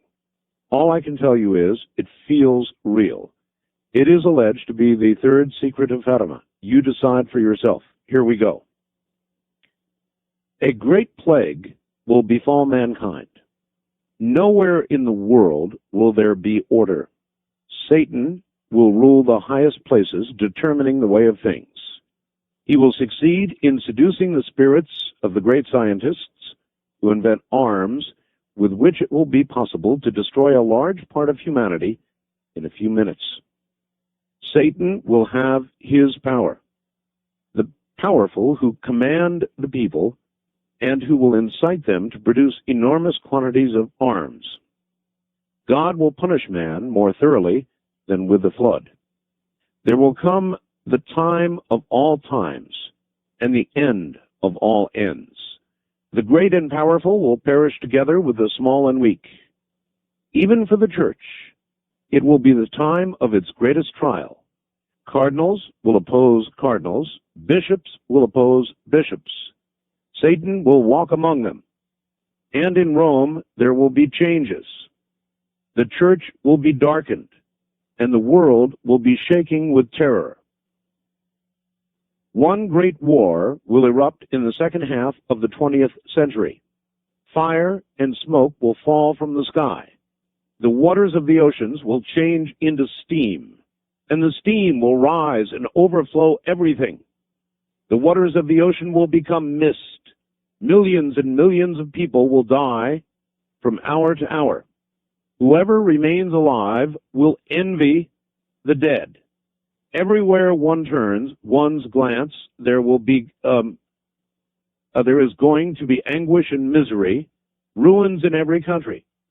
The time draws nearer. The abyss widens without hope, the good to perish with the bad, the great with the small, the princes of the church with the faithful, the rulers with their people.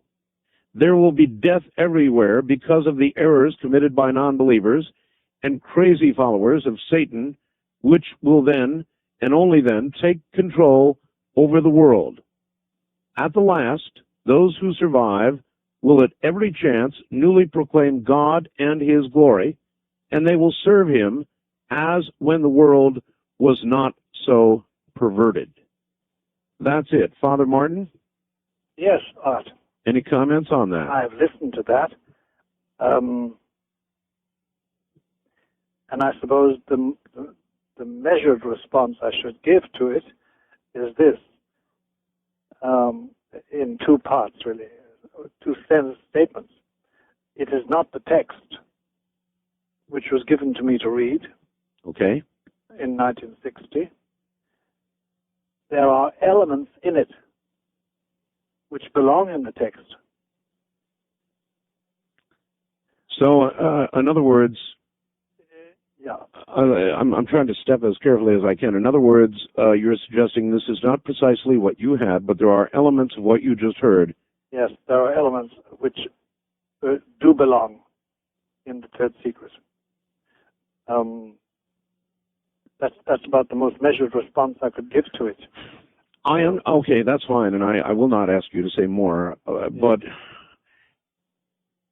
bearing in mind what I just read, yes, would you consider the third secret to be as traumatic as is suggested in what I read, or more so? More so. More so. More so. Yeah. Much more so. The without, again, I'm stepping very carefully. Yes, sir. The central element in the third secret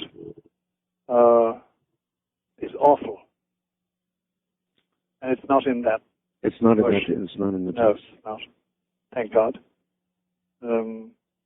Now, I guess I would ask this. I understand that you have taken an oath. That's right.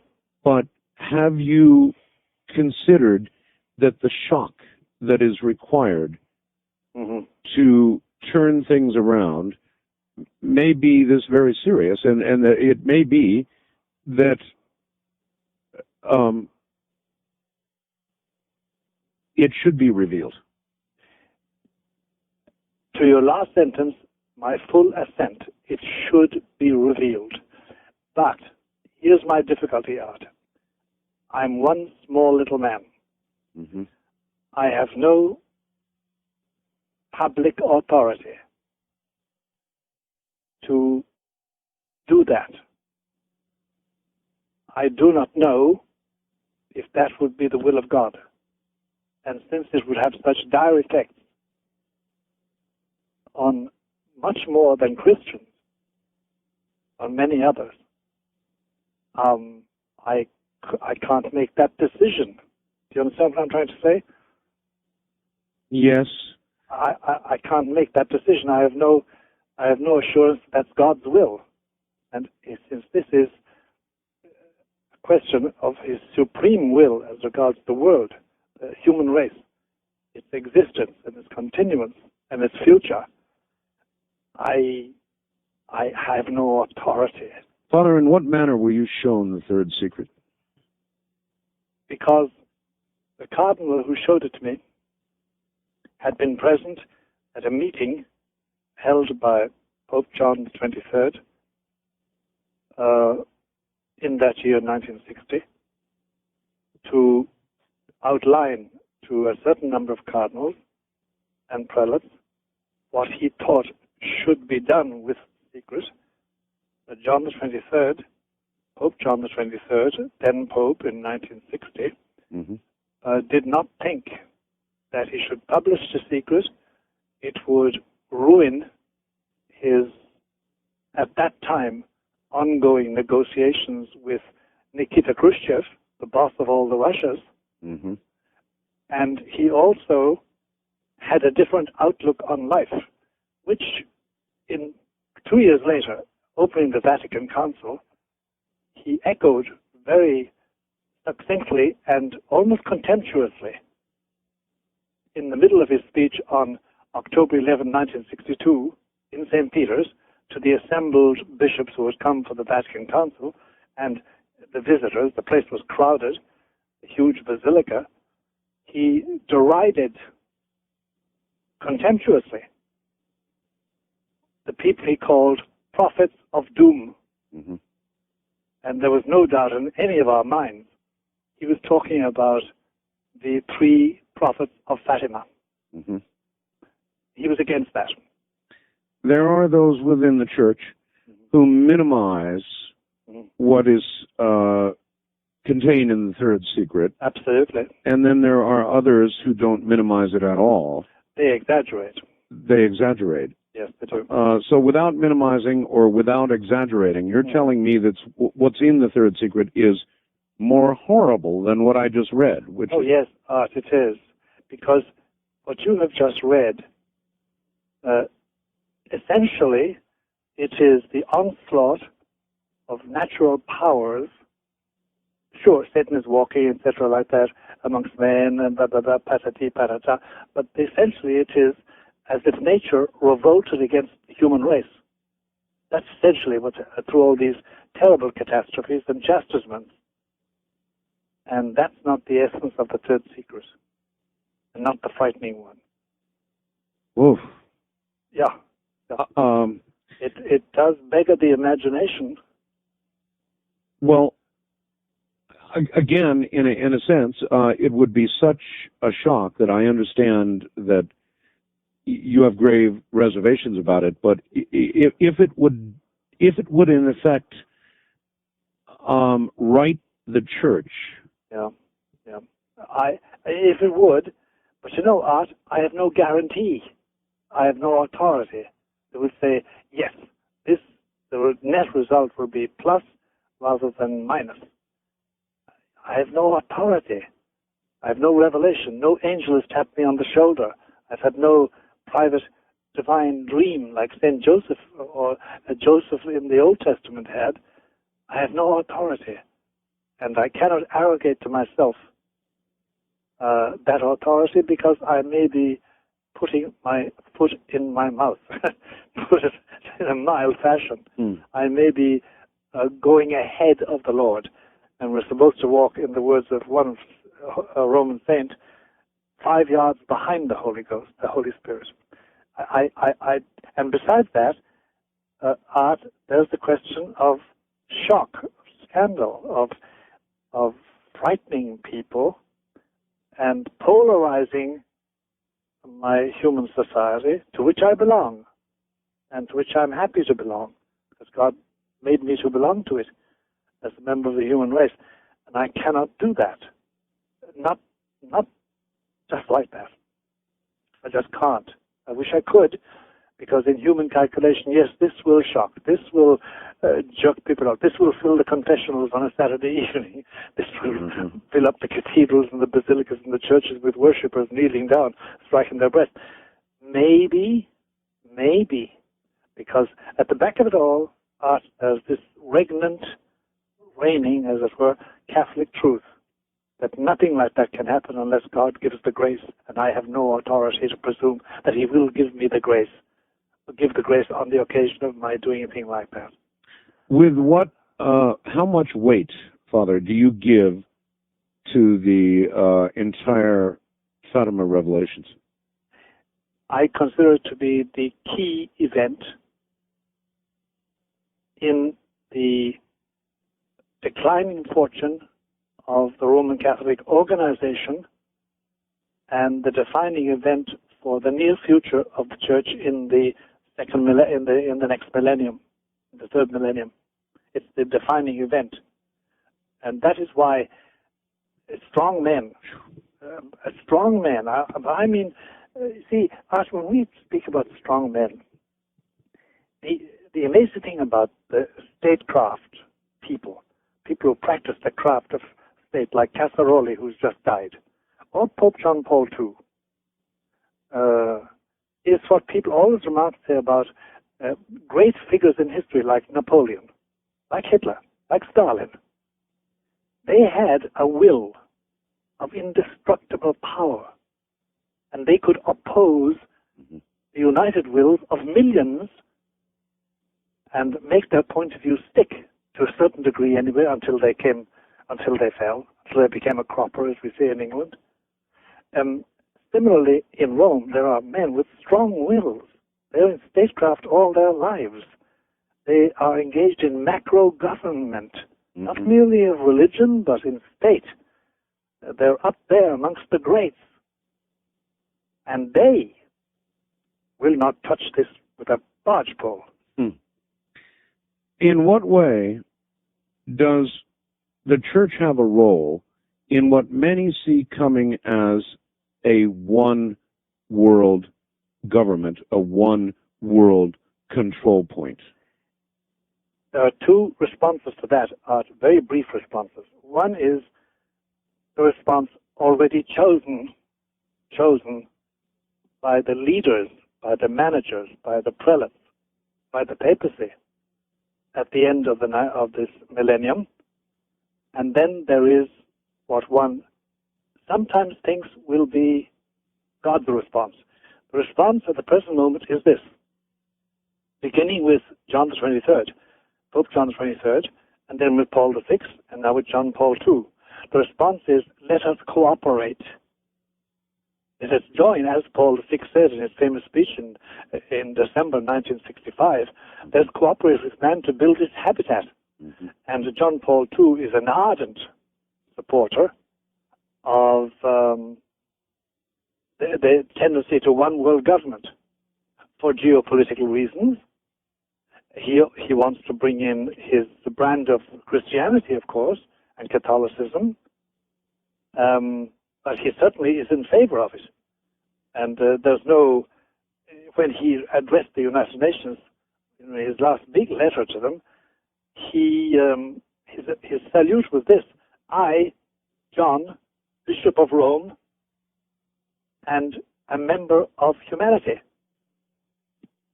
Now, this was no longer what, say, Pius IX or Pius X. Pius X would have said at the beginning of this century that I am the vicar of Jesus Christ. If you do not listen to my voice, then you are going to be damned forever. And we will not participate in any government behavior, in any government plans which do not recognize the kingship of Christ. That is completely absent. There now is the policy of cooperation with the formation of the European Union, with the cooperation with the United Nations, and the Vatican and the Church has entered the list in the struggle amongst the Assembly and the General Assembly of the United Nations, and in the non-governmental organizations, what we call the ECOSOC-NGO organization. So it's well underway. Well underway. That is the response. And remember, the Vatican has, on Vatican Hill, it has about, the figure varies, but it's over 140 ambassadors from the nations. It is an integral part, and has built itself into it over the centuries of our international life. And it has its own ambassadors and representatives in over 90 countries, including Russia, including Israel. And it has its representative in Beijing, not quite a diplomatic status yet, but they will get to that. All right, Father Martin, again, referring to what I read, which you said had partial echoes, relevance. Yes, relevance, yes. Would you imagine that the person who wrote this had been privy in some way to the original text? Yes. Yes? Yes, certainly. Oh, at least by word of mouth, if not by I understand. reading. Yeah. All right, Father, hold on. Well, if that's the case, and you would like a copy of this, or you would like to read it, it is now on the website. Thank you, Keith Rowland, at www.artbell.com. What, at least in part, is relevant to the third secret of Fatima. It's on the website right now. I'm Art Bell. This is Coast to Coast AM. Your phone calls coming next.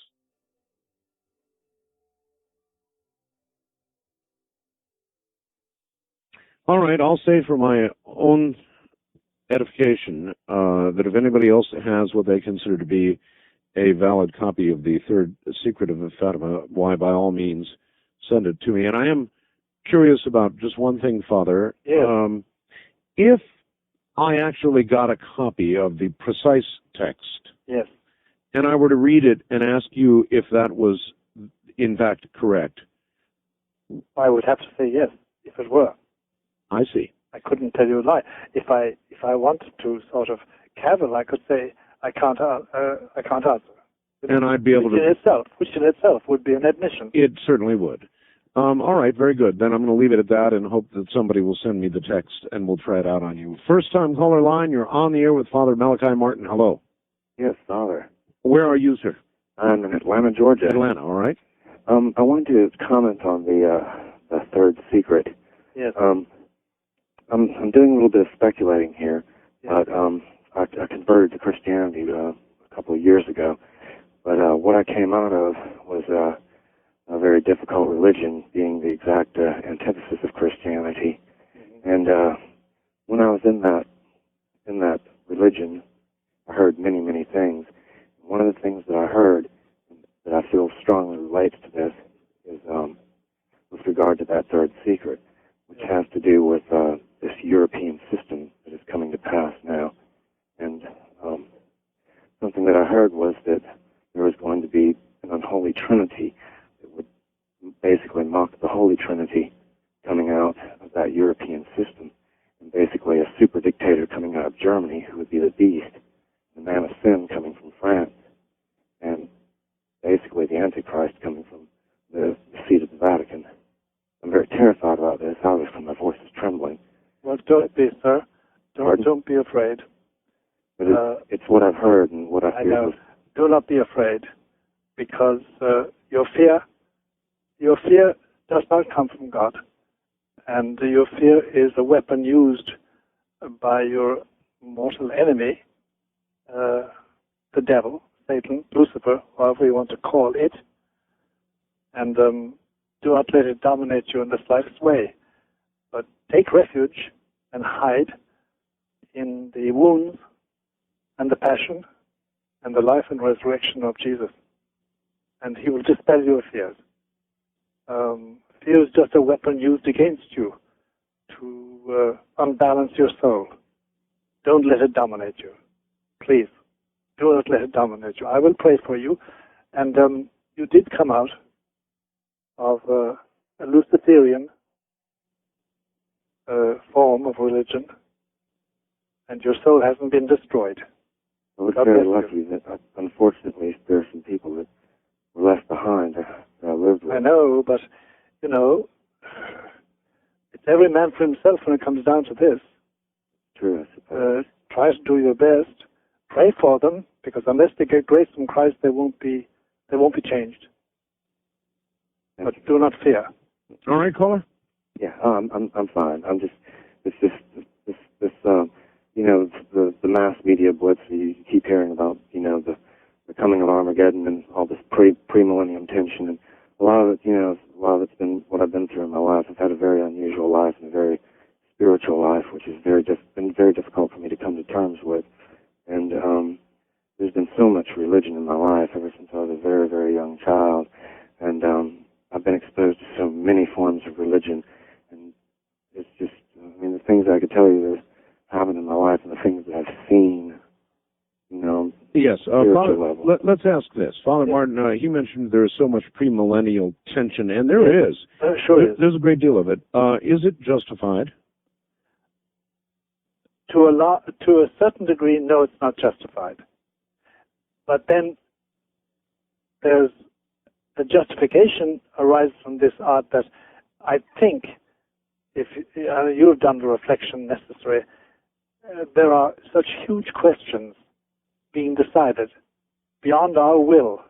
You understand me? Beyond our I do. Capacity of touch them. For instance, I am a citizen. I vote. You're a citizen. You vote.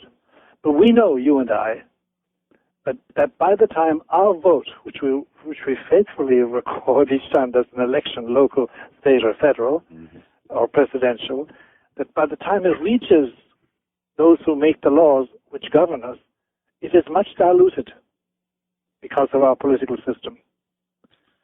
And we know that decisions are made, and not at the will of the American people, for instance, or the will of the Canadian people, but at the will of people who govern the flow of capital and capital goods throughout the world each day, on which our world now depends. And that is such a hazardous situation, as we've all learned watching the Asian tigers crumble into puppies, and the biggest Asian tiger, Japan, faltering when 5 years ago it was threatening our economy. Remember that time? And now it's not. And we have this precarious balance of the European Union. Britain is in and it's not in. Germany is a great power, but it isn't. France, by the way, France is the most economically sound member of Europe. France. And not because they won the soccer victory. But somebody said France didn't win, Brazil just lost. Well, as a matter of fact, it's interesting you should mention all this. Number one, I just got back from Paris. I was there during World Cup. Oh, you were? I saw the Brazilian loss. Yes. Oh, it was a loss. I mean, it is tear-breaking. It was an amazing game, and I guess Brazil just didn't come to play. No, it just didn't. It wasn't up to par. Something happened to me in Paris that I would like to ask you about, Father. What is that? I have had, over the years, many, many guests on what is called an out-of-body experience, where people think that their soul or their being actually leaves their body. Yeah. I have heard many descriptions of how this occurs, that frequently there is a feeling of being paralyzed and a large humming sound, and then people will find themselves outside their body. Right. I was lying in a hotel room in Paris, Yes. and something happened to me, Father. There was no humming, there was no feeling of being paralyzed, but never in my life have I experienced this, and I have a hard time finding words to describe, but I'll do the best I can. Please. Suddenly, I, without question, accelerated at an indescribable speed straight up, into a place that didn't have form and didn't have things that I saw, but it had indescribable joy. It had the most satisfying, incredible feeling I've ever felt. It was very short. I was very shocked, very surprised by it. It was brief, and I came but sharp. I came right back that fast, and I woke up my poor wife, and sat there saying, "Hon, I don't know. This was, I've had in my life flying dreams before, Sure. And when I wake up, I recognize that I have been dreaming. Yeah. I did not dream. This is something that happened to me." No, that was an out-of-body experience in the technical sense of the word. Not that you left your body, but it does happen. It's very interesting. Sometime you must scribble on a bit of paper the name of the place you were sleeping in and what part of Paris. I didn't want to.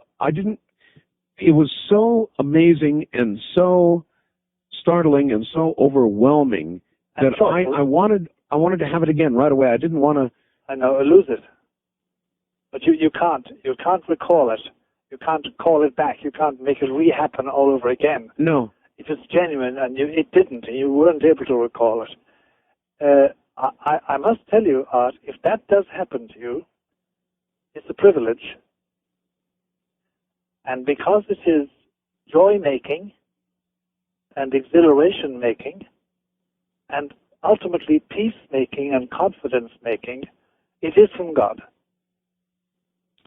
Remarkable. And That's remarkable. It's very hard to explain it. And by the way, you don't try to recall it, and you don't try to explain it. You do express your thanks in your particular way. That's right. In your own way, you must express your thanks.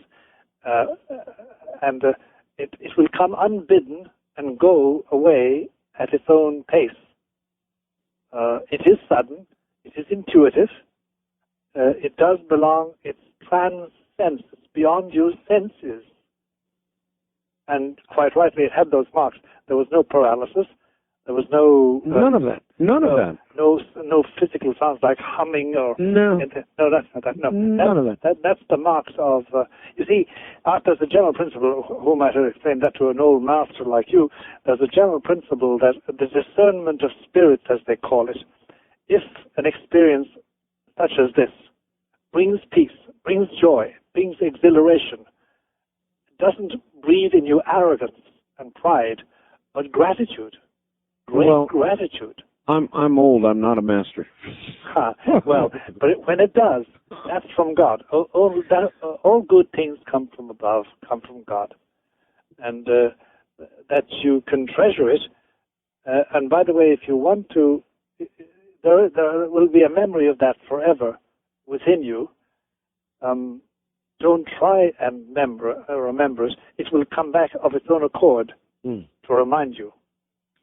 Whether it's repeated or not is something else. Anyway. All right. Bouncing back for a second to the third secret. Here's a fax from Bob in Eau Claire, Wisconsin. It's kind of rough. It says, Art, why would God give this prophecy, referring, of course, to the third secret, to a select few and instruct them not to give it to his people?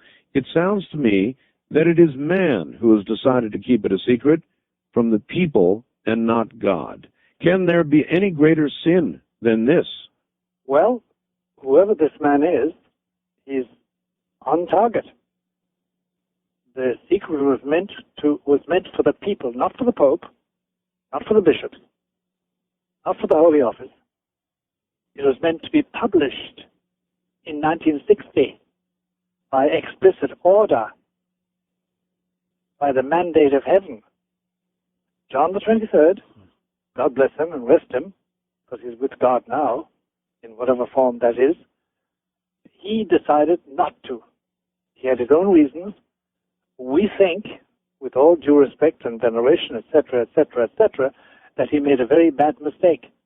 And indeed, what probably your correspondent from Wisconsin doesn't realize, or perhaps he does, let me remind him, that in 1963, there was a second appearance, this time in Spain, in Garabandal. And the opening words of that revelation were, because my sons have not listened to my orders, my mandate, here's what's going to happen. And the message was very dire. Repetition of the third secret in brief form. So it wasn't the will of God. The will of God has been frustrated. But you see, let me remind you, and that the particular man, that the will of God is frustrated continuously. And that doesn't mean it wasn't his will, and his will not work out finally. So it's a pity. And eventually the secret will be revealed and will work its way out. But this time painfully. Painfully. All right, Father. Wildcard line, you're on the air with Father Malachi Martin. Good morning. Hi, good morning. It's an honor, Father. I visited your website, and I left a message a while back. I don't know. You're probably very busy. No, I take all my messages. I download them all. Oh. And go over them. I guess I related to you that ever since I was young, I had a sort of I wouldn't say premonition. I don't think it was that sophisticated. It was more subtle. That everything, it seems to be without purpose. Now, I guess what I'm trying to ask now is I'm 37 years old. Yes.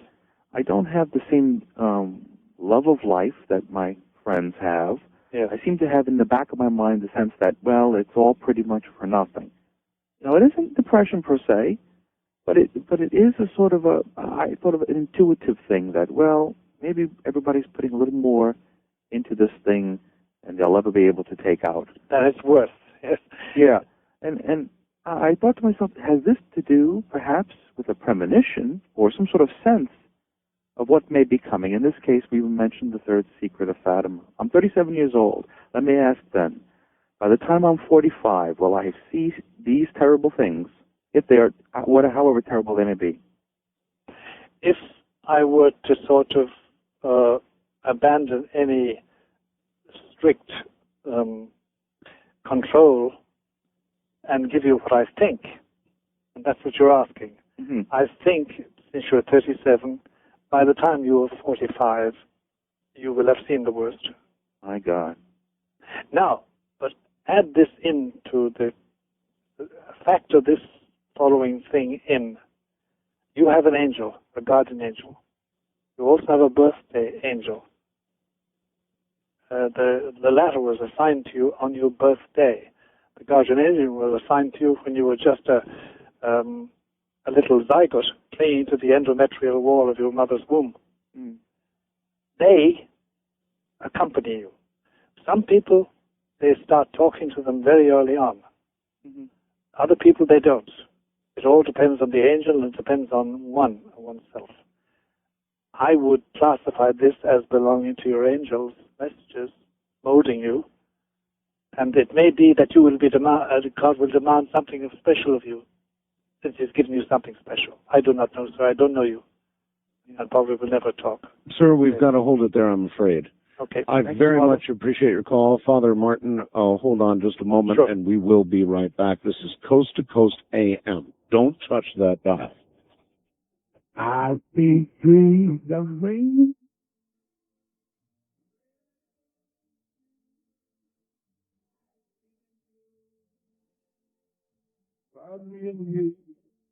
And I think to myself, what a wonderful world. Well, all right. What I'm going to do is read just the preamble to this and see if the good Father finds identification with this. It says, "Do not worry, dear child. It is I, the Mother of God, speaking to you and asking you to proclaim in my name the following message to the whole world. In doing so, you will meet strong opposition. Be firm in your faith, however, and you will triumph over all opposition. Listen and remember well what I am about to tell you. Men must become converted. They must implore pardon for the sins that they have committed, and for those they will commit again in the future. You have requested a sign by which all men would understand my utterances given to humanity through you. This miracle you have seen at this very moment. It was the great miracle of the sun.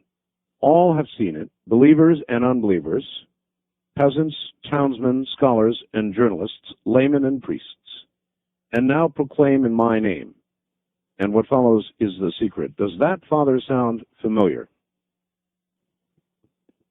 There is no preamble. Well, I'm not sure preamble was the right... Yeah, or there is no introductory statement in the actual secret, actual text of the secret itself. So you don't recognize what I just read? Not as a part of that one sheet of paper. No, but it may well be that what follows... Well, then let me give you just a little bit of what follows. A great punishment will come over the entire human race. Not yet today, nor tomorrow, but in the second half of the 20th century. What I have already made known at La Salette, yeah. By the children Melanie and Maximin, I believe it is. I repeat to you, humanity has not changed as God requested it to. It has sinned and trampled underfoot the gift it had received. There is no order anywhere. Satan rules, even in the highest positions, and determines the direction of things. He will succeed in worming his way even unto the highest summits of the church. He will succeed in seducing the minds of great scholars who will invent armaments with which half of humanity can be destroyed in seconds. He will have the mighty among the peoples under his sway and will induce them to turn out mass production of arms. If humanity does not amend itself, I will be forced to let go the arm of my son. If the mighty of the earth and of the church do not oppose this, I myself will do it, and I will ask God, my Father, to allow to come over men the punishment of his justice. It will then be that God will punish men more harshly than he did with the flood, and the mighty and the powerful shall perish along with the humble and weak. And it goes on from there. Yeah. No, it's not the text. It's not specific enough. The text is very dry and specific, and but all that is there is very accurate as regards the general Fatima interpretation of modern history, but it's not the text of the third secret that I know. All right. East of the Rockies, you're on the air with Father Malachi Martin. Hi. Hi. Where are you, sir? This is Bob from Wilkes-Barre, Pennsylvania. Hi, Bob. Hi. Listen, first of all, I want to thank Father Malachi Martin for appearing on his show again. Well, thank God better for that, Bob. Yeah, I really. He's the creator. Yeah, there are a lot of people I know that are out there that do appreciate you, even though there might be maybe a lot that don't, but I'm one of the ones that really do, and I've been up all night listening to the show. It's been great. Right. Anyway, what is your website, first of all? Because I wanted to maybe email you something. Hold on a moment. Well, listen, caller, if you're used to going to my website, all you've got to do is go up to the guest area and click on Father Martin's name. You'll go right over there. Okay, then. All right. Well, Father Martin, I have like a ton of questions I could ask you, but I got to be pretty selective here. Yeah, I think so. Okay. Let's see. All right. Did you ever maybe make mention anywhere of a warning that's supposed to be given to mankind that came out of Garabandal? That yes. You just there is going to be, but it's not a warning, Bob. No. We have no word in English. It's avertissement in French. It's avertimiento in Spanish.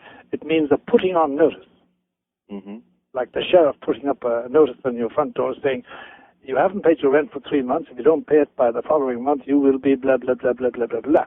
Mm-hmm. That's sort of it's a putting on notice. Just putting on a note.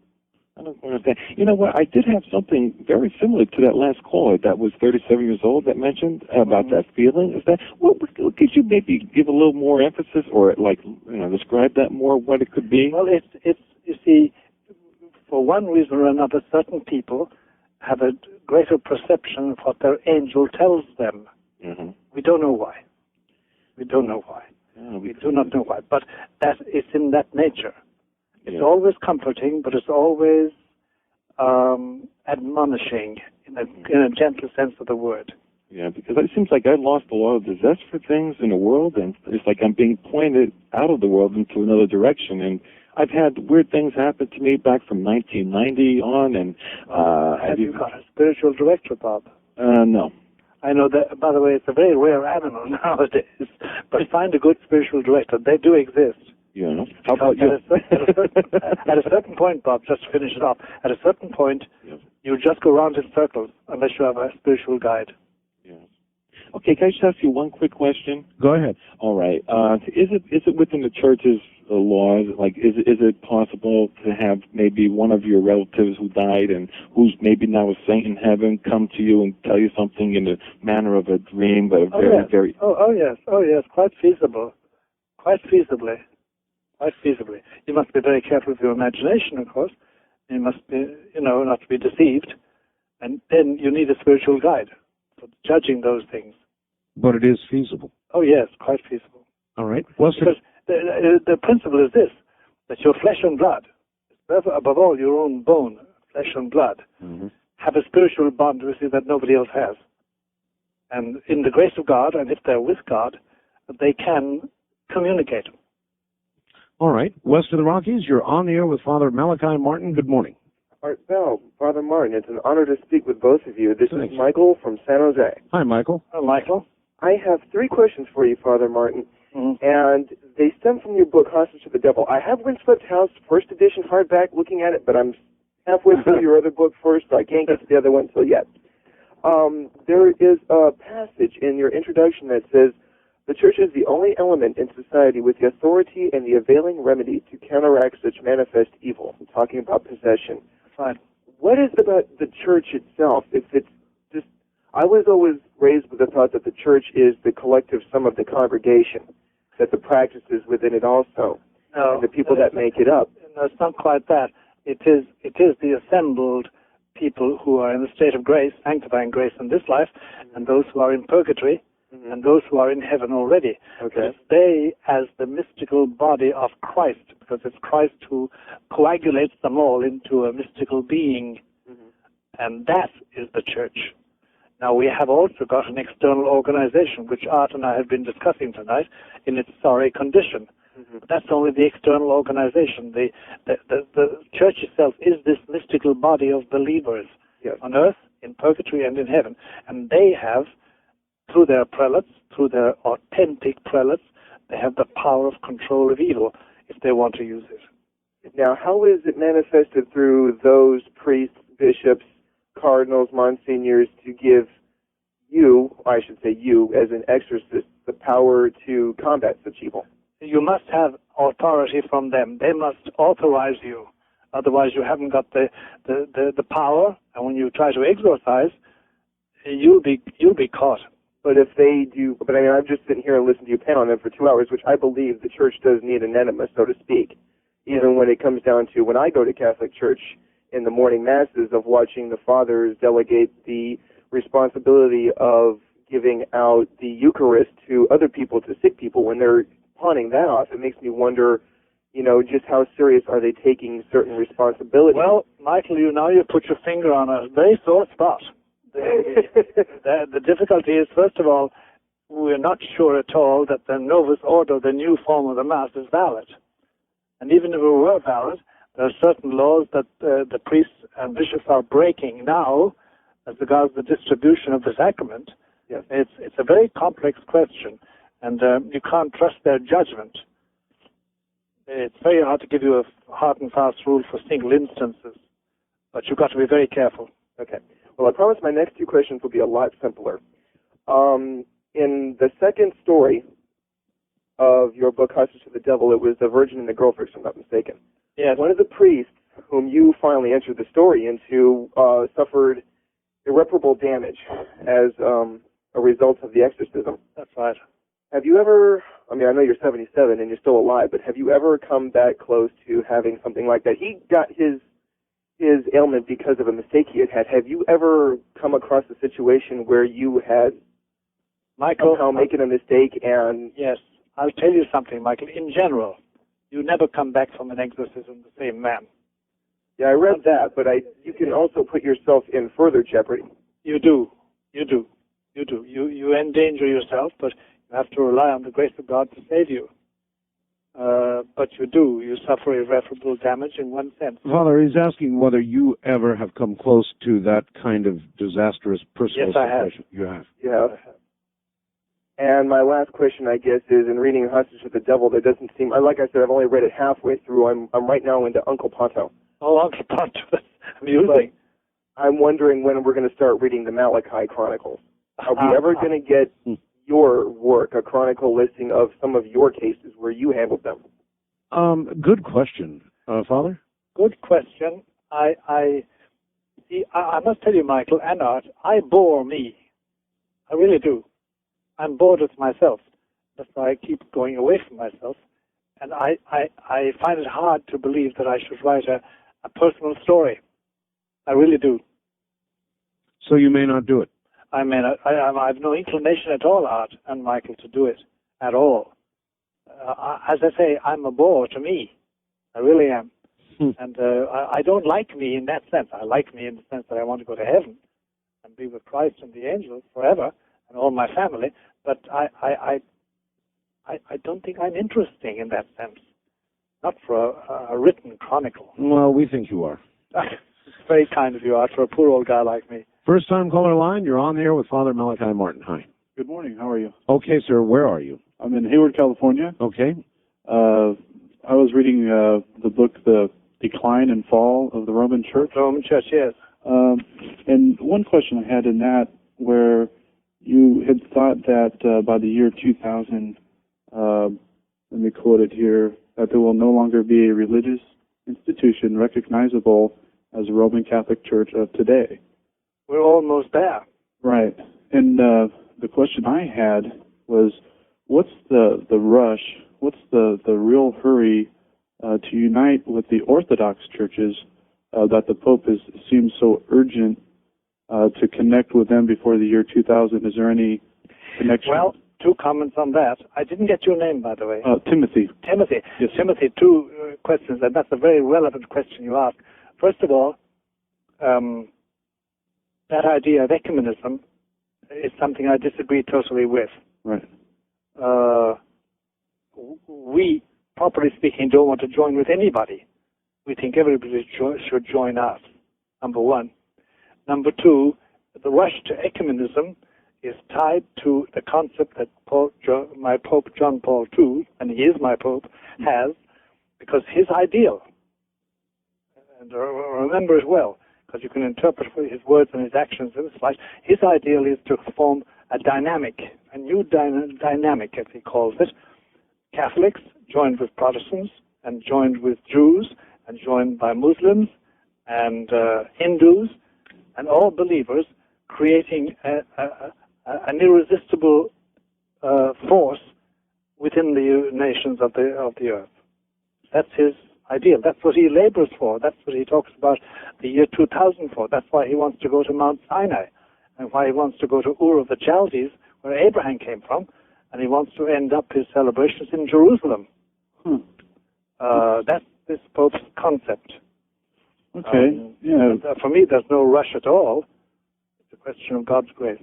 Right. Yeah, I was just interested in that because I know that there's a long connection with the Orthodox churches where, you know, the history of the church, where you could see a significant difference of the Roman Catholic Church today when you go back in history. Yeah, well, even Timothy, with the dealing with the Eastern churches, it's very... Yeah. Well, Timothy, you know as well as I do that all Greek Orthodox and all Russian Orthodox are heretics and schismatics. Well, that's not the Pope claimed. I think it was in 1962 where the Pope lifted the anathema against the Orthodox and proclaimed them. Well, actually, I think it's this Pope who claimed them as the other lung of the two lung theory. Have you ever heard of that? I have, Timothy, but that's very nice language. Right. When you get down to theological fact. But De facto, the Patriarch of Moscow and the Patriarch of Constantinople are both heretics and schismatics. And unless they return to union with Rome, they will not go to heaven. Well, how can we say that really about, you know, the patriarchs when actually you look at the history where it's the Patriarch of the West, the Pope, who is in heresy? Well, no Pope was in heresy as Pope. If you give me his name, we'll discuss it, but there's no Pope who, as Pope, proclaimed heresy. And there are 244 of them, 64 of them. Have you ever heard of St. Vincent of Lerins? Yes. Well, he had said that the way that we could tell what is the truth is that which has been believed everywhere, always, and by all. Mm-hmm. And at that time, no Pope had ever claimed to be prime over all the other bishops. Yes, he had. No, he hadn't. In fact, yes, he had, quotes, Timothy. I'm sorry. Well, I have quotes here from Roman Catholics themselves that state otherwise. No. The Pope was going right back to Clement, Pope Clement, who knew Peter, and going up to Gregory in the 6th century and onwards. There was always this claim, and acknowledged by the Orthodox Greeks and the Russians until 500 years later. But it's the old quarrel. It's the old quarrel. Father, in view of the state of the Church and the Vatican and the cardinals and bishops that we now know, when the Lord takes this Pope, what do you expect will occur with regard to succession, the next Pope? Much trouble. The prime candidates at the present moment, we all know them, because for the last year and a half, certainly, the most frequent word in people's minds and in thoughts in Rome is conclave, the election of the next pope. And the prime candidates we now know, there are 3 or 4 of them, they do not look very, very promising as regards what is needed to pull this organization together.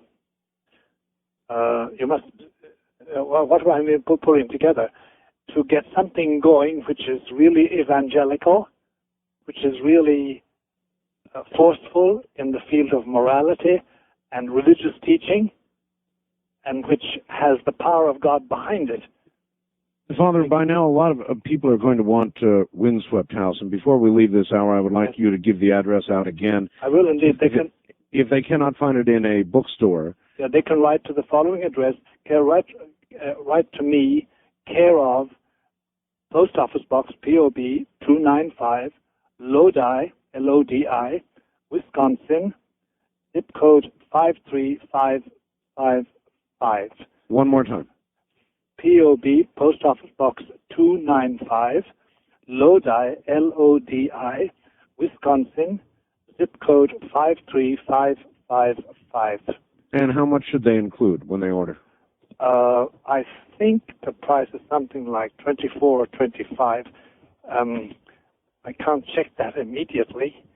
I wish I could. I should. Probably somewhere in the area of $24.95. It's in the area of that. Yeah. All right. Father Martin, stand by. We'll be right back to you. Top of the hour. I'm Art Bell. This is Coast to Coast AF.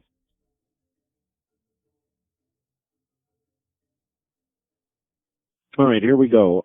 Just a couple of things I want to quickly read. One from a friend in Australia, Father, yes, who says, I had a Jesuit priest tell me more of the third secret of Fatima years ago in Perth. He said, among other things, the last pope would be under control of Satan. Pope John fainted, thinking it might be him. We were interrupted before I could hear the rest. Any comment on that? Yes. It sounds as if they were reading or being told the text of the third secret. Oh, my. It sounds like it, but it's sufficiently vague to make one hesitate. Yes. It sounds like it. All right, and then just this one as well. This is from Dan in Davenport, Iowa. It says, I was told by an old Catholic priest while I was stationed in Asia in the late 70s that in the last days, nature will attack everything we have and know, and that all food will be gone. Starving will be so widespread that families will eat other members of their families, my God, just to stay alive. This madness will be so widespread there will be no place that will be safe and no place to hide until all the peoples who do not believe in God are dead. Then life can start anew. No, that's not part of it. It's not part of it. But that first one, yes, is, and there's a certain element in the second one which is near the truth. Okay. And I'm sorry to be pushing on this. No, don't be sorry at all. I wish to God you hadn't got to push. You know? Okay, west of the Rockies, you're on the air with Father Malachi Martin. Good morning. Hi, good morning. This is Joseph from Hawaii. Yes, sir. Good morning, Joseph. Good morning, Father. Good morning, Art. I have a question, Father. I'm a little confused. When you say you have no authority to reveal the secret, yes. Wasn't the secret revealed to the nun and then on to a pope, and then wasn't it supposed to be revealed to the public at first, and yes, now it's being suppressed by the church? Yes. It was supposed to be revealed to the public in general. Isn't that the authority from the higher entity? No, that doesn't give me authority. Okay, I'm just a little confused. It seems like I'm not clear on the story, but... What he's saying, I think, Father, is that if God's original wish was for it to be revealed then, yes, and it was not, yes, then is not the authority present now as it was then? Well, exactly. For it to be revealed. Is that correct? I see his argument. It's a very forcible argument, and many people would agree with him. And with all due respect, Father, if you don't reveal the secret, And if the secret is held, wouldn't the members of the Catholic Church be perpetuating the suppression of the secret? Of the truth, yes, of course. Yes, of course they are. So therefore, it should be told. But in the Catholic Church, we work through the hierarchy, beginning with the Pope and the bishops. And I cannot take to myself the authority to overrule them. I think they should be overruled, but I haven't got the authority to do that. I wish I had, Joseph. I wish I had. I haven't. I haven't got even the authority to authorize exorcisms unless I have it from a bishop. In this case, the Bishop of Rome. All right, I understand that answer. Authority is a very, very fixed thing, because I have no other guide on this face of this earth except the voice of the Roman teaching, the Magisterium Romanum, as we call it. All right, Father. First time caller line, you're on the air with Father Malachi Martin. Hi. Good morning, Father. Good morning. My name's John. Where are you, John? I'm in Miami Shores. Miami, all right. And I want to thank Father for some of the books he's written, particularly The Keys of This Blood. Thank you, John. I've always been very interested in politics and world politics, and he filled in a lot of the questions that had always bothered me from childhood. Mm-hmm. And I encourage you to continue with your writing. Shall do, please, God. I was going to ask about, he may have been a saint by the same name that you have, Malachi of Ireland? Yeah, Malachi, yeah.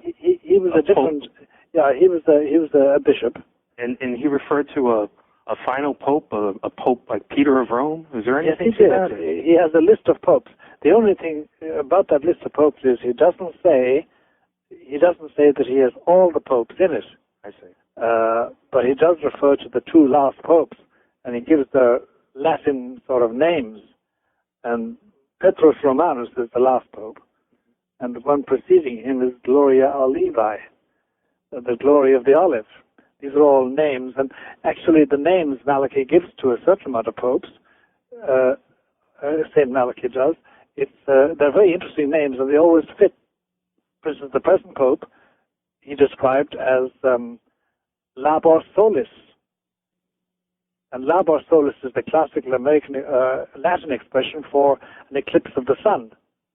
And in fact, the day that John Paul II was born, there was an eclipse of the sun.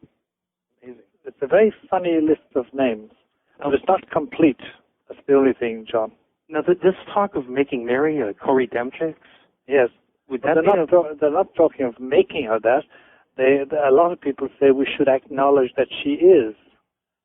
But there are difficulties in the way. Now, is there something, like I once heard from one of the sisters, I went to Catholic schools in Massachusetts, that saying the rosary might help make God's path become reality. Are there, I know you're reluctant to share what's in that letter, and I guess the die is cast when John the 23rd decided not to publish it at that time. There's nothing about the rosary in the secret. But is there any positive step a believing person can do to help perhaps reduce the suffering of others? Or yes, there is, and there's a whole literature on that, John, which you can read, and it's published by various organizations. One is called the Blue Army, another is called escapes me for a moment. There's several books and pamphlets and periodicals and magazines published that explain how we can. And there's lots of instruction on that. The Blue Army, is that something I would be able to find in a Christian bookstore or Catholic bookstore? Yes, you should. All right. It's headed by a man called Nicholas Gruner, Father Nicholas Gruner. And I appreciate the opportunity to ask you these questions, but thank God, Bell. He's our creator. There's a movement. I didn't see much of it in Massachusetts, but here in Florida, there's a church. Actually, it's not a Catholic church; it's a shrine, and they do the old Roman rite, the Roman Mass. John, Joseph, John, for your information, I say the Roman Mass every morning. Well, now it's time I'll be saying it. It feels. I don't know if it's because they changed the Mass when I was in the 3rd grade, but it feels more wholesome to me. Is it all right to take that path as opposed to the... Between you and me and the Holy Spirit, it's the only Mass. All right. I appreciate your call. Father, I said I would ask this, and so I'm going to ask it. I have people of many stripes and opinions and beliefs on this program. Sure. Dear Art, would you please ask Father Martin his opinion of Benjamin Krem and this Lord Maitreya, supposedly alive and well in London? Does Father Martin consider Lord Maitreya to be the Antichrist? No. He's not. Do you have any comments beyond that? Bernard Krem and the Maitreya are fulfilling a certain function pre-Antichrist. Pre-Antichrist. Yeah, but they're not the Antichrist. All right, we'll leave it right there. And one other question. Today, certain prophetic scholars are very much interested in why Gorbachev and the present Pope, John Paul, are in discussions, or more clearly, sharing the Russian language, which they can speak and few understand around them. Why are they in talks? They're in talks because John Paul's concept of Gorbachev's function is that in reality he is destined to exercise a certain role in the creation of the New World Order. And John Paul II is very keen on participating in the New World Order. I had a feeling that might be exactly what you were going to say. Yep. Wildcard line, you're on the air with Father Malachi Martin. Good morning. Good morning, gentlemen. This is Barbara in Tulsa. Tulsa, Oklahoma? Yes, sir. Yes, ma'am. I had a question for Father Malachi, a quick one about Fatima, and then I'd like to relate something that happened here in the house that was kind of frightening, and I wanted his opinion. Sure. On Fatima, Father Malachi, can you tell us if our country, the United States, is mentioned specifically in the secret? No, it's not mentioned specifically, but something very relevant to the States is mentioned. I see. I wanted to call on your professional experience as an exorcist to get your opinion about what happened here. I'll try to be fast. I know the airtime is precious. It concerns my mother. She's 83 and good health, but she is demented. I took her to the front room for her afternoon nap. This was a couple of months ago. Put her on the sofa. I left. I was halfway down the hall when I heard a horrible shriek. I ran back to the room, and she was in total body violent convulsions. I had never seen this before. Body convulsion. Yes, Father. Yes. It was so violent that I was afraid to try to put her shoulders down on the sofa for fear I might break one of her bones or even one of mine. Yes, yes.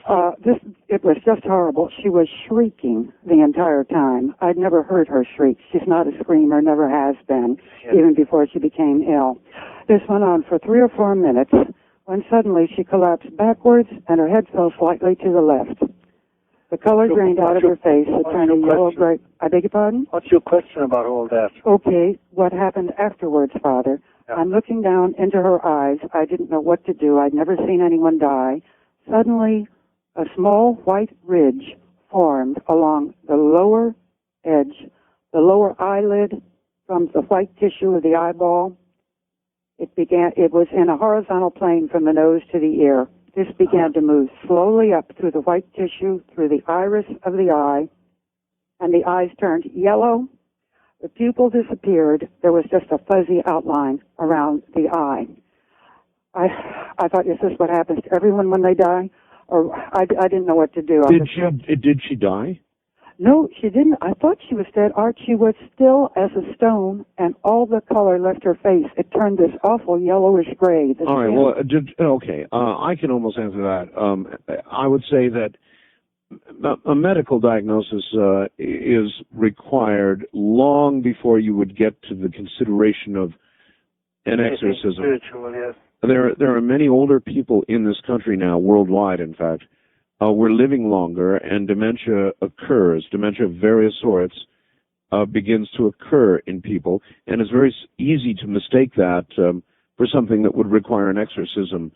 And you'd have to go an awful long way before you would make that determination. Is that correct? He's right, ma'am. He's right. Yeah. Okay. It's a very frightening thing. Sure. But as we say, it would be a good physical examination, first of all, with a competent doctor. Have you done that?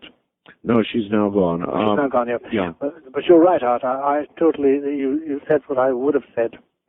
That was my commentary on it. And you can't do that kind of diagnosis on the phone anyway. No, you can't. East of the Rockies, you're on there with Father Malachi Martin. Hello.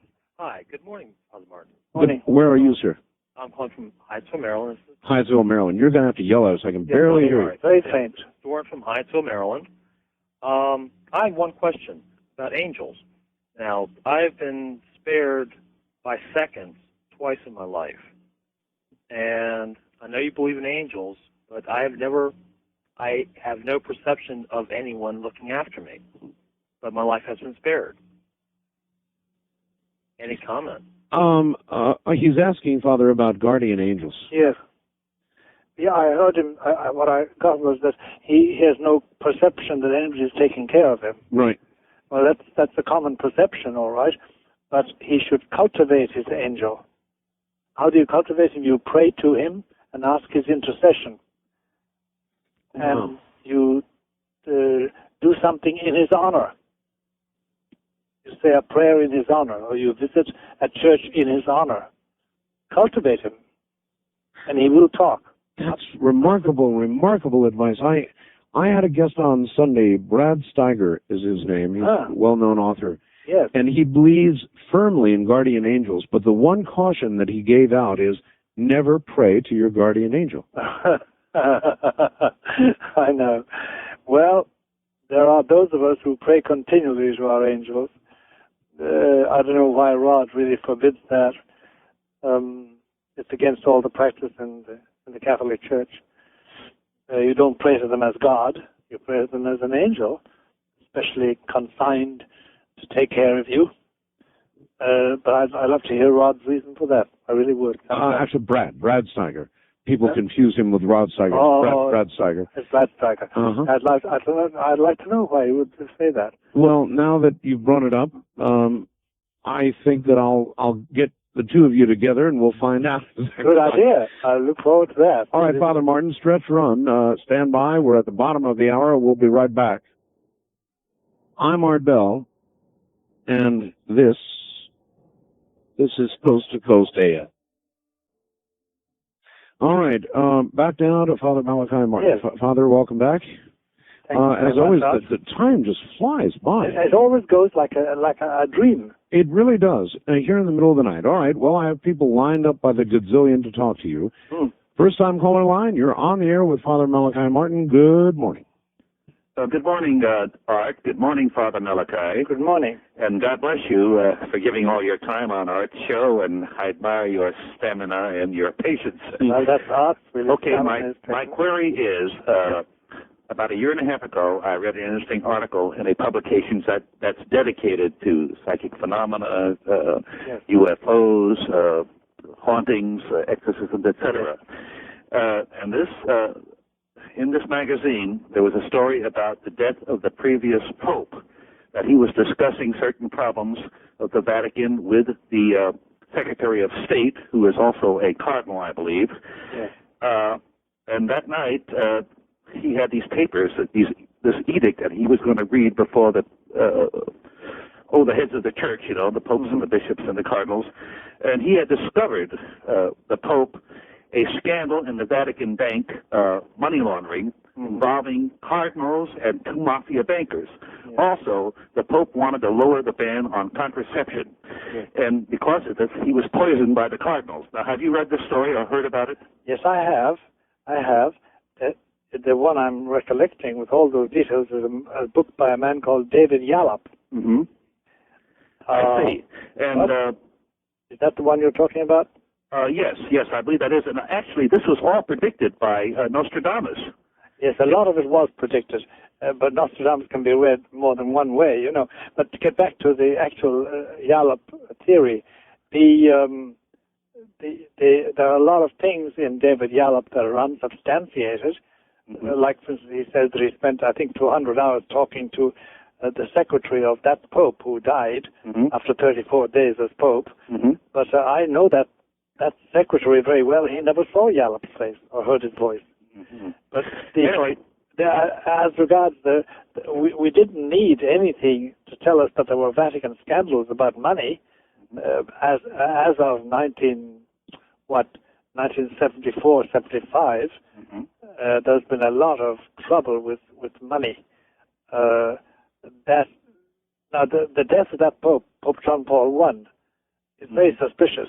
Yeah. It also said that when the housekeeper came in the morning and discovered the Pope was dead, he was still clutching those papers that he was going to read before the hierarchy of the church, and there was a medicine bottle on the table, which was poison, and that's how he was killed through poison. And they said when he was injected with embalming fluid because they didn't want to have an autopsy that would reveal the poison in his bloodstream. Now, is that true? I've heard all these stories myself, Father. Yeah. They some of them are accurate, some of them are inaccurate. Certain it is that there's some mysterious circumstances in the death of that Pope. He didn't die naturally. Nobody believes he did. The details are left to the imagination of people like David Yallop.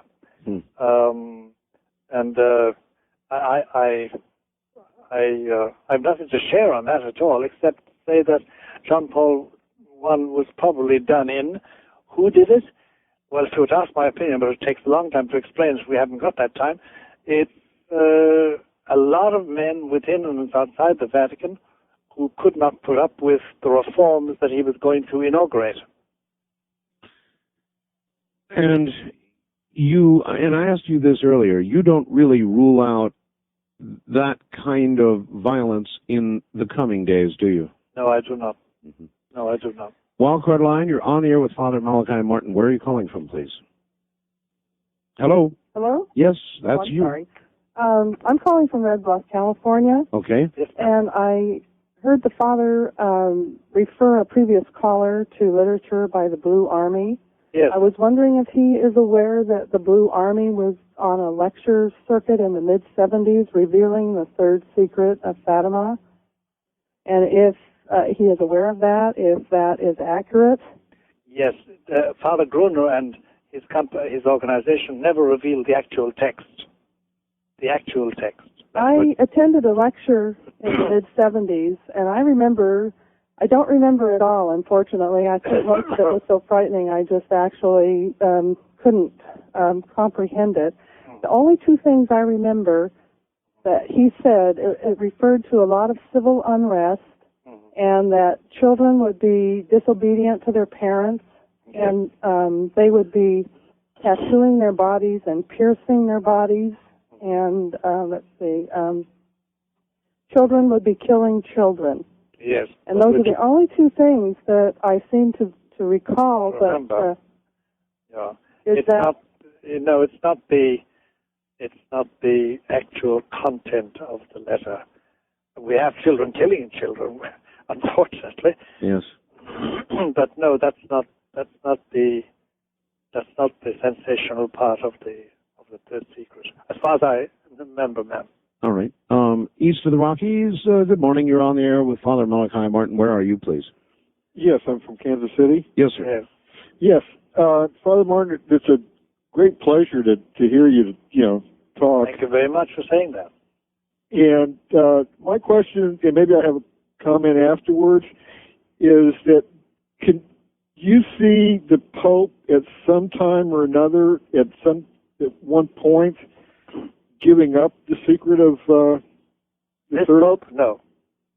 No. No. Okay. My comment is, Art, is that if what I've been hearing on the rest of your programs, yes, with the Major and Scanlon and the rest of it, yes, if that's leading up to what the third secret. Yes. And the third secret, what you read, according to Father Martin, yes, is sort of a mild version of what it says. Yes. I don't think I want to hear what the third secret is. Well, very understandable, sir. Very understandable. It has not added to the sum of my happiness to have read it. Would you say that in a lot of ways, Father, that the world is better off not not knowing? I mean, that almost has to be what the popes have decided, that the world is better off not knowing. Yes, that's what the popes have decided. Against that stands the order, which apparently the Queen of Heaven, as Catholic order, gave to the Pope through the children. Publish it. Yes. That's the difficulty. That's the only difficulty I have. And it's a big one. West of the Rockies, you're on the air with Father Malachi Martin. Hi. Hi. Hi, where are you? I'm Lenore in San Diego. San Diego, okay. And my question, Father Martin, is Our Lady of Medjugorje, in one of her sayings to the children, was that if we return to God and change our lives to reflect that return to God and pray enough, perhaps God would not send the comet. And I'm wondering if the comet has anything to do with the third secret. No, ma'am. The comet is not mentioned, and the difficulties, or as they call them, the chastisements, the punishments mentioned in the third secret, are not those caused by a comet impacting on the earth. Do you know of anything else? The only time I've ever heard anything about a comet was in that one statement she said to the children several years ago. Yeah, I have a difficulty about Medjugorje. Since it has not been sanctioned by the church, by church authority, I can't rely upon it. I can't rely upon it. It hasn't been denied by the church either. And no, it hasn't. You're quite right. I've had major spiritual, joyful, deeply gratitudinal feelings. And millions have also. Yeah. Millions have also. The unfortunate thing is that the church has not approved of it yet, and I'm afraid to trust myself, Oh, I understand. But that's... My experience is very deeply involved, so I absolutely believe it. All right. Thank you. Thank you very much, and take care. First-time caller line, you're on the air with Father Malachi Martin. Hello. Hello, this is Wayne, somewhere in Kentucky, trucking across America. In a truck in Kentucky somewhere, okay? Yeah, question for Father. Isn't it written in the good book that evil has to be requested to come into your home? Yes, it is. And in regards to Benjamin Grimm of last week there, this malevolent spirit of his, it's waiting for everybody to request it to come into their home through one of these NBC, ABC, or something like that. Wouldn't you consider that evil requesting to come into everybody's home by turning on the channel?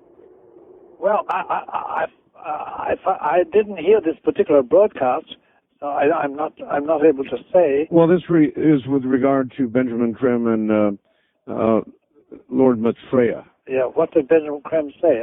Well, he said that when the world is ready or requests it, that this Maitreya will make himself known through some large broadcast media to the world. Oh, I see. Well, if you said that, let's wait and see. That's all. That's all we can do. That's all we can do. Wildcard line, you're on the air with Father Malachi Martin. Hello. Good morning, Father Malachi. Morning. And Art. Yes, sir. Ex Dominus Vobiscum. Exorcist. Thank you. You don't know what that means to me. Hey, have you ever? One question I'd like to find out is, I've heard a story about a pope from the mid-9th century, a Pope John, who, like 856, 876, something like that, was discovered to be a woman. No, that's a mistake. That's a famous mistake. If Art gives me 2 minutes, I'll explain how the mistake arose. Go right ahead, Father. The popes at that time used, as their throne, chairs made of a stone called porphyry. Porphyry is a very precious stone. The Romans had a series of porphyry chairs and thrones made, and they all had a hole in the middle. And he used to use one of these thrones, and they said that it was because he was very effeminate. His name was John, I forget which John the First or John the Third or something like that. I just forget momentarily. But he wasn't a woman, no. There was never a Pope Joan.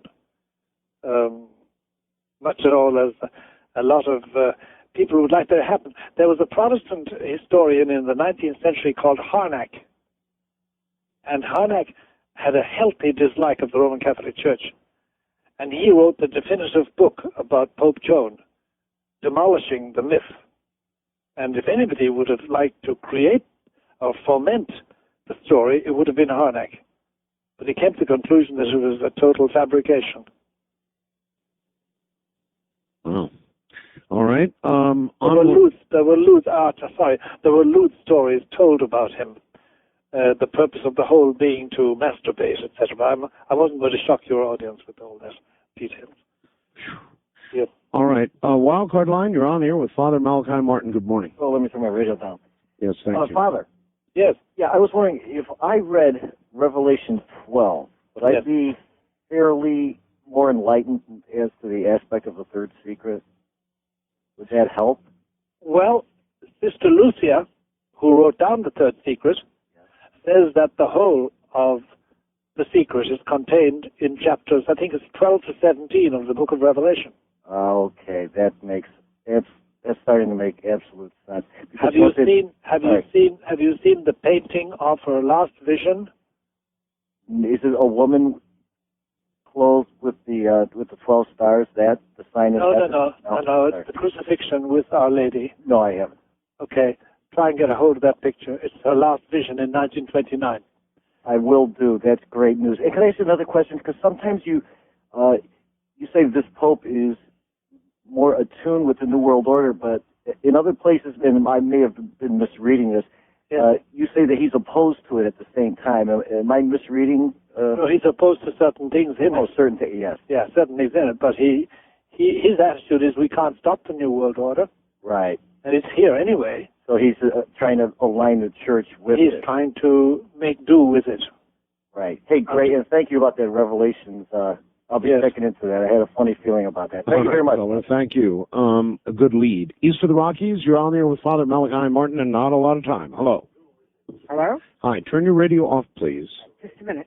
Okay. Everybody Yes, should hello. try to do that right away. Hello. Hi. Father Malachi Martin? Yes. I wanted, it's nice to meet you. I listen every time you're on. I learn Thank you very something new much. from you Very every time I hear you. I wanted to know this vision you talked about in Garibaldi. Garabandal. Where can I find written literature about it? Is it sanctioned by the church? Write me a short note with your name and address, and I'll send you back the relevant details. Okay. Write it at 217 East 66th Street, New York, 10021. And mention your name. 10021. And mention your name and your request, and I'll send you back the details, promise you. Oh, yeah, by the way, my name is Bonnie, and I'm calling from Philadelphia. Oh, God bless you, Bonnie. Yeah, another thing that bothers me, and it's bothered me all along about this third secret, is the child still alive, the one who became a nun? Yes, she is. She's 89. She lives in Coimbra. My God. Wow. My God. Has she ever said how she feels about the church not publishing the third No, secret? she keeps very quiet for the simple reason that she's been muzzled by the Vatican. Mm-hmm. Well, the thing that bothers me about this is if the church is going against what God has told them he wants them to do, in other words, what their people are out here and they see this, how do they expect us to keep following them in absolute faith? Bonnie, what I want to say to you is, it's not the church, it's churchmen. Uh-huh. They are being unfaithful to their vocation. Yeah, but it seems like it's been so many. You're telling Gus, whoever Gus was. I know that's our difficulty. That's what in the last 3 or 4 hours, Art and I were discussing, and I summarized it all by saying we are in apostasy to a large degree. And the last thing I wanted to ask you, is there anything that we can do as individuals other than praying to avert what is coming in that third secret? We can't avert it now. It is coming. when is something else. But it is coming for sure. Mm-hmm. We can mitigate it. We can mitigate it slightly, if you know what I mean. But we can't avert it. Is the only thing we can do is pray?